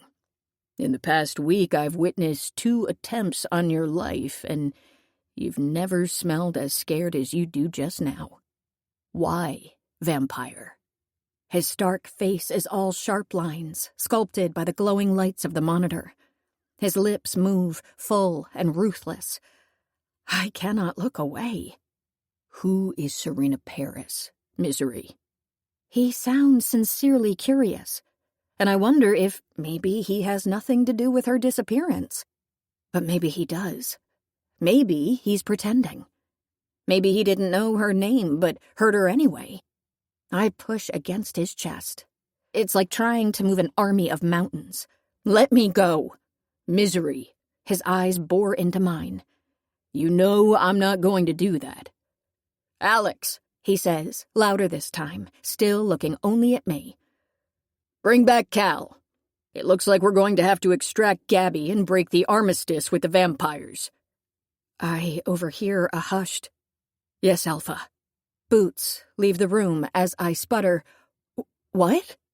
I have to consider this as an act of aggression on behalf of your father and the rest of the Vampire Council. They sent a plant into Ware territory under the guise of collateral. His jaw hardens. And your scent. They tampered with it, didn't they? They knew it would distract me. No! I'm crowded, breathless. This has nothing to do with my father. Who were you planning to send this information to? No one. Ask Alex to check. I didn't set up any transmissions. He shifts closer. I can almost taste his blood on my tongue. Alex isn't here anymore. I knew we were alone, but now I feel it, just as I feel his warmth seeping through me. The heat has a predictable effect. My stomach twists and tightens. Hunger, cravings. I told you, I was just messing around. This is not a game, Misery.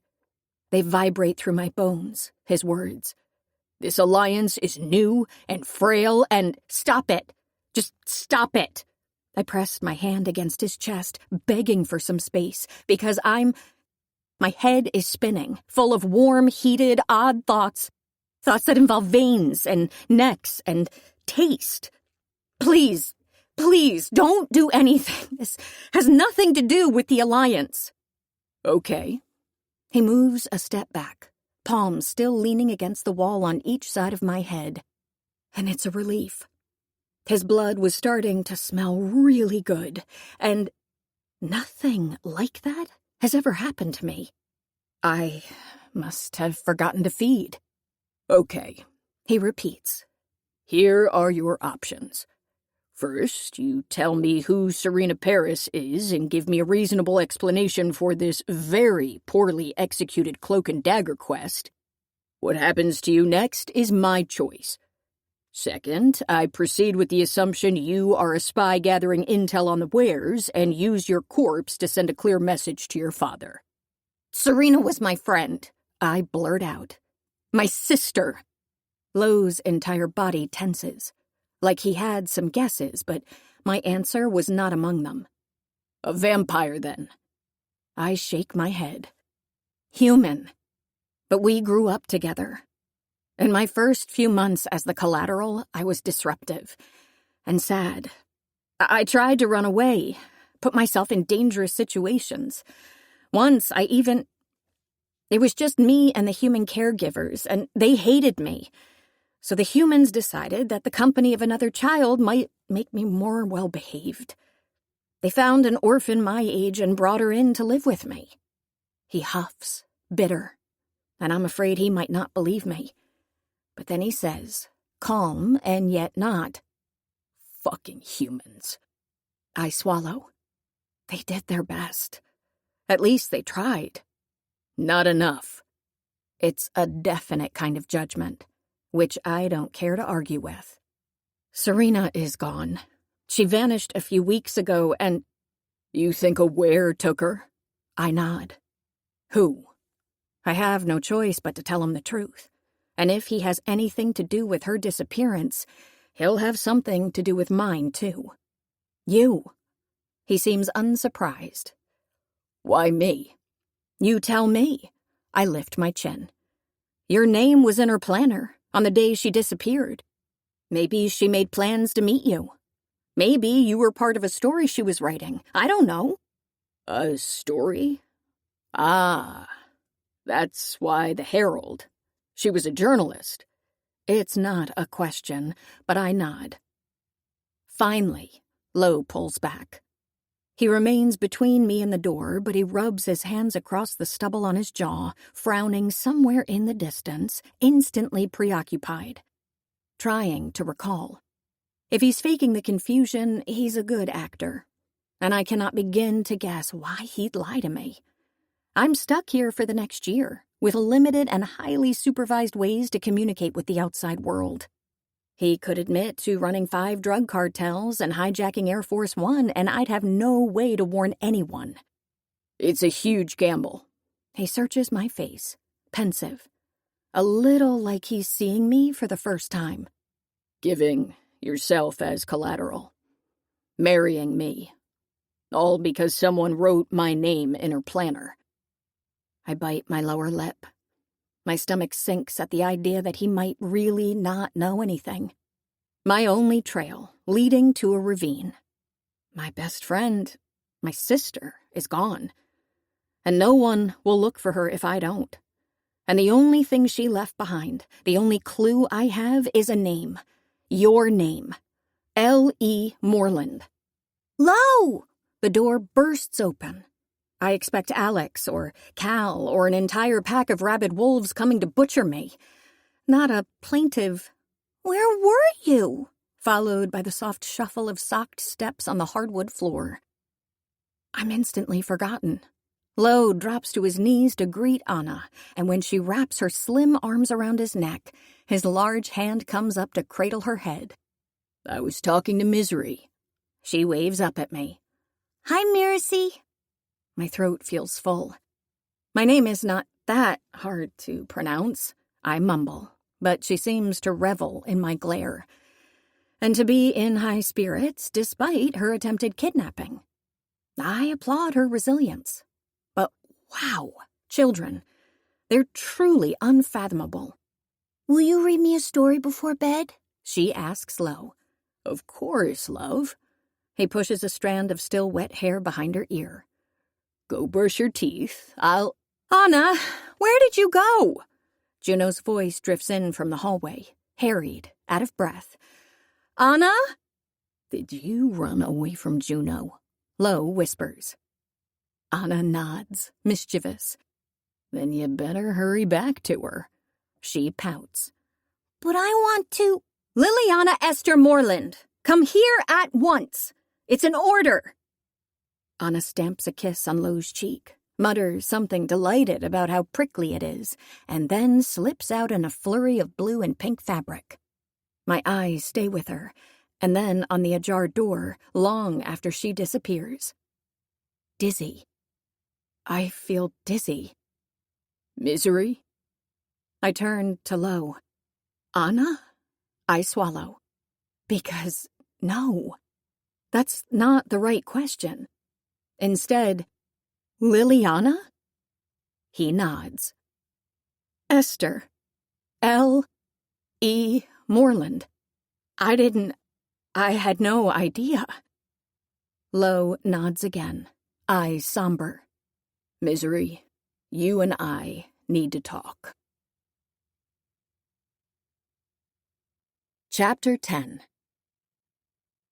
He is not reckless or negligent or quick to trust, but he recognizes a formidable ally when he sees one.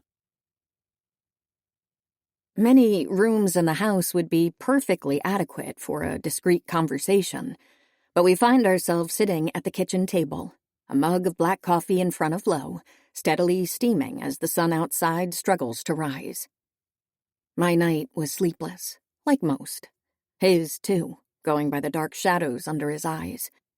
His face is etched, as carvingly beautiful as usual. He hasn't shaved in a while, and it's clear that he could use some rest and a 2-week stretch without a coup. I have the sneaking suspicion he's not going to get either. I couldn't figure out why you'd accept it, he tells me between sips, almost conversationally. Every other interaction we've had has been fraught with tension, on the heels of him catching me in compromising situations. Now, we're not fast friends, but I wonder if this is Lo when his energies are not fully focused on trying to protect his pack. A steady, reassuring, bulky presence. His mouth even twitched into an almost smile when he saw me make my way down the stairs, as he gestured for me to take a seat across from him. Why you'd do it again? You thought I had a martyrdom complex? I hug my legs to my chest, watching his lips as they close around the rim of his mug. I have no allegiance to the vampires, or the humans, with a single exception, and I'm going to find her. He sets the mug on the table and asks bluntly, You're sure she is alive? I hope she is. My heart twists. If she isn't, I still need to know what happened to her. If I don't, no one else will think of her again. No one else will even know her name aside from a handful of orphans who bullied her for being cross-eyed, colleagues who never got her sense of humor, people she dated but felt tepid about. It's not acceptable. She'd do the same for me. Lo nods without hesitation. Loyalty, I suspect, is a painfully familiar concept to him. Do you know what article she was writing? What prompted her interest in Anna? No. She usually talked about the stories she was working on, at least in passing. And she covered financial stuff. Crimes? Sometimes. Mostly market analysis. Her degree was in economics. Lo taps his finger on the edge of the table, mulling. Anything on were-human or vampire-human relationships? She'd grown up as the collateral's baby companion. She wasn't touching that shit with a 10-foot pole. Smart. He stands, goes to the no-blood fridge. His broad shoulders shrink the kitchen as he gathers a few items that he carries back to the table. A jar of peanut butter that has my most nefarious interests perk up. Sliced bread, some kind of berry jelly that just stumps me. Serena loved berries, and I tried memorizing their names, but they're so counterintuitive. Blueberries? Not blue. Blackberries? Not black. Strawberries? Straw-free. Raspberries do not rasp or make any noise at all. I could go on. I want to have a look at her communications prior to disappearing. You still have access to them? I do, and have inspected them. No clues. He takes out 2 slices of bread. His forearms are strong, large muscles interrupted by the occasional white scar. If where business is involved, you might not know what you're looking for. I'll have you talk with Alex and hand them over to... Hey, I shift and tuck my legs under me. I'm not turning over anything until you tell me what you would be looking for. His eyebrow lifts. You're not in a negotiating position, Misery. Neither are you. The eyebrow lifts higher. Okay, maybe more than I am, but if we're doing this, I need to know what's in it for you. Because I highly doubt you suddenly care about my random human friend enough to help me find her. He's good at staring with those Arctic eyes without saying anything, and I squirm in my chair, heated. How does this guy make someone with a basal temperature of 94 degrees and next to no sweat glands feel clammy? It's about Anna, right? You think Serena was looking for Anna. More staring, mistral, with a hint of assessment. Listen, it's obvious that you want to figure out why a human knew of your sister's existence. And I'm not asking you to trust me. I think I will, though, he finally says, decisive. And then starts spreading peanut butter on the bread, like he's settled an important matter and now needs a snack. You will? Trust you. I don't get it. No. His expression is not tender, but approaching. Kind. Amused, for sure. I reckon you wouldn't. I was just proposing we trade information. Then you could do many horrible things with the information I'm about to give you. But you've been in Anna's shoes before, and you're hurt because you ran to help her when the sun hadn't set yet. Lowe points at the reddened skin of my right arm and hands me an ice pack. He must have retrieved it earlier from the freezer, and it feels really, really good. Misguided as you were, I doubt you'd throw Anna under the bus. No more misguided than using her as bait. Nice parenting there, by the way, I add, a bit archly. There were 8 wares monitoring the situation, he says, unoffended. And a tracker in her suit. Max had no vehicle at his disposal, so we knew he was going to attempt to hand off Anna to someone else. She was never in any real danger. Sure, I shrug, pretending I don't care. And children are soft and adaptable and make for perfect pawns in the power plays of great leaders, right? I can only protect Anna if I know where the threats against her are coming from. He leans forward across the table. The scent of his blood is like a wave lapping at my skin. I'm not like your father, Misery. My throat is suddenly dry. Well, you're wrong. I would throw Anna under the bus if I had to choose between her and Serena. I have priorities, very little heart, and find no pleasure in being deceitful when others are being honest with me. Anna might be growing on me, but she wasn't the one who slept next to me for a whole week when I was 14 and gave myself seizures by trying to file off my fangs for the first time. With a cheese grater. Yeah? It doesn't sound like he believes me. Hopefully it won't come to that. I don't think it will. I agree. And it makes sense for us to collaborate, as Anna's brother and Serena's sister. His eyes meet mine, serious and unsettling. Not as husband and wife? Because we're that, too, even if it's disturbingly easy to forget.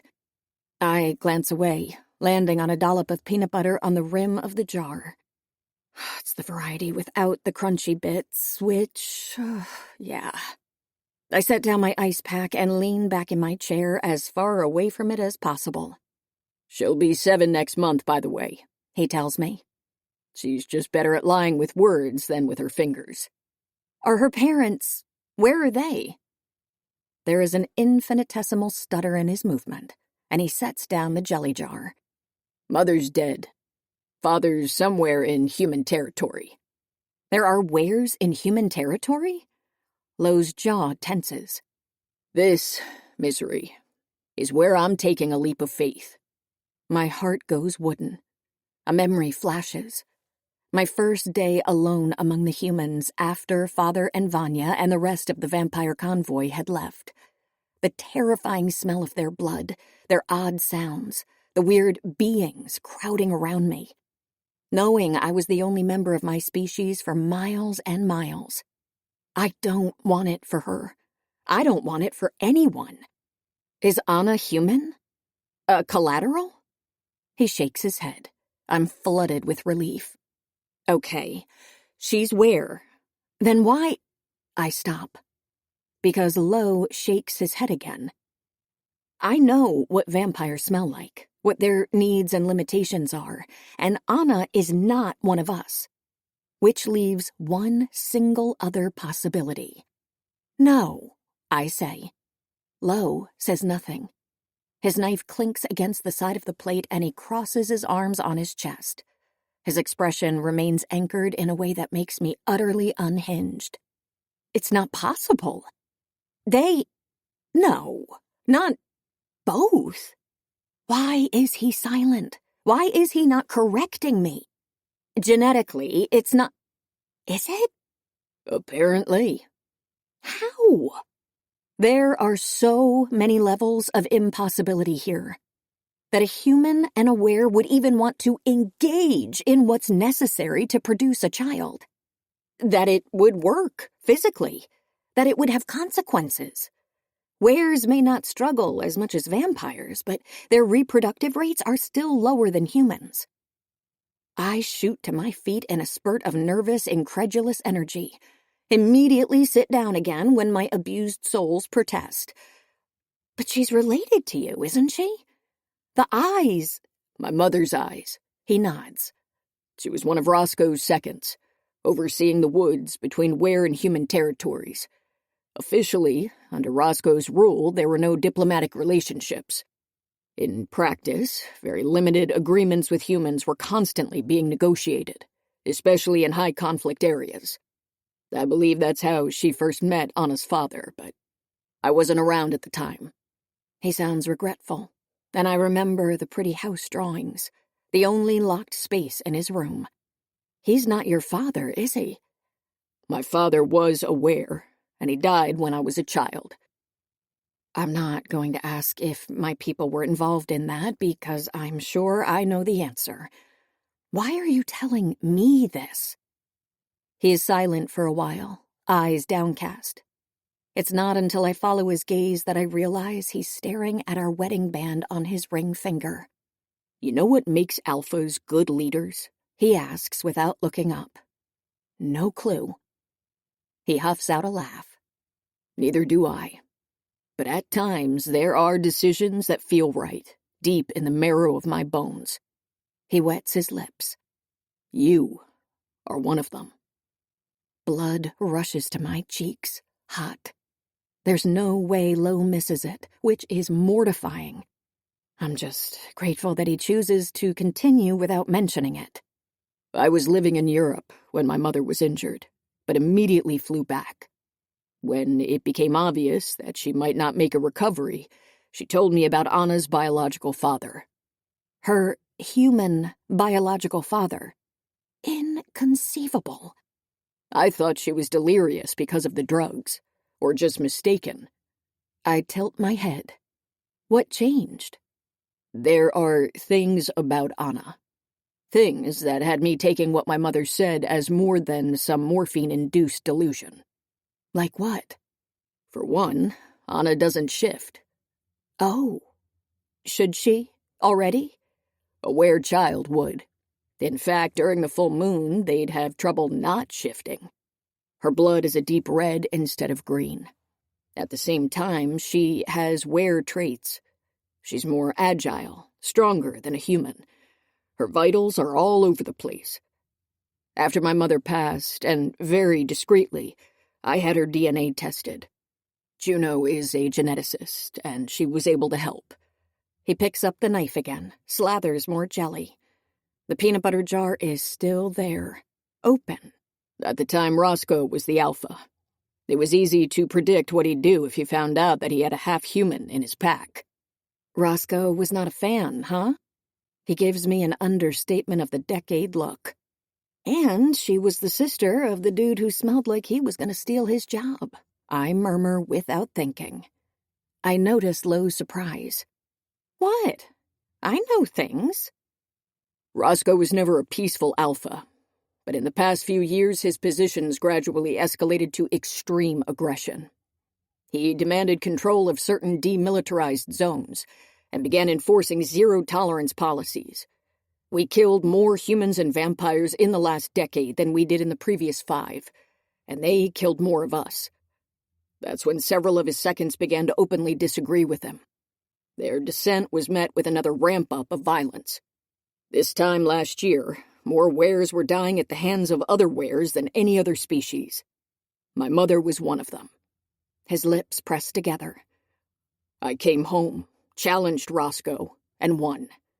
His 4 most loyal seconds challenged me, and I won again. There were others, weaker, and it felt so wasteful to... He rubs his jaw with his palm. His thinking gesture, I'm starting to realize. It was my mistake. I shouldn't have let them live. I study him, wondering if he ever wanted to be alpha in the first place. Wondering how I'd feel, leading thousands of people without feeling a true calling to it. At least Father thrives on the high-stakes life of politics and subterfuge and petty pissing matches against the other councilmen. Let me guess. The ones you defeated but left alive rebranded themselves as the Loyals and have been radicalizing young Maxes like it's their birthday. He nods. It's a small group, but they're willing to stoop much lower than I can afford to. And they have the blessing and leadership of Emery, Roscoe's mate. She denies it, of course, and she's a smart enough player to avoid having the recent attacks traced back to her. But we have intel. If it were me, I'd borrow a page from their beloved Roscoe and deal with dissent his way. His mouth curves infinitesimally, like he's tempted to do just that. And I smile too. Our eyes hold for a beat before he continues. Anna doesn't know who her real father is. Who does she think? Vincent. He was another of Roscoe's seconds, and he and my mother were in an on-and-off relationship for years. He was attacked in vampire territory when Anna was about 1 year old. The rest of the pack are also under the impression, heavily encouraged by my mother, that Anna is Vincent's kid. How are you explaining away the not shifting bit? It's not widely known, and there are other conditions that could cause it, including a psychological block. They are rare, but not as rare as a half-human were. Who else knows? Juno and Cal, because we grew up together in their family. Mick, too. He was one of Roscoe's seconds, the only person my mother could rely on when I was gone. Aside from that, my mother told no one. But I'm starting to question that. I can only imagine Serena being interested in Anna because she's half-human. And if Serena knows, there's no telling who else does. He finishes. I drum my fingers on the table, thinking this through. Max didn't say anything useful about the Loyals? He doesn't know much, aside from the names of a few low-level members. The Loyals recruited him because he has ties to some of my seconds and easy access to Anna, but they didn't trust him enough to reveal anything. He didn't know who he was going to hand Anna to. Do you think the Loyals know about Anna? A thoughtful pause. It's a possibility. But it's more likely that they're using my only living relative to force me to listen to their demands. They know I'm the rightful alpha and that no one could take me in the challenge. He sounds more resigned than proud. It's not a well-thought-out plan on their part, but they are desperate and damn annoying. He massages the bridge of his nose. Can't they just secede and form their own pack? They're very welcome to do so, and they'd make my fucking life much easier. But they don't have the resources or the necessary leadership to do it. What they want is control of the financial assets of the Southwest Pack. Emery comes from a long line of powerful wares, and she sees it as her due. But for the past few months, the Loyals have been sabotaging construction projects, destroying infrastructure, assaulting my seconds. No one who'd resort to that should be in control of the largest pack in the country. More of a chicken coop, if you ask me. I bite my lower lip, mulling it over. Who is Anna's father? My mother never told me. My impression is that he already had a family, and that when she attempted to mention Anna to him, he didn't believe her? Yeah. Can't blame him. So, going back to Serena. Aside from you, only Juno, Cal, and Mick know about Anna. Could any of them?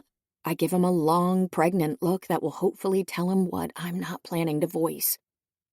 He shakes his head and starts cutting the sandwich out of its crusts. I follow the rhythm, mesmerized by his graceful hands, and recall that this is something Serena used to prefer for her food when we were younger than Lo, for sure. I would not have thought a big bad wolf would be this picky. Not to be a discord sower, and I promise this is only marginally related to Juno's hankering for carving my organs out, but maybe you should investigate the possibility that one of them tattled you out. I did, despite them having risked their lives for me a dozen times over. He says it angrily, like it was sour and painful, something he's ashamed of. And a thought hits me. That maybe Lo is the kind of leader who measures his strength not by the battles he wins, but by the trust he is able to accord to others. There is something about him, about the way he commands, that manages to be at once pragmatic and idealistic. He sets the crusts aside and leans his palms on the table once more, leveling with me. I asked. They're not involved, and they haven't told anyone. Okay, yes, but there is this thing people sometimes do, which you guys may not have a term for. The vampires call it lying. His look is withering. I'd be able to tell if they were betraying me. Is this the smell a lie thing?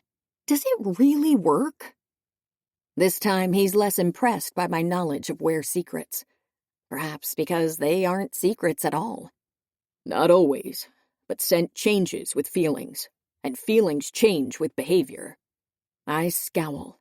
I still can't believe you knew Max was lying all along and still put a guard on me. I put a guard on you for your safety. Oh, he did? I had not considered that. It takes a long second for my assessment of the last 5 days to adjust, and... oh, indeed. I can take care of myself. Against a young were with no combat training, yes. Against someone like me, doubtful. I could scoff and be offended, but I like to think that I know my limits. Does it build up? What? The odor. Just wondering if that's why I smell like fish soup to you. Have I lied too much in my life? It's a genuine question, but Lo sighs deeply and leaves me hanging. He puts the food back in the fridge with one glaring exception. The peanut butter. My gluttonous brain must be strained by the biological possibility of were-humans because it dispatches my hand to scoop up a little glob from the rim right to my lips, and it's been so long. It's so fucking good. What the hell? I open my eyes. Lo stares curiously at the way I'm suckling on my index finger. Did you just eat? No, I flush, mortified. No, I repeat, but the peanut butter sticks to the roof of my mouth, garbling the syllable. I was told vampires don't eat food. I can't remember the last time I felt this degree of embarrassment. Serena made me, I blurt out. Lo glances around to the 0 number of Serenas in sight. Not now. But she made me try it for the first time. I wipe my finger off on my shirt. Humiliating. The ensuing addiction was all mine. I concede with a mumble. Interesting. His gaze is sharp, and he seems more than interested. He seems intrigued. Please kill me now. So you can digest food? Some of it. Our molars are mostly vestigial, so no chewing, but peanut butter is smooth and creamy, and I know it's wrong, but I shiver with how amazing it tastes. And with how shameful and self-indulgent food eating is considered among vampires. Not even living among the humans has beaten the belief out of me. Not even watching Serena scarf down 3 cups of instant udon noodles at 2 a.m. because she felt a bit peckish. This is so undignified. Can you please not tell anyone and throw my corpse in the lake after I run myself through the garbage disposal, which I'm going to do right now? His lips twitch into the ghost of a smile. You're embarrassed. Of course. Because you're eating something you don't need to survive? Yes. I eat for pleasure all the time. He shrugs, as though his broad shoulders want to agree with him. We have a healthy appetite. We require nourishment. Just pretend it's blood.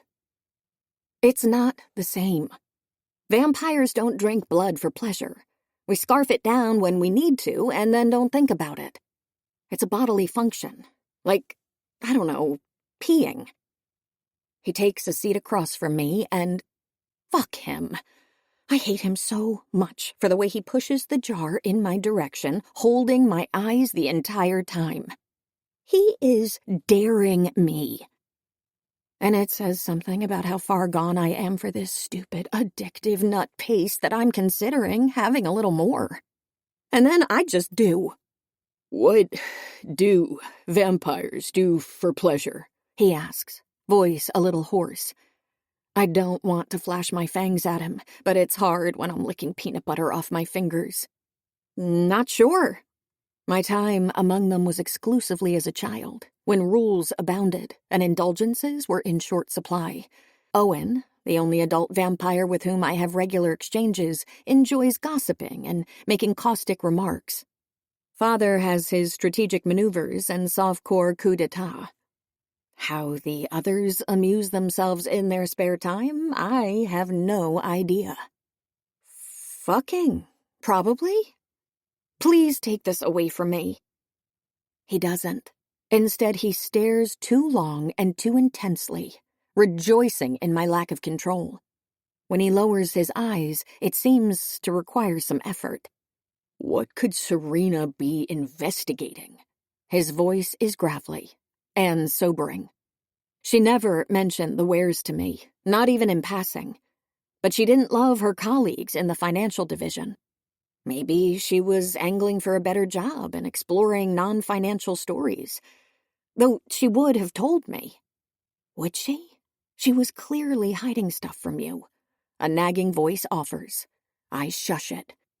I do know that she wouldn't have gone public with a story that had the potential to endanger a child. I'm not sure Lo believes me, but he strokes his jaw, carefully gathering his thoughts. Either way, our priorities match. We both want to find out who told Serena about Anna. For the first time since this sham marriage. No, for the first time since that hag Serena didn't show up to help me change my sheets. I feel a real, genuine burst of hope. L.E. Moreland is not just a stray breadcrumb, but a thread to hold on to and tug at. I'm going to give you access to whatever technology you need. Not that you ever asked for my permission, he adds with a drawl. You should look into Serena's communications in the weeks before her disappearance. I know you already tried, but you should cross-reference it with our data. I'll give you information about Anna's whereabouts that might help bring more insight. And Alex will help and monitor you." I make a face which has him adding sternly, "You are still a vampire living in our territory." And here I was, thinking we were firmly in the reluctant alliance stage of our marriage. I don't mind the supervision. It's more that Alex appears to be as good a hacker as I am, the one area in which I allow myself to be competitive. "Okay, thanks," I add, a bit sullen. He nods once. The conversation comes to a bit of a lull, which then stretches into something of an awkward silence, which means that Lo is done with me. I'm being dismissed. I give one last half-loathing, half-longing glance at the peanut butter jar and stand, pushing my hand down into the pockets in my shorts. I'll start tonight. I'll have Mick bring you something to put on them. I'm confused, then notice that his eyes are slowly traveling down my bare legs. Ah, my feet? I shiver, but it's not cold.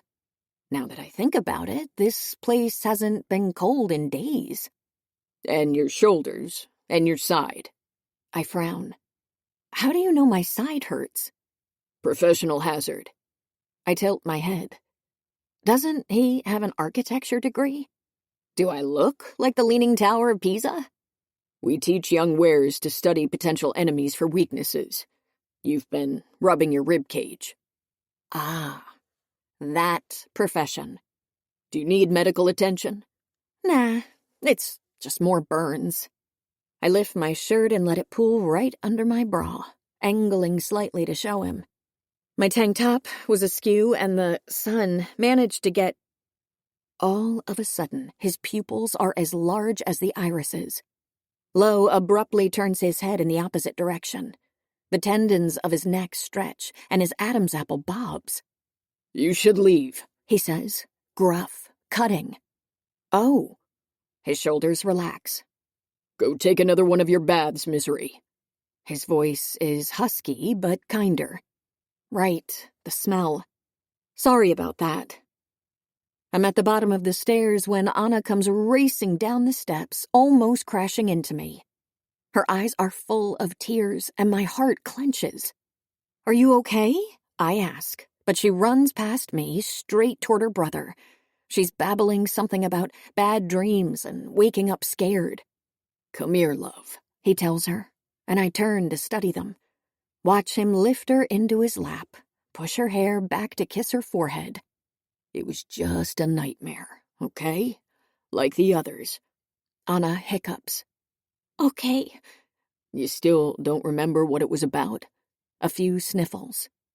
Just that Mama was there. Their voices lower to soft whispers, and I turn to climb the stairs. The last thing I hear is a phlegmy, "Okay, but did you cut the crusts off?" And a deep, hushed response that sounds a lot like, "Of course, love." Chapter 11. Some nights, when he's walking past her door, he has to whisper to himself, "Keep going." Two things can be true at once. For instance, I like Alex because he's an intelligent, pleasant young man.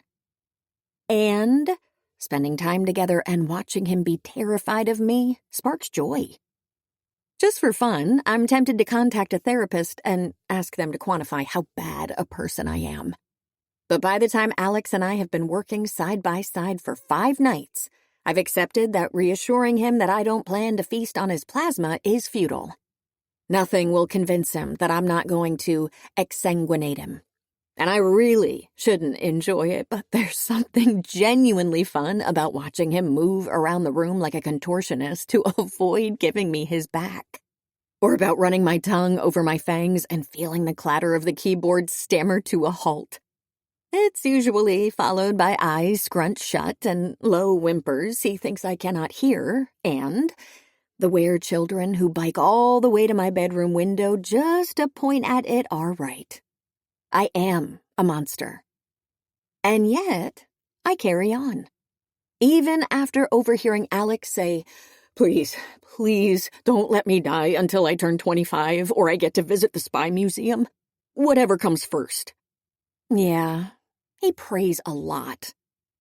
He has no idea why his alpha tasked him with helping me in a "where in the world is Carmen Sandiego" errand. And to his credit, doesn't question it. Most of our work consists of re-examining Serena's correspondence, cross-referencing the people she had contact with in the last few months for where connections. We gather info I couldn't have found on my own, like that one of the CEOs she interviewed last year for a story on speculative construction owns property near the where-human border through a shell company. Even if most stuff leads to dead ends, I still feel closer to Serena than I have since she disappeared. Lo checks in for updates once a day, briefly. Father's response to our lack of progress would be a mix of opaque threats and jabs at our intelligence. But Lo manages to never sound pushy or disappointed, even as worry lines bracket his mouth and his shoulders strain under his shirt. Impressive, really, how civil he keeps it. Maybe it's part of that innate pull to leadership he has. Maybe they taught him patience at Alpha School. When I wake up on the 6th evening, Mick informs me that the Alpha has been called away on urgent pack business and brought Alex along. Without unsupervised access to technology, I once again have nothing to do. I feed, wander around the house until the sun fully sets, then move to the porch. The sky is prettier here, more expansive than in either human or vampire land. But I can't put my finger on why. I've been chin up, studying it for a quarter hour or so when I hear a noise coming from the thicket. A wolf, I think, instantly ready to retreat inside the house. But no, it's a woman. Juno. She emerges from the trees, looking beautiful and powerful and naked. Newborn just slithered out of the birth canal naked. She waves, and then unhurriedly comes to sit on the chair next to mine. Misery. She nods once, courteously. Hey. This is fucking weird. Just checking. You know you're naked, right? I was on a run. The moon will fill tomorrow, and the light gleams off her glossy hair. Does it bother you? Does it? No. Does it bother you? She looks at me like I'm one of those humans who think premarital sex is a ticket to hell.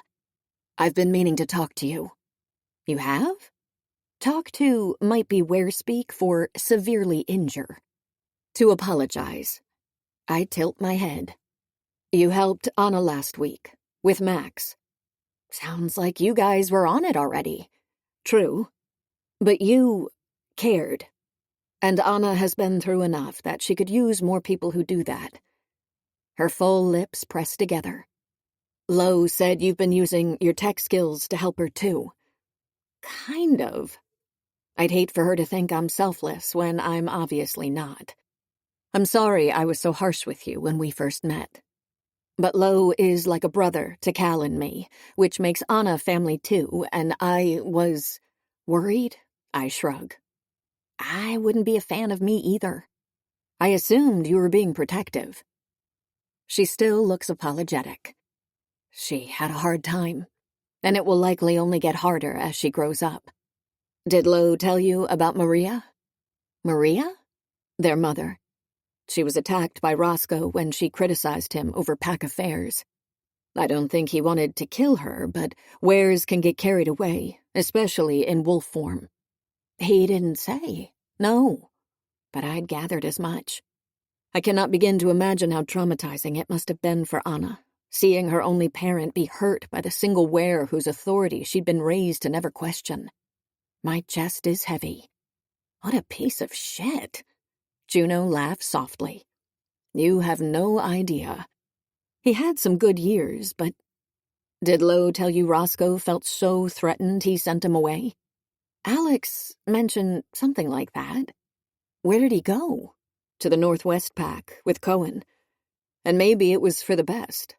Lo got to observe one of the best alphas in North America, and perhaps he wouldn't be nearly as good a leader if it weren't for Cohen. But Lo was 12. He was forced to leave his home without knowing if he'd ever be allowed to come back. And he did it. He was angry and frustrated. I felt it, but he never said. And when he came of age, he still wasn't allowed to come back. So he moved to Europe, went to school, started a career. He built a life. And then Roscoe became deranged. Many challenged him, but no one won. We asked Lo to come back, and he let all of it go. Everything he'd worked for had to come after the pack. Lo never had a choice on the matter. I think of flipping through pages, the pretty buildings in the drawer, my face. He hasn't had anything for himself, Misery, not one thing. And I've never heard him complain about it, not once. Not that he had to leave, not that he had to take control of the largest pack in North America, not that he had to do it all alone. His life has been duty. She scans my face curiously, like I could right this injustice. I don't know what to say. I promise I'm not trying to make his life more difficult. And I feel so shitty about the mate thing. Juno's eyes widen. He told you about that? No, I'm not supposed to know, but a friend of my father's mentioned at the wedding that she was who I swapped with. I know his mate is the were-collateral, Gabrielle. Gabrielle? Juno's look shifts from confused to blank to understanding.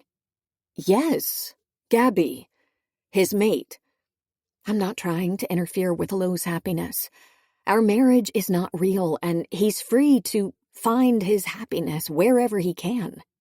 I bite into my lower lip. Honesty for honesty. There is a reason I agreed to this, and I've come clean to him about it. Her dark eyes linger on me, inquisitive. And after a long time, she says, "It might be cruel of me, but I think that deep down I always hoped that Lo would never find his mate. I'm still not wholly certain what that means. Why? Because being an alpha means always putting your pack first. I'm about to ask why the two things are incompatible, but she stands. I try not to stare at her nipples as she offers her hand. I'm sorry for the way I acted, and I'd love for you to accept my peace offering. Her words make me chuckle. When I notice her scowl, I hasten to add, sorry, it's not about you. I just remembered that when we were around 13, my sister and I used to have this really weird caregiver, and whenever we had a fight, he would force us to cut each other's toenails. What? I think he got it from a TV show. For each nail, we had to say something nice about each other. And the habit kind of stuck, and it became the way we fixed all our fights. That is gross? Juno might be too polite to agree. Would you like to do that now? Oh, no. A handshake is so much better. I take her offered hand and grip it firmly. I don't know if you and I can ever be friends, she says, but I can be better. I smile at her, close-mouthed and fangless. Hell, I can only be better. Turns out I was wrong about the full moon. It's further ahead than I thought, 3 whole nights, and the day before, Mick orders me not to leave my room, ideally, or the house, under any circumstances. He still looks out for me, but I haven't had a guard camped outside my door since my conversation with Lo. How come? I ask curiously. I mean, I'll do as you say, but what's so different about the full moon? It takes a really powerful were to shift when the moon is small, and a really powerful were to not shift when it's big. All wares will be in their most dangerous form, including many youths who have little self-control. Better not test them with unusual scents. I laugh at his old man yells at a cloud eye roll. But later that night, the persistent howling that seems to be all over the lakeshore gets to me. When my door opens without warning, I'm much jumpier than usual. Anna! I exhale and set aside my book. It's about a nosy elderly were-lady who solves murder mysteries in the Northeast Pack. I absolutely loathe her, but somehow I'm already at number 7 in the series. Why aren't you wolfing with... Oh, right. Because she can't do that. Can I come into the closet with you? She has been visiting a lot, but usually doesn't ask for permission. Just climbs next to me and plays the little games I code for her on the fly. Tonight seems different. Fine, but no cover hogging. Okay, she says. 2 minutes later, not only has she stolen my duvet, but she also appropriated my pillow. Pest. Why don't you sleep in a bed? 'Cause I'm a vampire. She accepts the explanation. Probably because she accepts me. Like Serena used to, and no one else ever. I turn the page, and we're silent for 3 more minutes, her breath hot and humid against my cheek. Usually Lo stays human and hangs out with me when they're all gone, she says eventually. Her voice is small, and I know why. Alex returned yesterday, but Lo is still out of town. That's why Anna sounds like something she rarely is. Sad.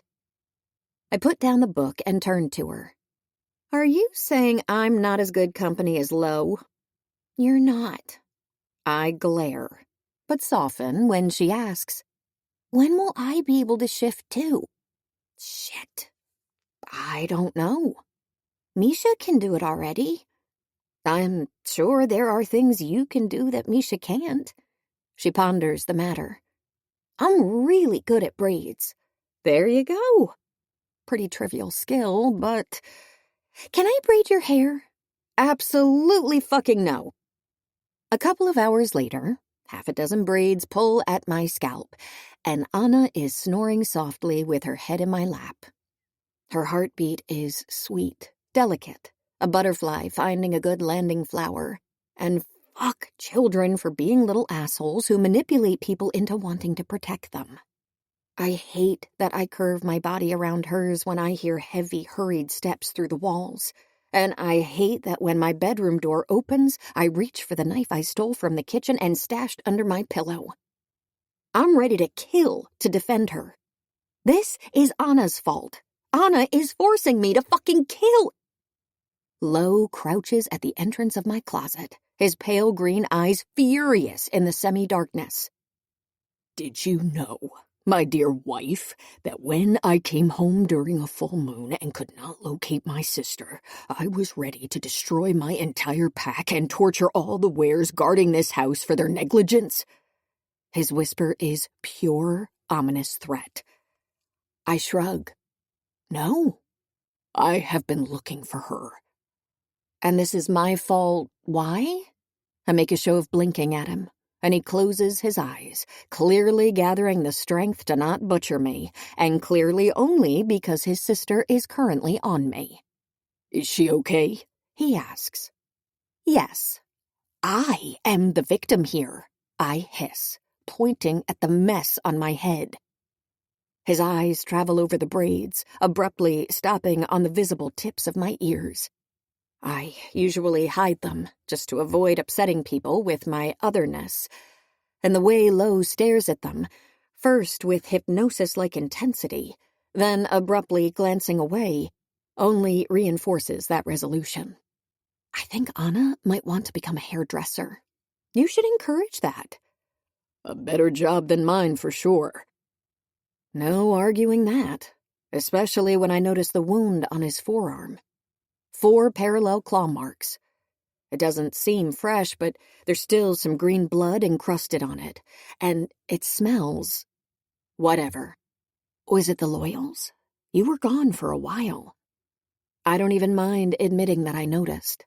I'm sure he's aware I don't have a particularly fulfilling routine. Regular internal pack business. Then a meeting with Maddie, the human governor-elect, and several vampire council members. Your father included. Yikes.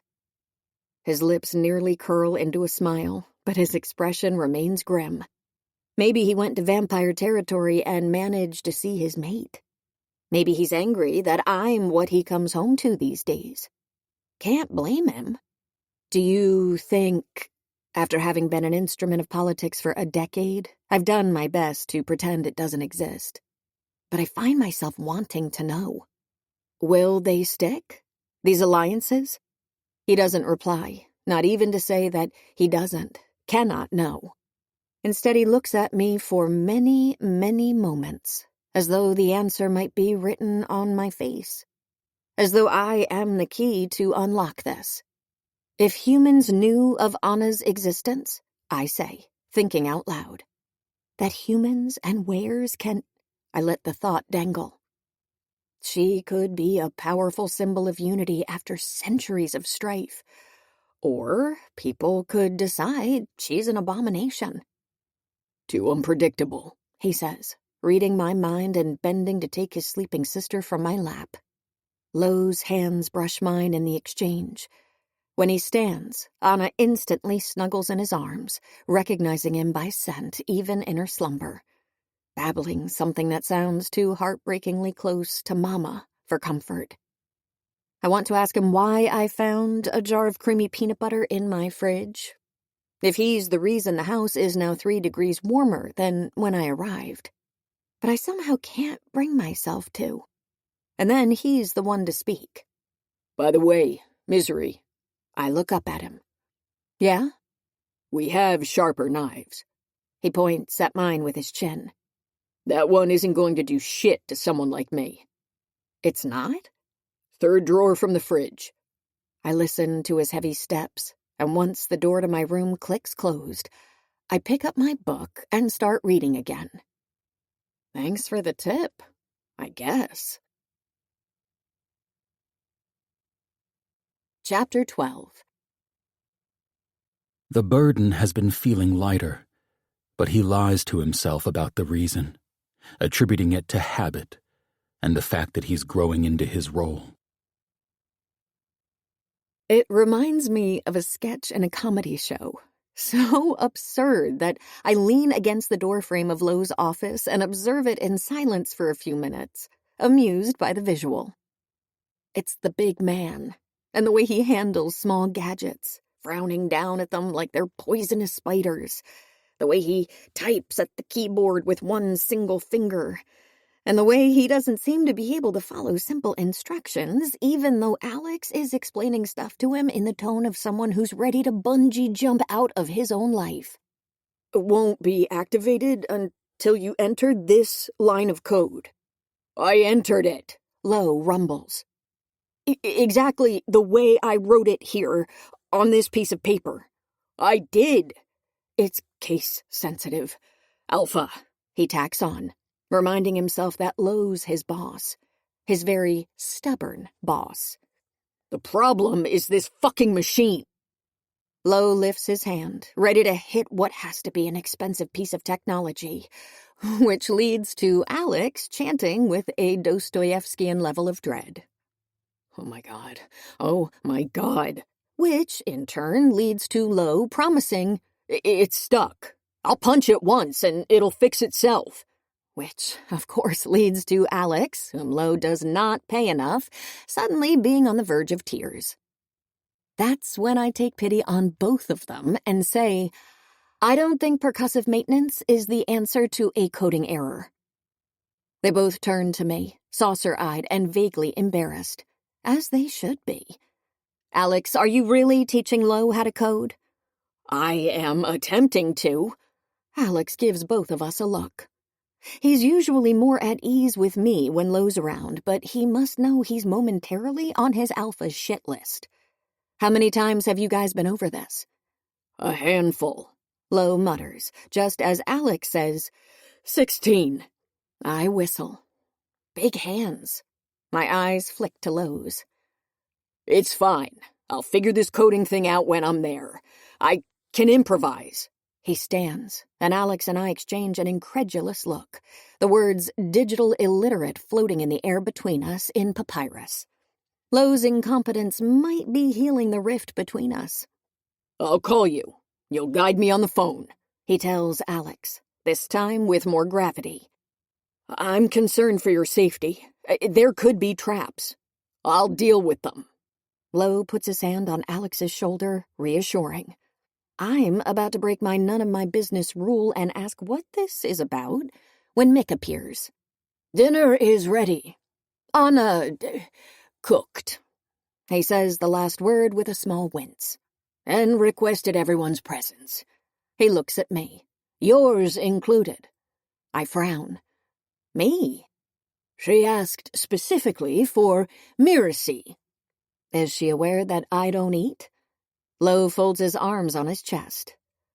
You do, in fact. Shh! I gesture frantically at him to shut his yapping mouth and turn to Mick. I'm coming. We're coming.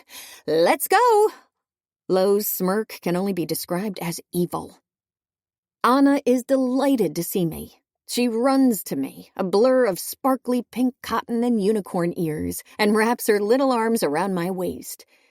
We don't always have to hug, I tell her. She squeezes harder. I sigh. Fine, sure. It's been nearly a week since the full moon, and the cumulative time I've spent with my husband since then wouldn't be enough to bring a kettle to boil. But Juno came to visit one night and brought a deck of cards, and came back 2 nights later and brought a movie, and Gemma and Fleur and Arden. And both evenings felt similar. Odd, but fun. I'm with Alex all the time, and Cal's daughter Misha asked to meet me to see a real-life leech. And a couple other seconds stopped by because they were in the area, just to introduce themselves, and it's unexpected. Especially after my rocky start. I should be a pariah. I am one. But I don't think I fit in this place any more poorly than I did among the humans, or the vampires. In the past 7 days, I've had more social interactions than ever before. No, more positive social interactions than ever before. The wares are being surprisingly amicable, even though they know I'm a vampire. And I am being surprisingly relaxed with them. Perhaps because they know I am a vampire. It's a new experience, being treated as what I am. And now I'm sitting at a table with Lo, Mick, and Alex, while Sparkles watches us from the windowsill and Anna serves goldfish crackers, heavily implying they are seafood. I hear their heartbeats mixed together like an out-of-tune symphony, and the stray thought hits me that Lo is my husband and Anna is my sister-in-law. Technically, I'm having the first family dinner of my life. Like those human sitcoms, the ones with 20 minutes of banter about snap peas that only sounds funny because of the laugh track. I let out a befuddled snort, and everyone turns to me curiously. Sorry. Carry on, please. I'm proud of the way I cut my meatloaf and move the crackers around the plate to mimic a half-eaten meal. But I'm not very good at using cutlery. And the context, a meal shared, is as foreign to me as crocodile wrestling. Anna, of course, notices. Why is she acting like that? She whispers theatrically from the head of the table, pointing at my ramrod straight spine, the way I lift and lower my fork like an animatronic puppet. She's just not very good at this. Be kind. Lo murmurs back from next to me. Anna nods, owl-eyed, and moves the conversation to the important matter of whether she'll get a new pair of roller skates before her birthday, what color they might be, will they have glitter, and, more important, will Juno take her to the rink to practice? I get to observe Lo when he's relaxed. He pretends not to know what roller skates are to irk Anna just a little bit, or that her birthday is coming up, to irk her a whole lot. When he's not leading a pack against a group of violent dissidents, he smiles quite a bit. There is something soothing about his teasing humor and his innate self-confidence. When is your birthday? Anna asks me after Mick reveals an unexpected expertise in astrology and informs Anna that she's a Virgo. Alex is an Aquarius. A fact that, like everything else under the sun, violently alarms him. I don't have one, I tell her, still reeling from the mental image of middle-aged, rugged Mick perching rimmed glasses on his nose and settling in bed with a copy of The Zodiac for Dummies. My mate used to dabble, he whispers at me, picking up on my befuddlement. Peas sputter out of Anna's mouth. How can you not have a birthday? I don't know what day I was born. I could find out from council records, since it was the day Mother died. I doubt Father would know. It might have been spring? How do you keep track of your age? Alex asks. I count one up on Vampire New Year's Day. And you have a party? I shake my head at Anna. We don't do parties. No, gatherings? Soirees? Board game nights? Communal blood drinking? Alex is shocked, maybe relieved. I wonder what stories he was told as a child when he resisted cleaning his bedroom. We don't commune. We don't meet in large groups unless it's to set up war strategies or business strategies or other kinds of strategies. Our social life is all strategizing. For the next Father's Day, I should get him a mug that says, all I care about is machinating and like 3 people. Except we don't celebrate Father's Day either. But if we did have communal blood drinking, we'd feast on promising young computer engineers, I add, and then smack my lips as though I'm thinking of a scrumptious meal just to watch Alex pale. Regarding blood, Mick warns while Anna spills several gallons of water on the table under the guise of pouring us cocktails. Misery, the blood bank messaged us that this week's delivery will be delayed a couple of days. Delayed? Alex chokes out. Mick's eyebrow lifts. You seem very invested, Alex. I didn't know you've been partaking. No, but what will she eat? I guess I'll have to find another source of blood. Who could it be? Let's see.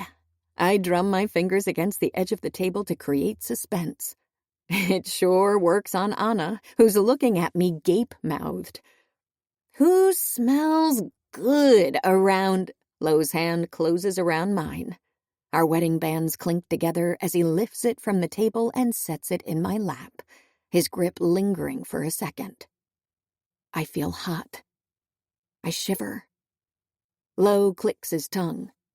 Stop playing with your food, wife, he murmurs, and it feels almost intimate, smiling at him and catching the amused gleam in his eyes while Alex crumples into himself. She has several bags left, he informs Alex, who's trying to camouflage with the wallpaper. Let's make up a birthday for you, Anna proposes, bright-eyed. And have a big party. Yikes, I scrunch my nose. Let's not. Yes. Your birthday is this weekend, and you're going to have a bouncy castle. I'm not a very bouncy person. And this weekend your brother will be gone, Anna, Mick says. Alex's fork clinks against his plate. Something shifts, and the silence in the room is suddenly tense as Lo chews his meatloaf. Feel free to have the party without me, he says once he swallowed, with the calm, effortless tone of someone who knows that every word of his is law. Then, with a conspiratorial wink at Anna, take pictures of Miracy bouncing.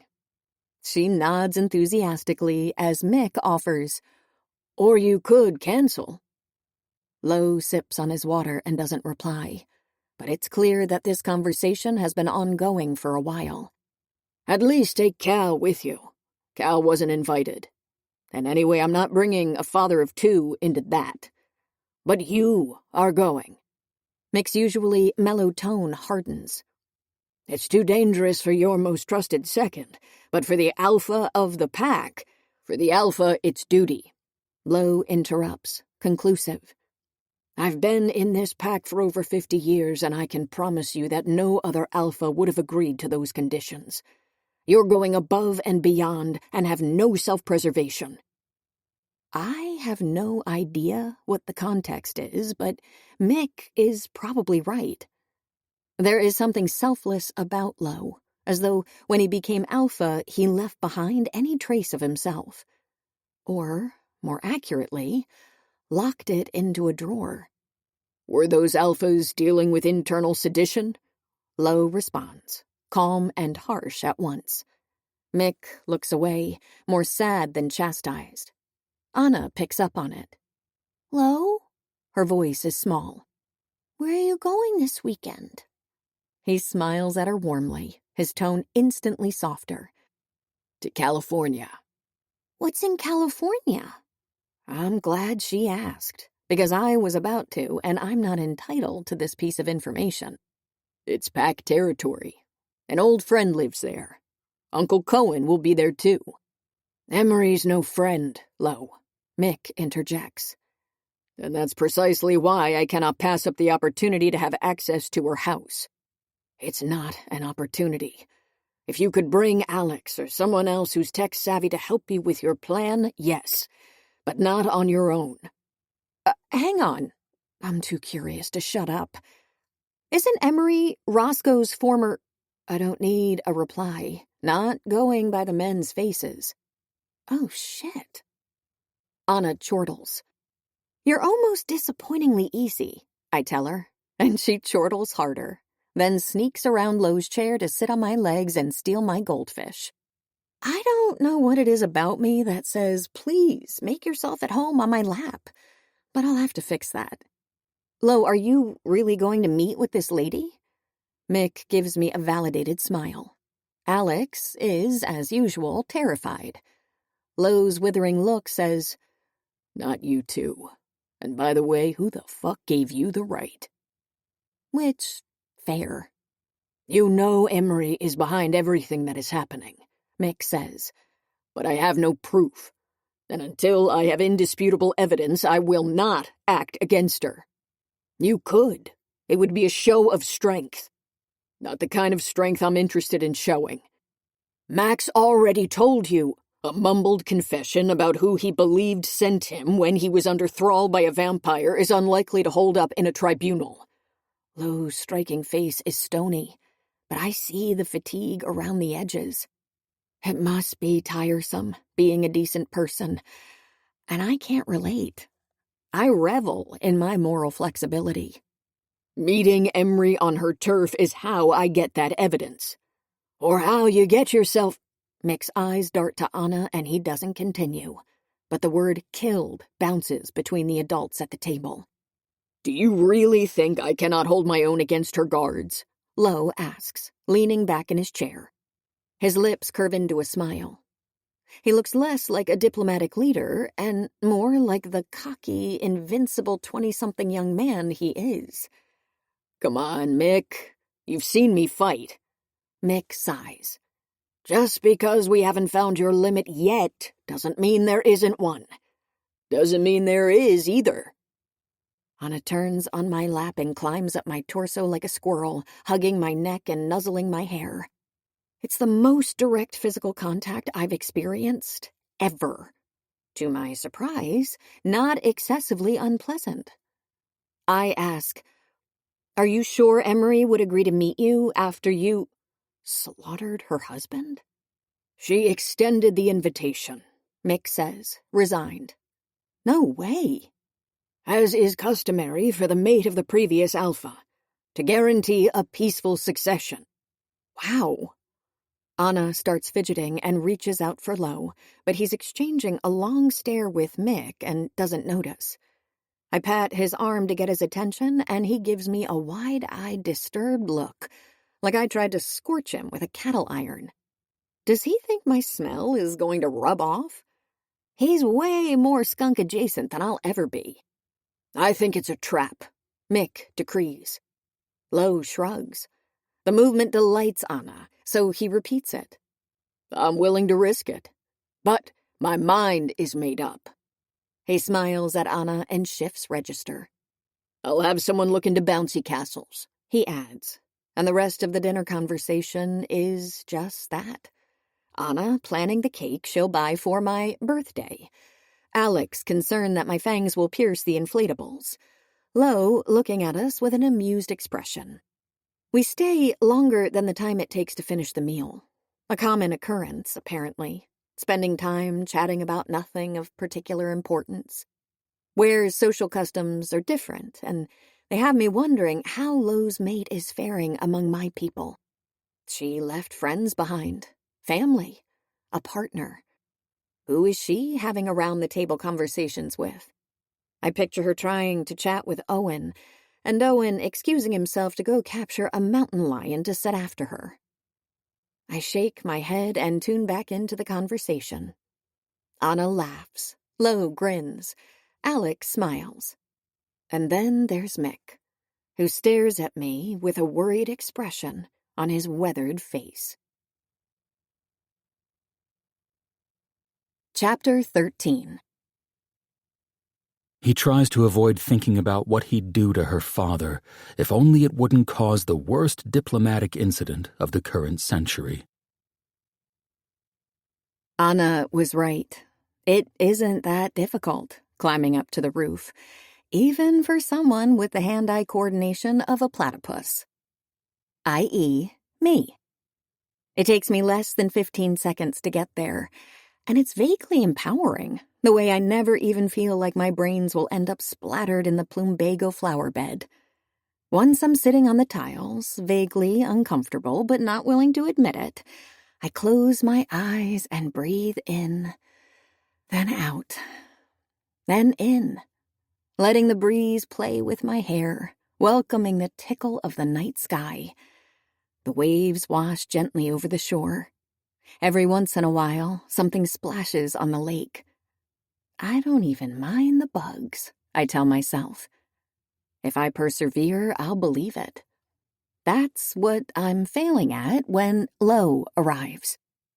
He doesn't notice me right away, and I get to observe him as he gracefully lifts himself up the eave. He stands on an edge that should be terrifying, lifting a hand to his eyes and pressing thumb and index fingers into them, so hard he must see stars. Then he lets his arm drop to his side and he exhales once, slowly. This, I think, is Lo. Not Lo the alpha, Lo the brother, Lo the friend, or the son, or the unfortunate husband of the equally unfortunate wife. Just Lo. Tired, I think. Lonely, I assume. Angry, I bet. And I don't want to disturb his rare moment alone, but the breeze lifts, blowing in his direction and carrying my scent. He instantly spins around, to me. And when his eyes become all pupils, I lift my hand and awkwardly wave. Anna told me about the roof, I say, apologetic. I'm intruding on a cherished private moment. I can leave. He shakes his head stoically. I swallow a laugh.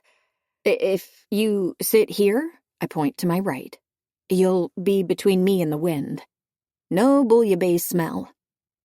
His lips twitch, but he makes his way to the spot I was pointing at, his large body folding next to mine, far enough to avoid accidental touches. What do you even know about bouillabaisse? As it's not hemoglobin or peanut-based, nothing. So, I clap my hands. The cicadas quiet, then resume their singing after a disoriented pause. Tell me if I got it right. You'll use your meeting with Emery as an excuse to plant some spyware or interceptor that will allow you to monitor her communications and gain proof that she's leading the loyals. But you are going into enemy territory alone and have the computer skills of an octogenarian Luddite, which puts you at great risk. Actually, no need to tell me if I'm right. I already know. When are you plunging to your imminent death? Tomorrow or Friday? He studies me like he's not sure whether I'm a bench or a postmodern sculpture. A muscle twitches in his jaw. I truly don't get it, he muses. Get what? How you manage to stay alive despite your reckless outbursts. I must be very smart, or incredibly stupid. Our eyes clash for a few seconds, full of something that feels more confusing than antagonism. I glance away first. And just say it, without thinking it through. Take me with you. Let me help with the tech part. He huffs out a tired, noiseless snort. Just go to bed, misery, before you get yourself killed. I'm nocturnal, I mutter. Little offensive that my husband doesn't think I can take care of myself. A lot offensive that my wife thinks that I'd take her with me into a highly volatile situation where I might not be able to protect her. Okay, fine. I glance back at him, his earnest, stubborn, uncompromising face. In the fading moonlight, the lines of his cheekbones are ready to slice me. You can't do it on your own, though. He gives me an incredulous look. Are you telling me what I can and cannot do? Oh, I would never, Alpha, I say with a mocking tone that I only half regret when he glares back. But you can't even start a computer. I can start a fucking computer? Lo, my friend, my spouse. You're clearly a competent were with many talents. But I've seen your phone. I've seen you use your phone. Half of your gallery is blurry pictures of Anna with your finger blocking the camera. You type Google in the Google bar to start a new search.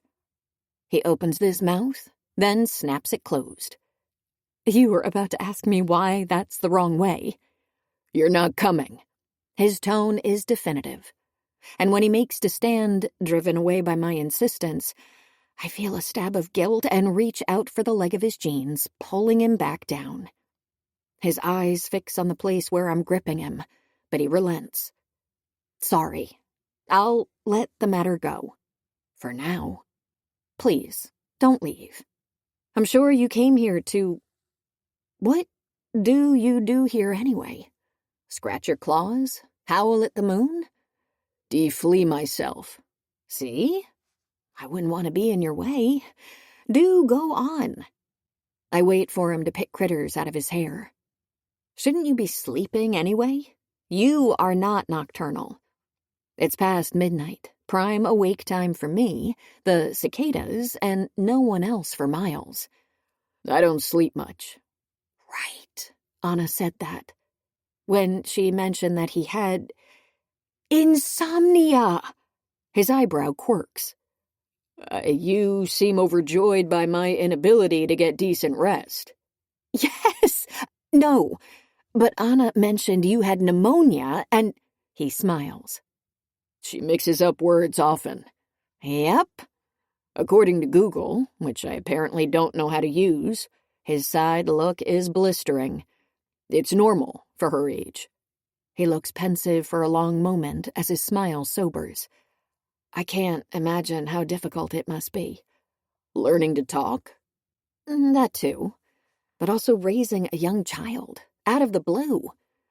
Not as difficult as being raised by some asshole who doesn't know to buy a car seat for you, or gives you Skittles before bed because you're hungry, or lets you watch The Exorcist because he's never seen it, but the protagonist is a young girl and he figures that you'll identify with her. Wow. Serena and I watched that at 15 and slept with the lights on for months. Anna watched it at 6 and will need expensive therapy well into her 40s. I wince. I'm sorry. For Anna, mostly, but also for you. People usually ease into parenthood. We're not born knowing how to change diapers. Anna's potty trained. Not by me, obviously. I'd have somehow managed to teach her to piss out of her nose. He runs a hand over his short hair and then rubs his neck. I was unprepared for her. Still am. And she's so fucking forgiving. I rest my temple on my knees, studying the way he stares into the distance, wondering how many nights he's come up here in the witching hour to make decisions for thousands, to beat himself up for not being perfect. Despite how competent, self-denying, and assured he appears to be, Lo might not like himself very much. You used to live in Europe. Where? He seemed surprised by my question. Zurich. Studying? His shoulders heave with a sigh. At first, then working. Architecture, right? I don't fully get it. Buildings are kind of boring. I'm grateful they don't fall on top of my head, though.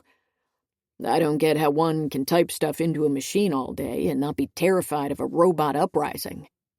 I'm grateful for Mario Kart, though. Fair enough. I smile at his tone because it's the poutiest I've ever heard. I must have found his touchy spot. I do like the style of this home. I volunteer magnanimously. It's called biomorphic. How do you know? You learned it in school? That, and I designed it as a present for my mother. Oh, wow. I guess he's not just an architect. He's a good architect. When you studied, did you do the human thing? Their school system is often the only option, simply because there's more of them and they invest in education infrastructure. In vampire society, and I assume among wares too, formal degrees are not worth the paper they're printed on. The skills that come with them, however, are priceless. If we want to acquire them, we create fake IDs and use them to enroll at human universities. Vampires tend to take online classes because of the fangs and the whole third-degree burns in the sunlight thing. Wares are undetectable to humans' naked eye and could come and go from their society more easily. But humans have installed technology that singles out faster than normal heartbeats and higher body temperatures in plenty of places. Honestly, I'm just lucky they never expected vampires would go to the trouble of filing their own fangs and never develop the same degree of paranoia about us. Zurich was different, actually. Different? Wares and humans were attending openly. A few vampires, too. All living in the city. Wow. I know there are places like that around the world, where the local history between the species is not so fraught, and living side by side, if not together, is considered normal. It's still hard to imagine, though. Did you have a vampire girlfriend? I point at my ring finger. Once you go vamp, you can never go back. Huh? He gives me a long-suffering look. You'll be astonished to hear the vampires didn't hang out with us. How snobby. I fold my hand back in my lap, but start playing with my wedding band. Why all the way to Zurich? Were you on the run from Roscoe? On the run? His cheeks stretch into an amused grin. Roscoe was never a threat. Not to me. That's brave of you. Or narcissistic. Both, maybe. He acknowledges, then quickly turns serious. It's hard to explain dominance to someone who doesn't have the hardware to understand it. Lo. Was that a computer metaphor? I get another of those don't sass me looks and laugh. Come on, at least try to explain it. He shakes his head. If you met someone without a nose and had to explain to them what a smell feels like, what would you tell them? He looks at me expectantly, and I open my mouth half a dozen times, only to close it just as many, frustrated. Yup. He doesn't even sound too told-you-so-y. It was like that with Roscoe. He was a grown adult. I was barely past puberty, but I always knew that he was never going to win a fight against me. And he always knew it, and everyone in the pack knew it too. As much as I despise him now, I'm thankful that he gave me long enough without a reason to challenge him. Without becoming a despotic leader, he means. What changed him? Hard to say. His views escalated very suddenly. He licks his full lips, looking far away in the grip of a memory. I got the phone call and didn't even have the time to stop by my apartment on the way to the airport. My mother had vocally opposed a raid. She was wounded, and Anna was defenseless. Shit. It was 11 hours and 40 minutes from the moment I got the phone call until I pulled up Cal's driveway and found Anna sobbing in Misha's room. His tone is emotionless, almost disturbingly so. I was terrified. I can't imagine. Or can I? Those first few days after Serena was gone, and I was so frantically preoccupied with looking for her that it didn't occur to me to bathe or feed until my head pounded and my body was feverish. Did you ever get to go back to Zurich? To pick up your stuff? To get closure? Say goodbye to the life you'd built? Maybe you had friends, a girlfriend, a favorite takeout place. Maybe you used to sleep in the morning, or take long weekend trips to travel around Europe and check out buildings or something. Maybe you had dreams. Did you go back to retrieve those? He shakes his head. My landlord mailed a couple of things. Threw out the rest. He scratches his jaw. Feel kind of bad for leaving my dirty breakfast dishes in the sink. I chuckle. That's kind of your thing, isn't it? What? He turns to me. Blaming yourself for being anything less than perfect. If you want to wash my dishes, by all means. Shush. I lightly bump my shoulder into his, like I do with Serena when she's being obtuse. He stiffens, stills in a breathless sort of tension for a moment, then slowly relaxes as I pull away. So, this dominance thing. Is Cal the second most dominant were in the pack? This sounds foreign, like picking words at random. Magnetic fridge poetry. We're not a military organization. There's no strict hierarchy within the pack. Cal just happens to be someone I trust. Can't be more dysfunctional than arbitrary councils whose membership is established through primogeniture. And humans elect leaders like Governor Davenport. Clearly, there's no perfect solution here. Did he also have to challenge someone to become a second? Maybe Ken Doll? It's fucked up that I know who you're referring to. I chuckle. Hey, he has never introduced himself. Ludwig. His name is Ludwig. And our pack has over a dozen seconds, who are chosen within their huddle through a caucus system. Huddle? It's a web of interconnected families, usually geographically close. Each second reports to the alpha. After Roscoe, new seconds were elected, which means that most of them are as new to this as I am. Mick is the only one who kept his position. You mean the only one who didn't try to kill you? Yup. His laugh could be bitter, but it isn't. He and his mate were close friends of my mother's. Shannon used to be a second, too. Did you kill her? I ask, conversationally. And he's so gonna push me off the roof. Misery. It's a fair question, given your precedents. No, I did not kill the mate of the man who used to change my diapers. He massages his temple. Hell, they both did. They taught me how to ride bikes and track prey. What happened to her? She died 2 years ago during a confrontation at the eastern border. With humans, we think. He swallows. So did Mick's son. He was 16. Not something my people would be above, but I still flinch. That explains why he always seems so melancholic. He smells like grief, all the time. Well, he's my favorite were. I hug my knees. He's always so nice to me. That's because he has a weakness for beautiful women. What does that have to do with me? You know what you look like. I laugh softly, surprised by the backhanded compliment. Why do you always do that? He asks. Do what? When you laugh, you cover your lips with your hand, or you do it with your mouth closed. I shrug. I wasn't aware, but I'm not surprised. Isn't it obvious? It's not, judging by his puzzled look. Okay, I'm going to be super vulnerable with you. I take a deep theatrical breath, steeple my hands. You may not know this about me, but I'm not like you. I'm actually another species called misery. His hand comes up to snatch my wrist. My breath catches in my throat. Why do you hide your fangs? You're the one who told me to. I asked you not to respond to an act of aggression with another act of aggression, to avoid coming home and finding my wife torn to pieces and someone torn in even smaller pieces next to her. His hand is still around my wrist, warm, a bit tighter. His touch flusters me. This is different. Is it? Would you not tear me into pieces? Come on, Lo.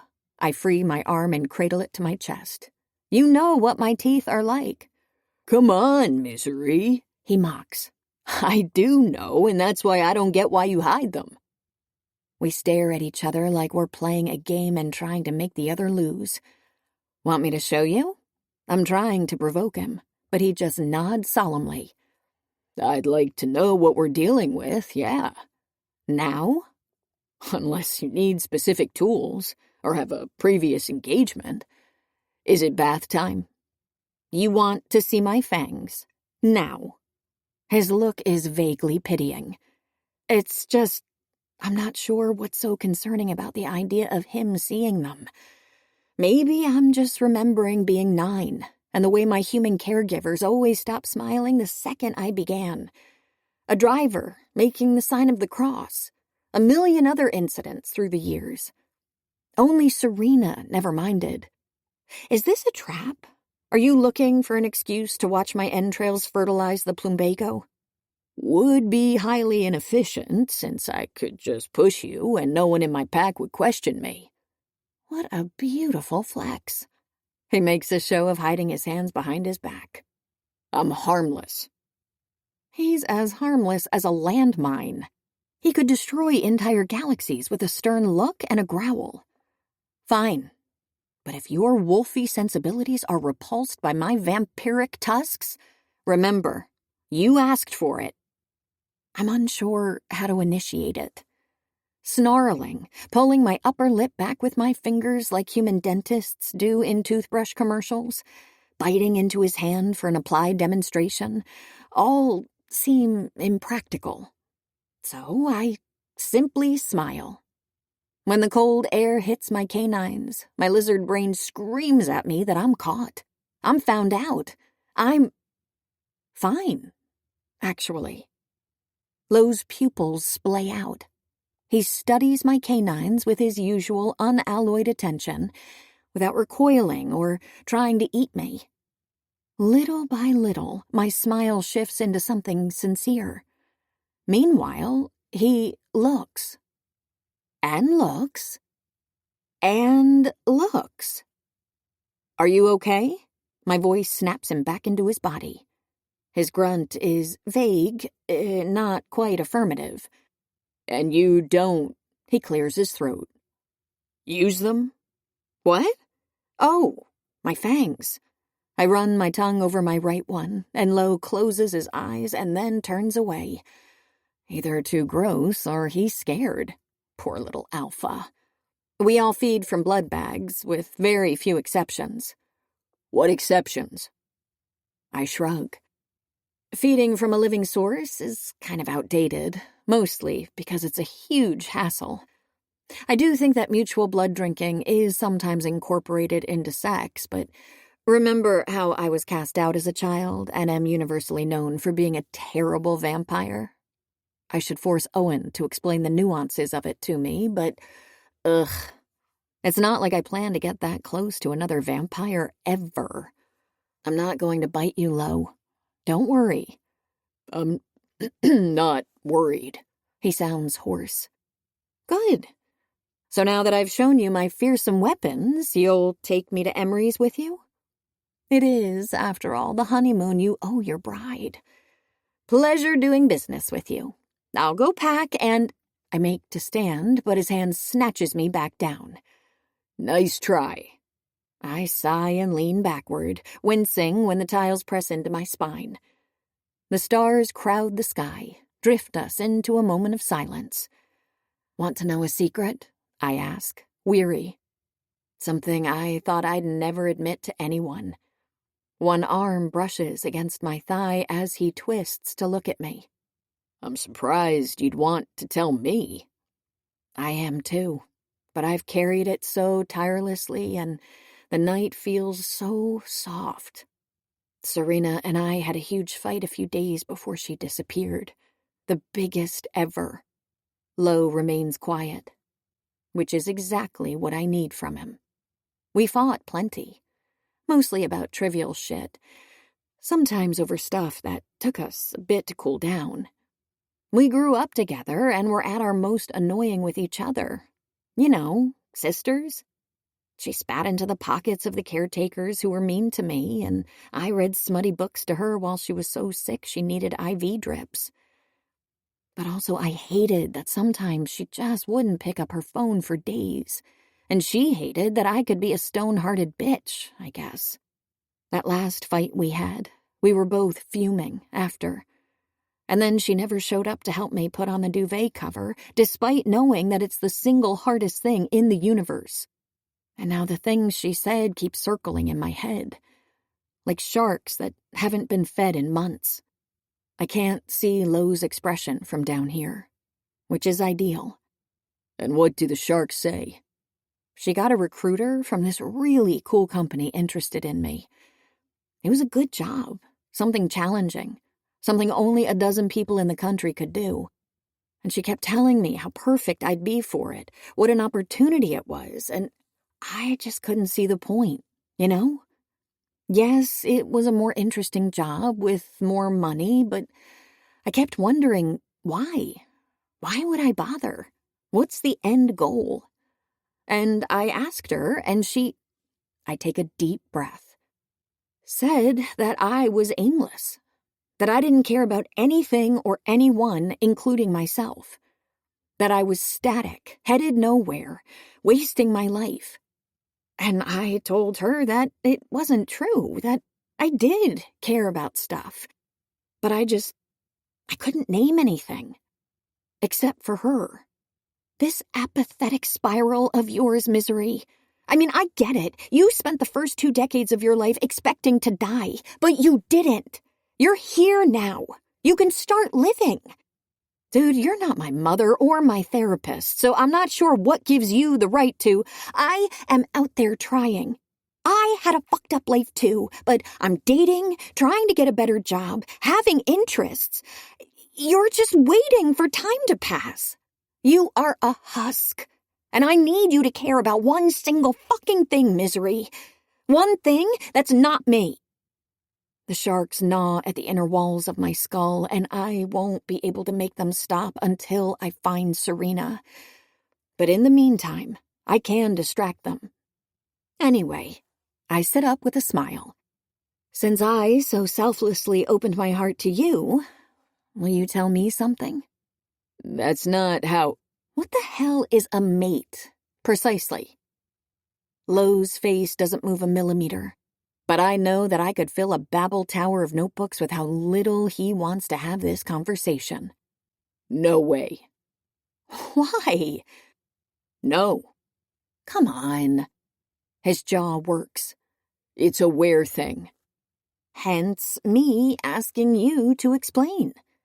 Because I suspect that it's not just the where equivalent of marriage, or a civil union, or the steady commitment that comes with sharing monthly payments to multiple overpriced streaming services one forgot to discontinue. No. Lo, come on. You've trusted me with far bigger secrets. Ah, fuck. He grimaces and rubs his eyes. And I think I won. Is it another thing I don't have the hardware for? He nods and almost seems sad about it. I understood the whole dominance thing. We really made some strides in the past 15 minutes. Give me a chance. He turns to me. Suddenly, he feels a little too close. Give you a chance, he repeats, unreadable. Yeah. The whole rival species bound by centuries of hostility until the bloody demise of the weakest will put an end to the senseless suffering thing might seem discouraging, but... But? No buts. Just tell me. His lips quirk into a smile. A mate is... The cicada's quiet. We can only hear the waves gently lapping into the night. who you are meant for, who is meant for you. And this is a uniquely Ware experience that differs from human high schoolers writing lyrics on each other's yearbooks before heading to separate colleges. How? I might be culturally offensive, but his shrug is good-natured. I've never been a human high schooler, and the experience of it might be similar. The biology, of course, is another matter. The biology? There are physiological changes involved with meeting one's mate. He's choosing his words with circumspection. Hiding something, maybe. Love at first sight? He shakes his head, even as he says, In a way, maybe. But it's a multi-sensory experience. I've never heard of someone recognizing their mate just by sight. He wets his lips. Scent is a big part of it, and touch. But there's more. It triggers changes inside the brain. Chemical ones. Science articles have been written about it, but I doubt I'd understand them. I'd love to get my hands on Ware academic journals. Every Ware has one? A mate? No. It's fairly rare. Most Wares don't expect to find one, and it's by no means the only way to have a fulfilling romantic relationship. Cal, for example, is very happy. He met his wife on a dating app, and they went through years of push and pull before getting married. So he settled. He wouldn't consider it that. Being mates is not a superior kind of love. It's not intrinsically more valuable than spending your life with your best friend and getting to love their quirks. It's just different. If they are so happy, could his wife be his mate? Could he have overlooked the signals when he met her? No. He stares at the moonlit water. When we were young, I was there when Cohen's sister met her mate. We were on a run. She smelled her, suddenly went real still in the middle of the field.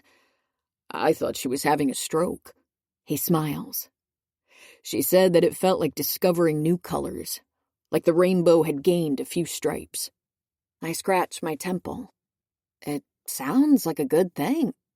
It's really good. Not always the same, though, he murmurs, as if he's talking to himself, processing things through his explanations. Sometimes it's just a gut feeling. Something that grabs you by the stomach and doesn't let go. Not ever.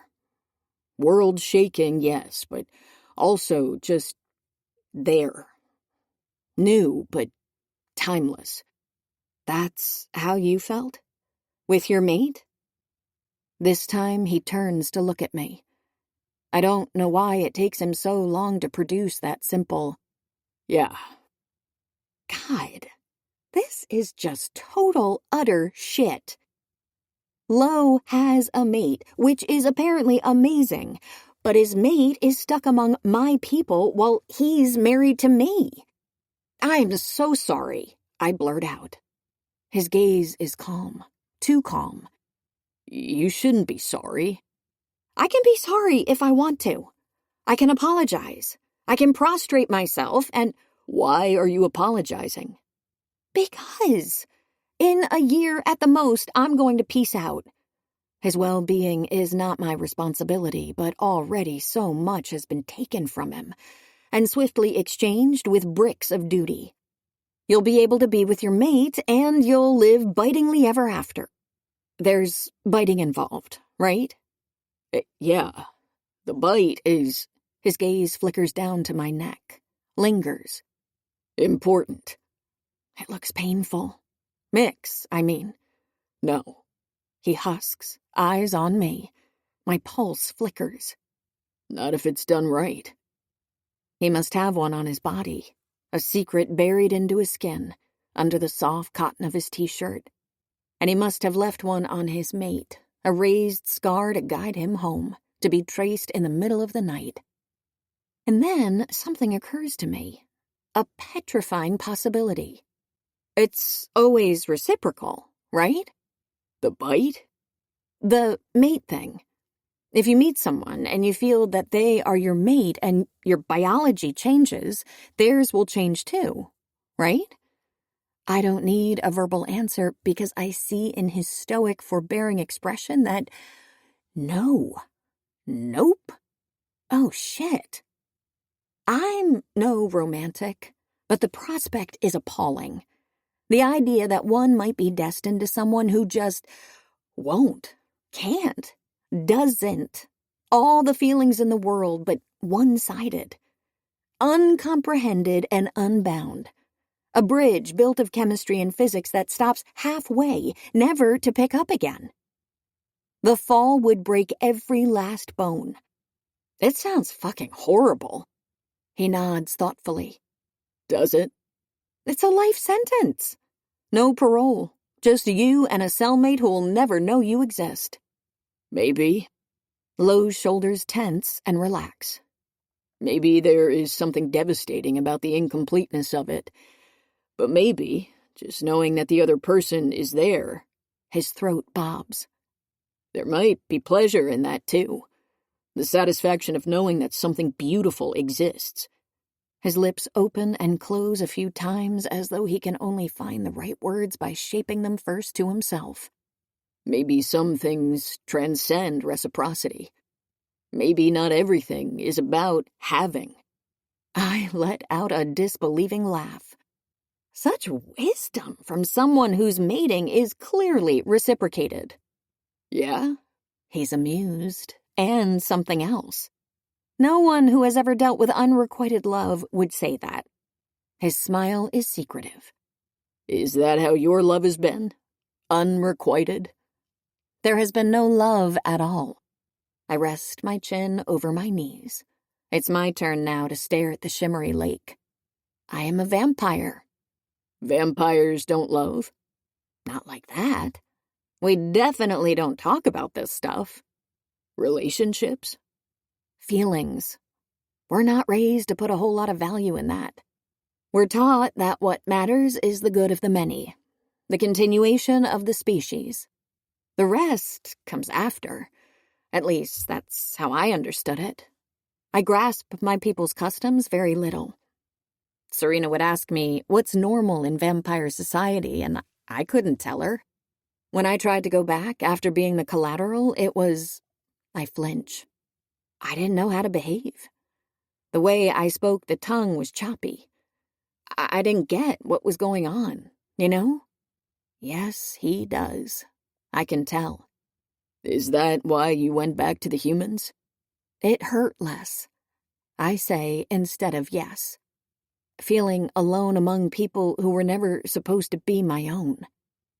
He sighs and draws up his knees, hands clasped between them. A thought vibrates through me, right here, right now. I don't feel particularly alone. You're right, Lo. I don't have the hardware to understand what a mate is, and I can't imagine meeting someone and feeling the sense of kinship you're talking about. But I close my eyes and think back 15 years. A caregiver knocked on my door and introduced me to a dark-haired girl with dimples and black eyes. The breath I draw is stymied. I was able to install the software because Serena gave it to me. And maybe I disappointed her at times. Maybe she was angry at me, but that means nothing in the big picture. I understand that you're willing to face Emery on your own, or to sacrifice everything for your pack. I understand because I feel the same about Serena. And for reasons I cannot fully articulate, because feelings are fucking hard for me, I'd like to come with you, to help you find whoever is trying to hurt Anna. And I think that Serena would be proud of me because I finally managed to care about something. Even just a little bit. He studies me in the moonlit air for far too long. That was a badass speech, Misery. Badass is my middle name. Your middle name is Lynn. Shit. Stop reading my file. Never. He inhales, tips back his head, stares at the same stars I've been mapping all night. If we do it, if I take you with me, It will have to be my way, to make sure that you're safe. My heart flutters with hope. What's your way? Architecturally? With a Corinthian pilaster? I'm not funny, but neither is he. If you come with me, Misery, you'll have to be marked. Chapter 14. She tastes the way she smells. I expected a 20-hour road trip in the hybrid parked in Lowe's garage, or maybe a shorter plane ride in economy class with cotton discreetly stuffed in my nose to avoid being bombarded with the smell of human blood. I did not expect a Cessna. Honey, I ask, lowering my sunglasses to the tip of my nose, are we rich? His glance is only mildly blistering. We're just banned from most human-owned airlines, darling. Oh, right. That's why I've never flown before. It's all coming back to me. It's hard to overstate how little Mick, Cal, and Kendall Ludwig like Lowe's decision to take his vampire bride to Emery's home. In the waning light of dusk, they practically throb with tense concern and unspoken objections. Or spoken, maybe. I slept most of the day, and it's entirely possible that while I was stuffed in the closet for my midday coma, they went through several rounds of screaming matches. I'm glad to have missed them, and just as glad that my time awake has been spent organizing tech stuff with Alex. If someone tries to kill Lo, He told me, showing me a USB rubber ducky, it's your duty to give your life for your alpha. I'm not full-body diving between him and a silver bullet. I held the GSM interceptor against the light to study it. Nifty. Or whatever it takes for you guys to be killed. Just a regular bullet. And if you marry into a pack, the pack's alpha becomes your alpha. You marry an alpha, he most definitely becomes your alpha. Uh-huh, sure. Can I see that microcontroller over there? I'm not sad Alex didn't come see us off at the little executive airport, because the others exude enough existential angst. Tight-lipped, bouncer-posed, frowny. Mick repeatedly shakes his head while holding Sparkles like a burping child. Because, yes, Sparkles is, according to someone who's been scolded multiple times in the past 2 hours for stuffing Play-Doh into outlets, a valued family member who really loves to watch planes go whoosh. Juno is the least opposed to the op, which is nice of her. The real happy camper, however, is Anna, and only because of the promises she extracted from Lo. Presents, candy, and in a required logistical effort that far overestimates his abilities, stealing an L from the Hollywood sign. L for Liliana, she whispers at me conspiratorially, because her faith in my alphabet skills is shaky at best. Then she skips away to subject Sparkles to unspeakable cuddly things that have him purring his heart out, but would earn me permanent disfigurement. Let's go, Lo tells me after bending down to kiss her forehead. I follow him up the steps, waving back at Anna before disappearing inside. It looks less like a 1%er's luxury jet and more like a cross between a nice living room and first class on an Amtrak train. Is the pilot where? I ask, following Lo to the front of the plane. It's not a particularly cramped space, but we're both tall and it's a tight fit. Yep. He opens the door to the cockpit. Who? I shut up when he lowers himself into the pilot seat. He presses buttons with quick, practiced movements, puts on a large pair of headphones, and talks to air traffic control in hushed tones. Oh, for fuck's sake! I roll my eyes. I'm tempted to ask when, between leading a pack and becoming an architect, he got a small aircraft license. But I suspect he wants me to, and I'm too petty to oblige. Show off, I mutter, bumping my right hip into half a dozen protuberances on my way to the co-pilot chair. His smile is lopsided. Strap in. Like everything else, low makes flying look effortless.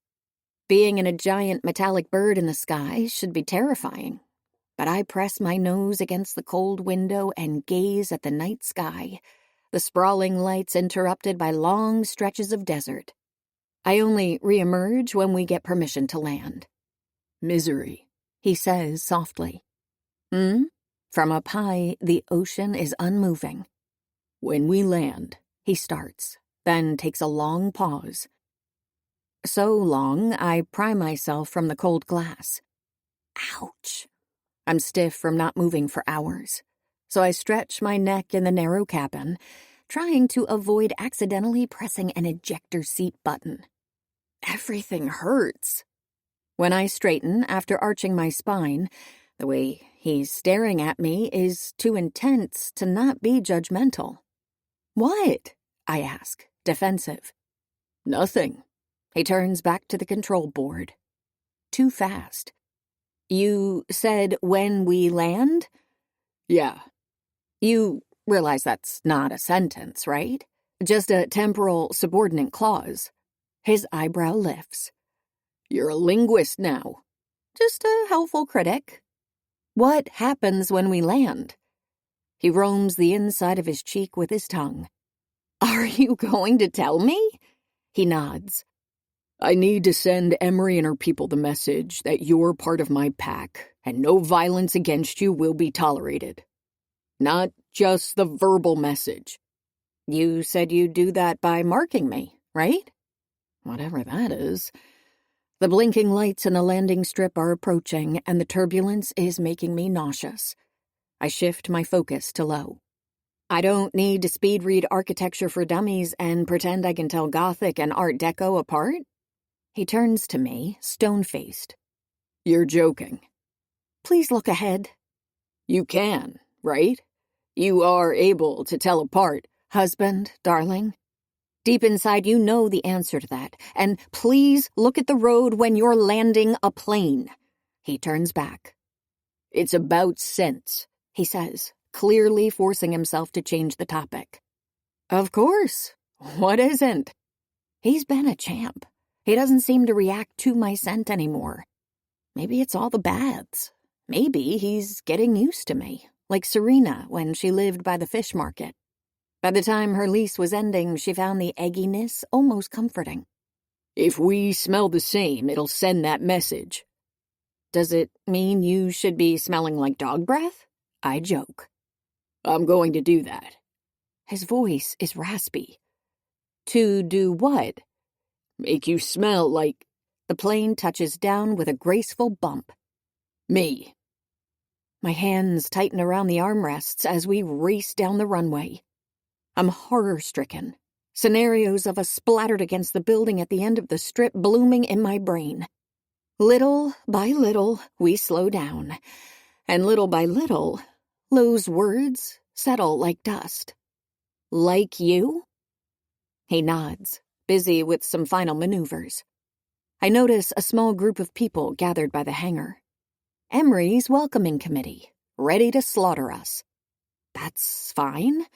Do what you want with my body, I say absently, trying to guess which one of them is more likely to throw a clove of garlic at me.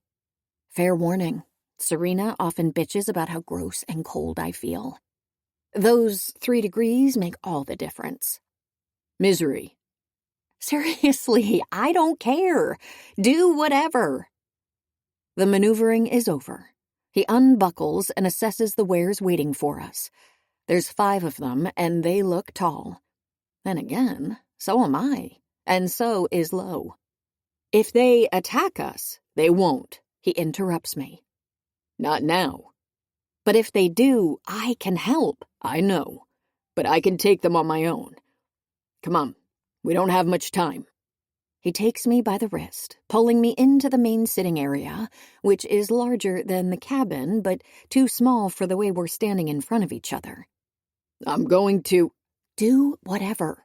I crane my neck past him to catch a glimpse of the wares through the portholes. Some are actually in wolf form. Misery. Just hurry and... Misery. I jolt back to him at the command in his voice. There's an angry V between his brows. I need your explicit consent. For what? I'm going to send you the traditional were way. It entails rubbing my skin against yours. My tongue, too. Oh. Something electric, liquid, pools inside my body. I deal with it the only way I can. By laughing. Seriously? He nods, as serious as quicksand. Like a wet willy? His hand lifts to my neck, stops. May I touch you? He's asking for permission, but there's nothing insecure or tentative about it. I nod. Wares have scent glands. Here. He brushes the pad of his thumb against the hollow on the left side of my throat. Here, the right side. And here. His hand wraps around my neck, palm flush against my nape. Your wrists, too. Ah, I clear my throat and resist the urge to squirm because I'm feeling, I have no idea. It's the way he looks at me, his pale, piercing eyes. This is a, fascinating anatomy lecture, but, oh, shit. The green markings at our wedding. But You don't have scent glands, he says, like I'm more predictable than taxes. But you do have pulse points where your blood pumps closer to the surface, and the heat will augment the scent. I'm familiar with the whole blood thing. He nods and holds my eyes expectantly until he understands that I have no clue what he's waiting for. Misery, do I have your permission? I could say no. I know that I could say no, and he'd probably just find another way to protect me, or die trying because he's that kind of guy. And maybe that's exactly why I nod and close my eyes, thinking that it won't be a big deal. Which, I soon realize, might not be the case. It starts with heat, drifting over me as he shifts closer. The faint, pleasant scent of his blood climbing into my nostrils. After that, his touch. First, his hand on my jaw, holding me still, angling my head to the right. And then, his nose, I think. Nuzzling down the column of my throat, moving back and forth over the place where my blood flows the strongest. He inhales once. Again, deeper. Then travels back up, the scratch of his jaw tickling my flesh. Okay, he asks in a low rumble. I nod. Yes, it's okay. More than okay, though I wouldn't be able to qualify how or why. And I'm sorry stumbles out of my mouth. Sorry? The word vibrates through my skin. Because my knees are buckling, so I lock them. I still feel like I might lose my bearings, so I blindly reach up. Find Lo's shoulder, grasp it for dear life. I know you don't like my scent. I fucking love your scent. So the bads did work. Oh! When he said tongue, I expected not that his lips would part at the base of my throat, and then a soft, drawn-out lick. Because this feels like a kiss. Like Lo Moreland is kissing my neck slowly, grazing it with his teeth and finishing off with a light nibble. I nearly moan, but at the last moment, I manage to swallow back inside my body the whimpery, throaty sound, and... God, why does what he's doing feel so phenomenally good? Is this as weird for you as it is for me? I ask, trying to make light of the flutters of pleasure in my stomach. Because this thing spreading like spilled water below my navel, it's arousal, and it could explode into wildfire very fast. It makes me think of blood and touching and maybe fucking, and as things are happening to my body, I'm terrified that he'll be able to smell them. Smell me. No, He growls. but it's not weird. Lo lifts his head from my neck. I'm so close to begging him to come back and do it some more, but he's just switching sides, and I almost yelp in relief. This time, his palm cradles the entire back of my head, and for a few moments, he thumbs the tip of my ear, exhaling slowly, reverently, like my body is a precious, beautiful thing. It's perfect, he says, and then his mouth lowers again. First, a delicate bite on my earlobe. Then the swipe of his tongue at the base of my jaw. Last, right as I'm thinking that this is different from what I thought scenting would be, he moves to the bottom of my throat and sucks. He grunts. I gasp. We both let out staggered breaths as my hand creeps up to press his face deeper into me.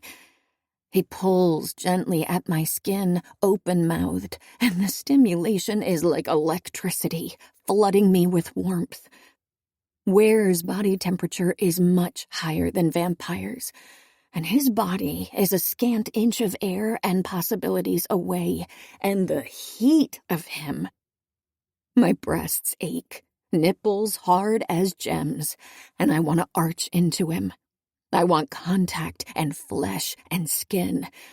Lo is solid, and I feel so soft, and his thundering heartbeat, his delicious beating heart, is a hazy, indescribable wonder pulling me to him.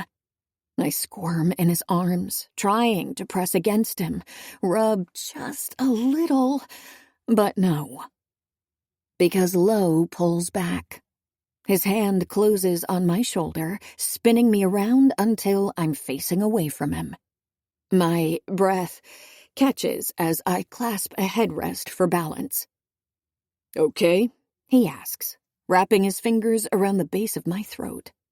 I say yes as fast as I can, well before the word is fully out of his mouth, and he doesn't waste time either. He lifts away the heavy mass of my hair, clutches my hips in his palm, presses my body against his. And once he has me how he wants me, he bends down. His teeth close around the back of my neck, hard this time, and I am flooded with a filthy, instant kind of pleasure. The cry that I managed to leash earlier burns out of my throat. There's pressure inside me, heady, scalding, and I can't bear for it to grow. Lo's hand travels down to my stomach, settling me more tightly against him. The curve of my ass finds his groin, and he lets out a satisfied guttural sound that jolts my nerve endings. My blood sings. My ears roar. I'm melting. Fuck, he mouths.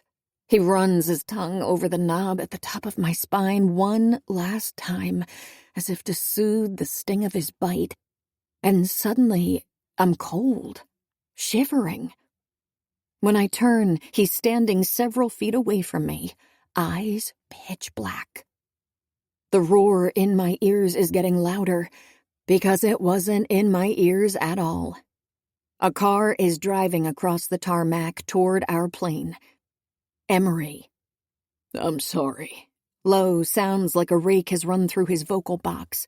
His fingers twitch at his side, a reflex, like my hand lingering on the damp spot at the base of my throat.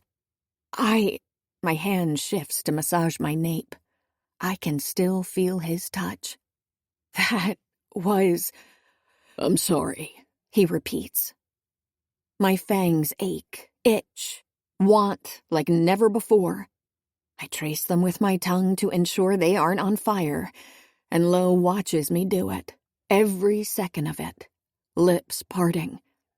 He takes a small, involuntary step toward me, then retreats again, appalled at his lack of control.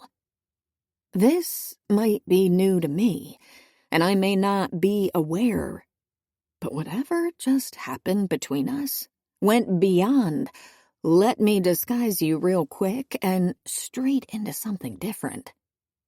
Something sexual. And if I know it, there is no way he doesn't. Lo, we should talk about this.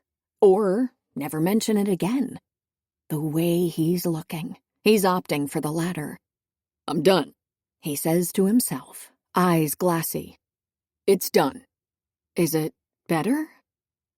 His lips press together, as though there is a flavor he wants to hold in his mouth a moment longer. Better? My smell. Do I smell like... Mine. It's a rumble in his throat.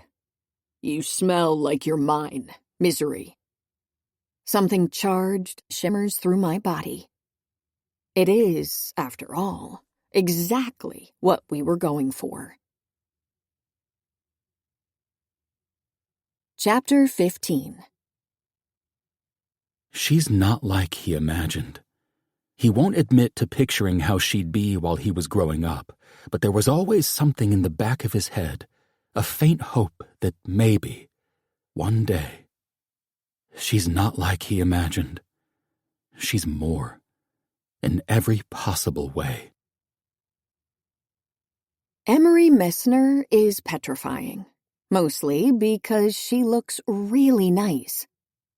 I expected unhinged, rabid-looking, bloodthirsty greetings, unpredictability, threats of violence.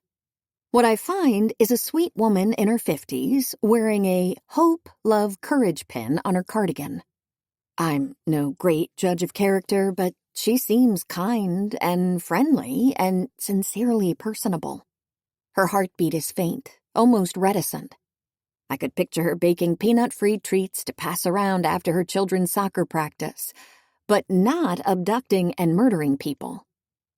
Lo, she stops a few feet away from us, hanging her head in salute.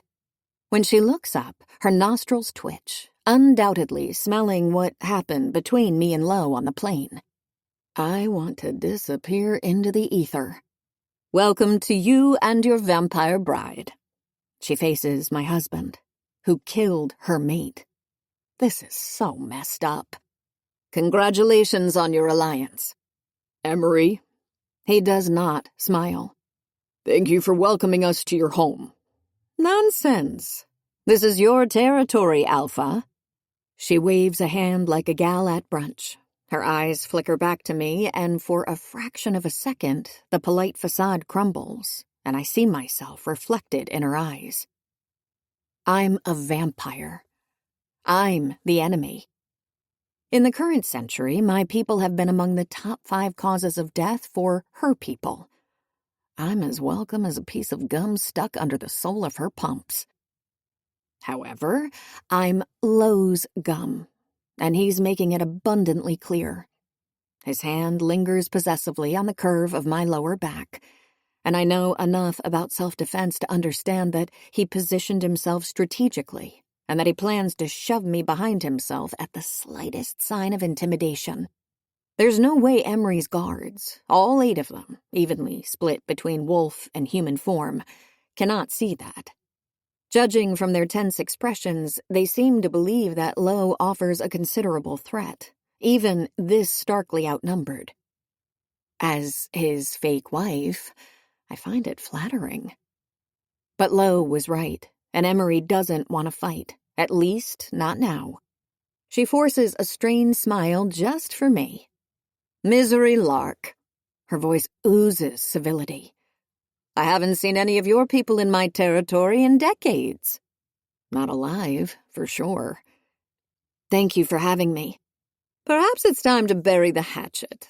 Perhaps new alliances can be formed now that the old ones are burning to ashes. Perhaps. I bite the seems unlikely, though, off my tongue. Very well. Her eyes flicker to my hand, because I abruptly realize Lo wrapped his own around it. Follow me, if you please. She turns her back to us with one last smile. Her guard trickles behind her, flanking her like an armor made of flesh. Lowe's fingers squeeze mine. "That was civil of you," he says under his breath. "Thank you for not causing a diplomatic incident." As if. His eyebrows quirk. Come on, I wouldn't. The look he gives me telegraphs.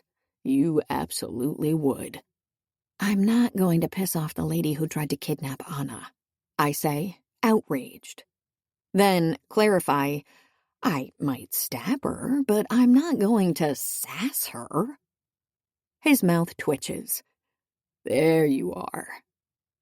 He tugs me toward a black sedan, his hand still holding on to mine. Dinner is a weird affair, not in the least because I'm served a plate of cavatelli and a glass of red wine that looks enticingly like blood. It's standard for the maid and children of the former Alpha to maintain formal relationships with the current leadership, and several wares have been invited for the weekend. Tonight, though, it's just the three of us at the table, and I'm too clueless regarding where affairs to participate in the conversation. I try to follow as they talk about borders, alliances, other pacts, but it's like starting a triple timeline TV show from season 4. Too many plot points, characters, world-building details. What I can do is appreciate the complex dynamics at play during the meal, and the expert way Lowe navigates them. No one mentions that he killed Roscoe, and I'm grateful for that. We're escorted to our room early in the morning. There is one bed, which will luckily not lead to any weird sharing situation because I'll disappear into the closet the second the sun is up. I gesture at Lowe to sit and lift a finger to my lips. He gives me a confused look but complies without argument, even as I reach for his jeans pocket and take out his phone.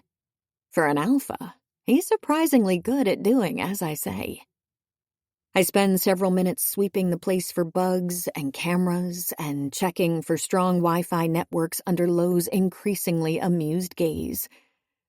When I find none, I catch his pitiful, must be hard to live subsumed by this level of paranoia look, and I'm tempted to scrape a lint ball from my pocket and tell him that it's state-of-the-art spyware, just to be right for once. He probably wouldn't know better. Can I speak? Or would you like to espionage more? I glare. Your golden boy Alex told me to do this. He shakes his head with a small smile. Emery knows better. So we're not going to entertain the possibility that she's going to slit our throats in our sleep? For the time being. I go through his phone to make sure it's not being tracked. It's an interesting, vaguely wistful window into Lowe's life. Not that I expected to find it chock full of MILF porn, but his most visited websites are European sports news and fancy architectural magazines that look as entertaining as a traffic jam. Sorry your baseball team is doing so poorly, I offer. It's doing fine, he mutters, offended. Sure. And it's rugby. He stands to retrieve my blood cooler. Anyway, Emery doesn't seem that bad. No, she doesn't. Lowe opens the cooler, and then the secret compartment where he stowed the tools Alex gave me. Mick has been collecting intel on the attacks and sabotages in Ware territory, and it overwhelmingly suggests that she's behind them. But she also knows that if she were to openly challenge me, she wouldn't stand a chance. And it's possible that several of the loyals aren't even aware of the kidnapping attempt. They might not know they're on the bad side of this war. I stand by him, checking that all the equipment is accounted for. Father used to say that there are no good or bad sides in a war. Lowe chews on his lower lip, pensively staring at the bags of blood. Maybe. But there are sides I want to be part of and others that I do not. He looks up, pale eyes just inches from mine. Do you need to feed? I can do it in the bathroom, since we're sharing this. I glance around at the flowery wallpaper, canopy bed, landscape-based art. Marriage chamber. Why would you use the bathroom? I'm assuming you'll find it gross? Serena always said that there's something repulsive about hearing blood being swallowed, though she eventually got used to it. I get it. I might be a shamefully enthusiastic peanut butter consumer, but I find most human foods gag-worthy. Anything that requires chewing should be launched into space via a self-destroying capsule. I doubt I'll care, Lowe says, and I shrug. I won't baby-proof his environment. He's a big boy who knows what he can take. Okay. I grab the bag and make quick work of it. Blood is too expensive and too hard to clean up to risk spillage, which is why I use straws. The process takes less than 2 minutes, and by the time I'm done, I'm smiling to myself, thinking of the 3-hour dinner I've just been subjected to and feeling superior. Wares and humans are weird. Misery. Lowe's voice is gravelly. I dispose of the bag, and when I glance at him, he's sitting on the bed again. I have the impression that his eyes have been on me for the entire time. Yes? You look different. Oh, yeah. I turn to the mirror, but I know what he's seeing. Rosy cheeks, blown-up pupils with a thin lilac rim. Lips stained with red. It's a thing. A thing. Heat and blood, you know. I don't. I shrug. We get blood-hungry when we're hot, and we get hot after we feed. It won't last long. He clears his throat. What else does it entail? I'm not sure what to make of this line of questioning on vampire physiology, but he was forthcoming when I asked the same about the wares. Mostly just that. Some senses are heightened too. The scent of Lowe's blood, but also everything else that makes him, is sharper in my nostrils. It has me wondering if I still smell like him. Which has me thinking of what happened earlier. Not that it was ever far from my mind. In the plane, when you were marking me, I expect him to act embarrassed or dismissive. He just holds my gaze. Not to make a weird situation even weirder, but it seemed like it was. It was. He briefly closes his eyes. I'm sorry. I didn't mean to take advantage. Me neither. I was as much into it as he was. More, probably. It's the act of it. It's something that usually happens between mates or in serious romantic relationships. It's intrinsically sexually charged. Oh. Right. I'm a bit mortified to have assumed he was attracted to me. Not because I don't think I'm attractive. I'm hot, and fuck you, Mr. Lumiere, for saying that I look like a spider. But because Lowe has Gabby. Someone he's biologically hardwired to focus the entirety of his attraction on. I'd never done it before, he says. I didn't know it would be like that. Hold up. You'd never done it? You'd never marked anyone before? He shakes his head and starts taking off his boots. But you have a mate. You said so. He moves to the other shoe, without looking up. I also said it's not always reciprocated. But yours is, right? You said so. Gabrielle. She's the collateral now, but before they were together.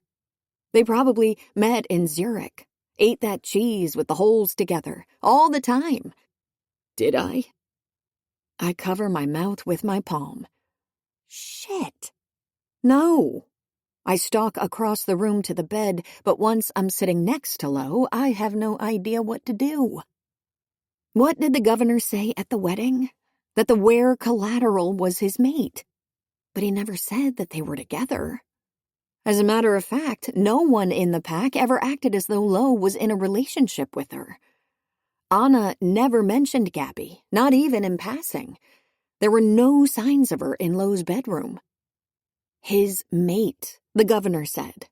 And it makes sense that Lo would share that to guarantee that he was handing off a valuable collateral. But no one ever said that Lo was her mate. Does she know? That she's your mate, I mean?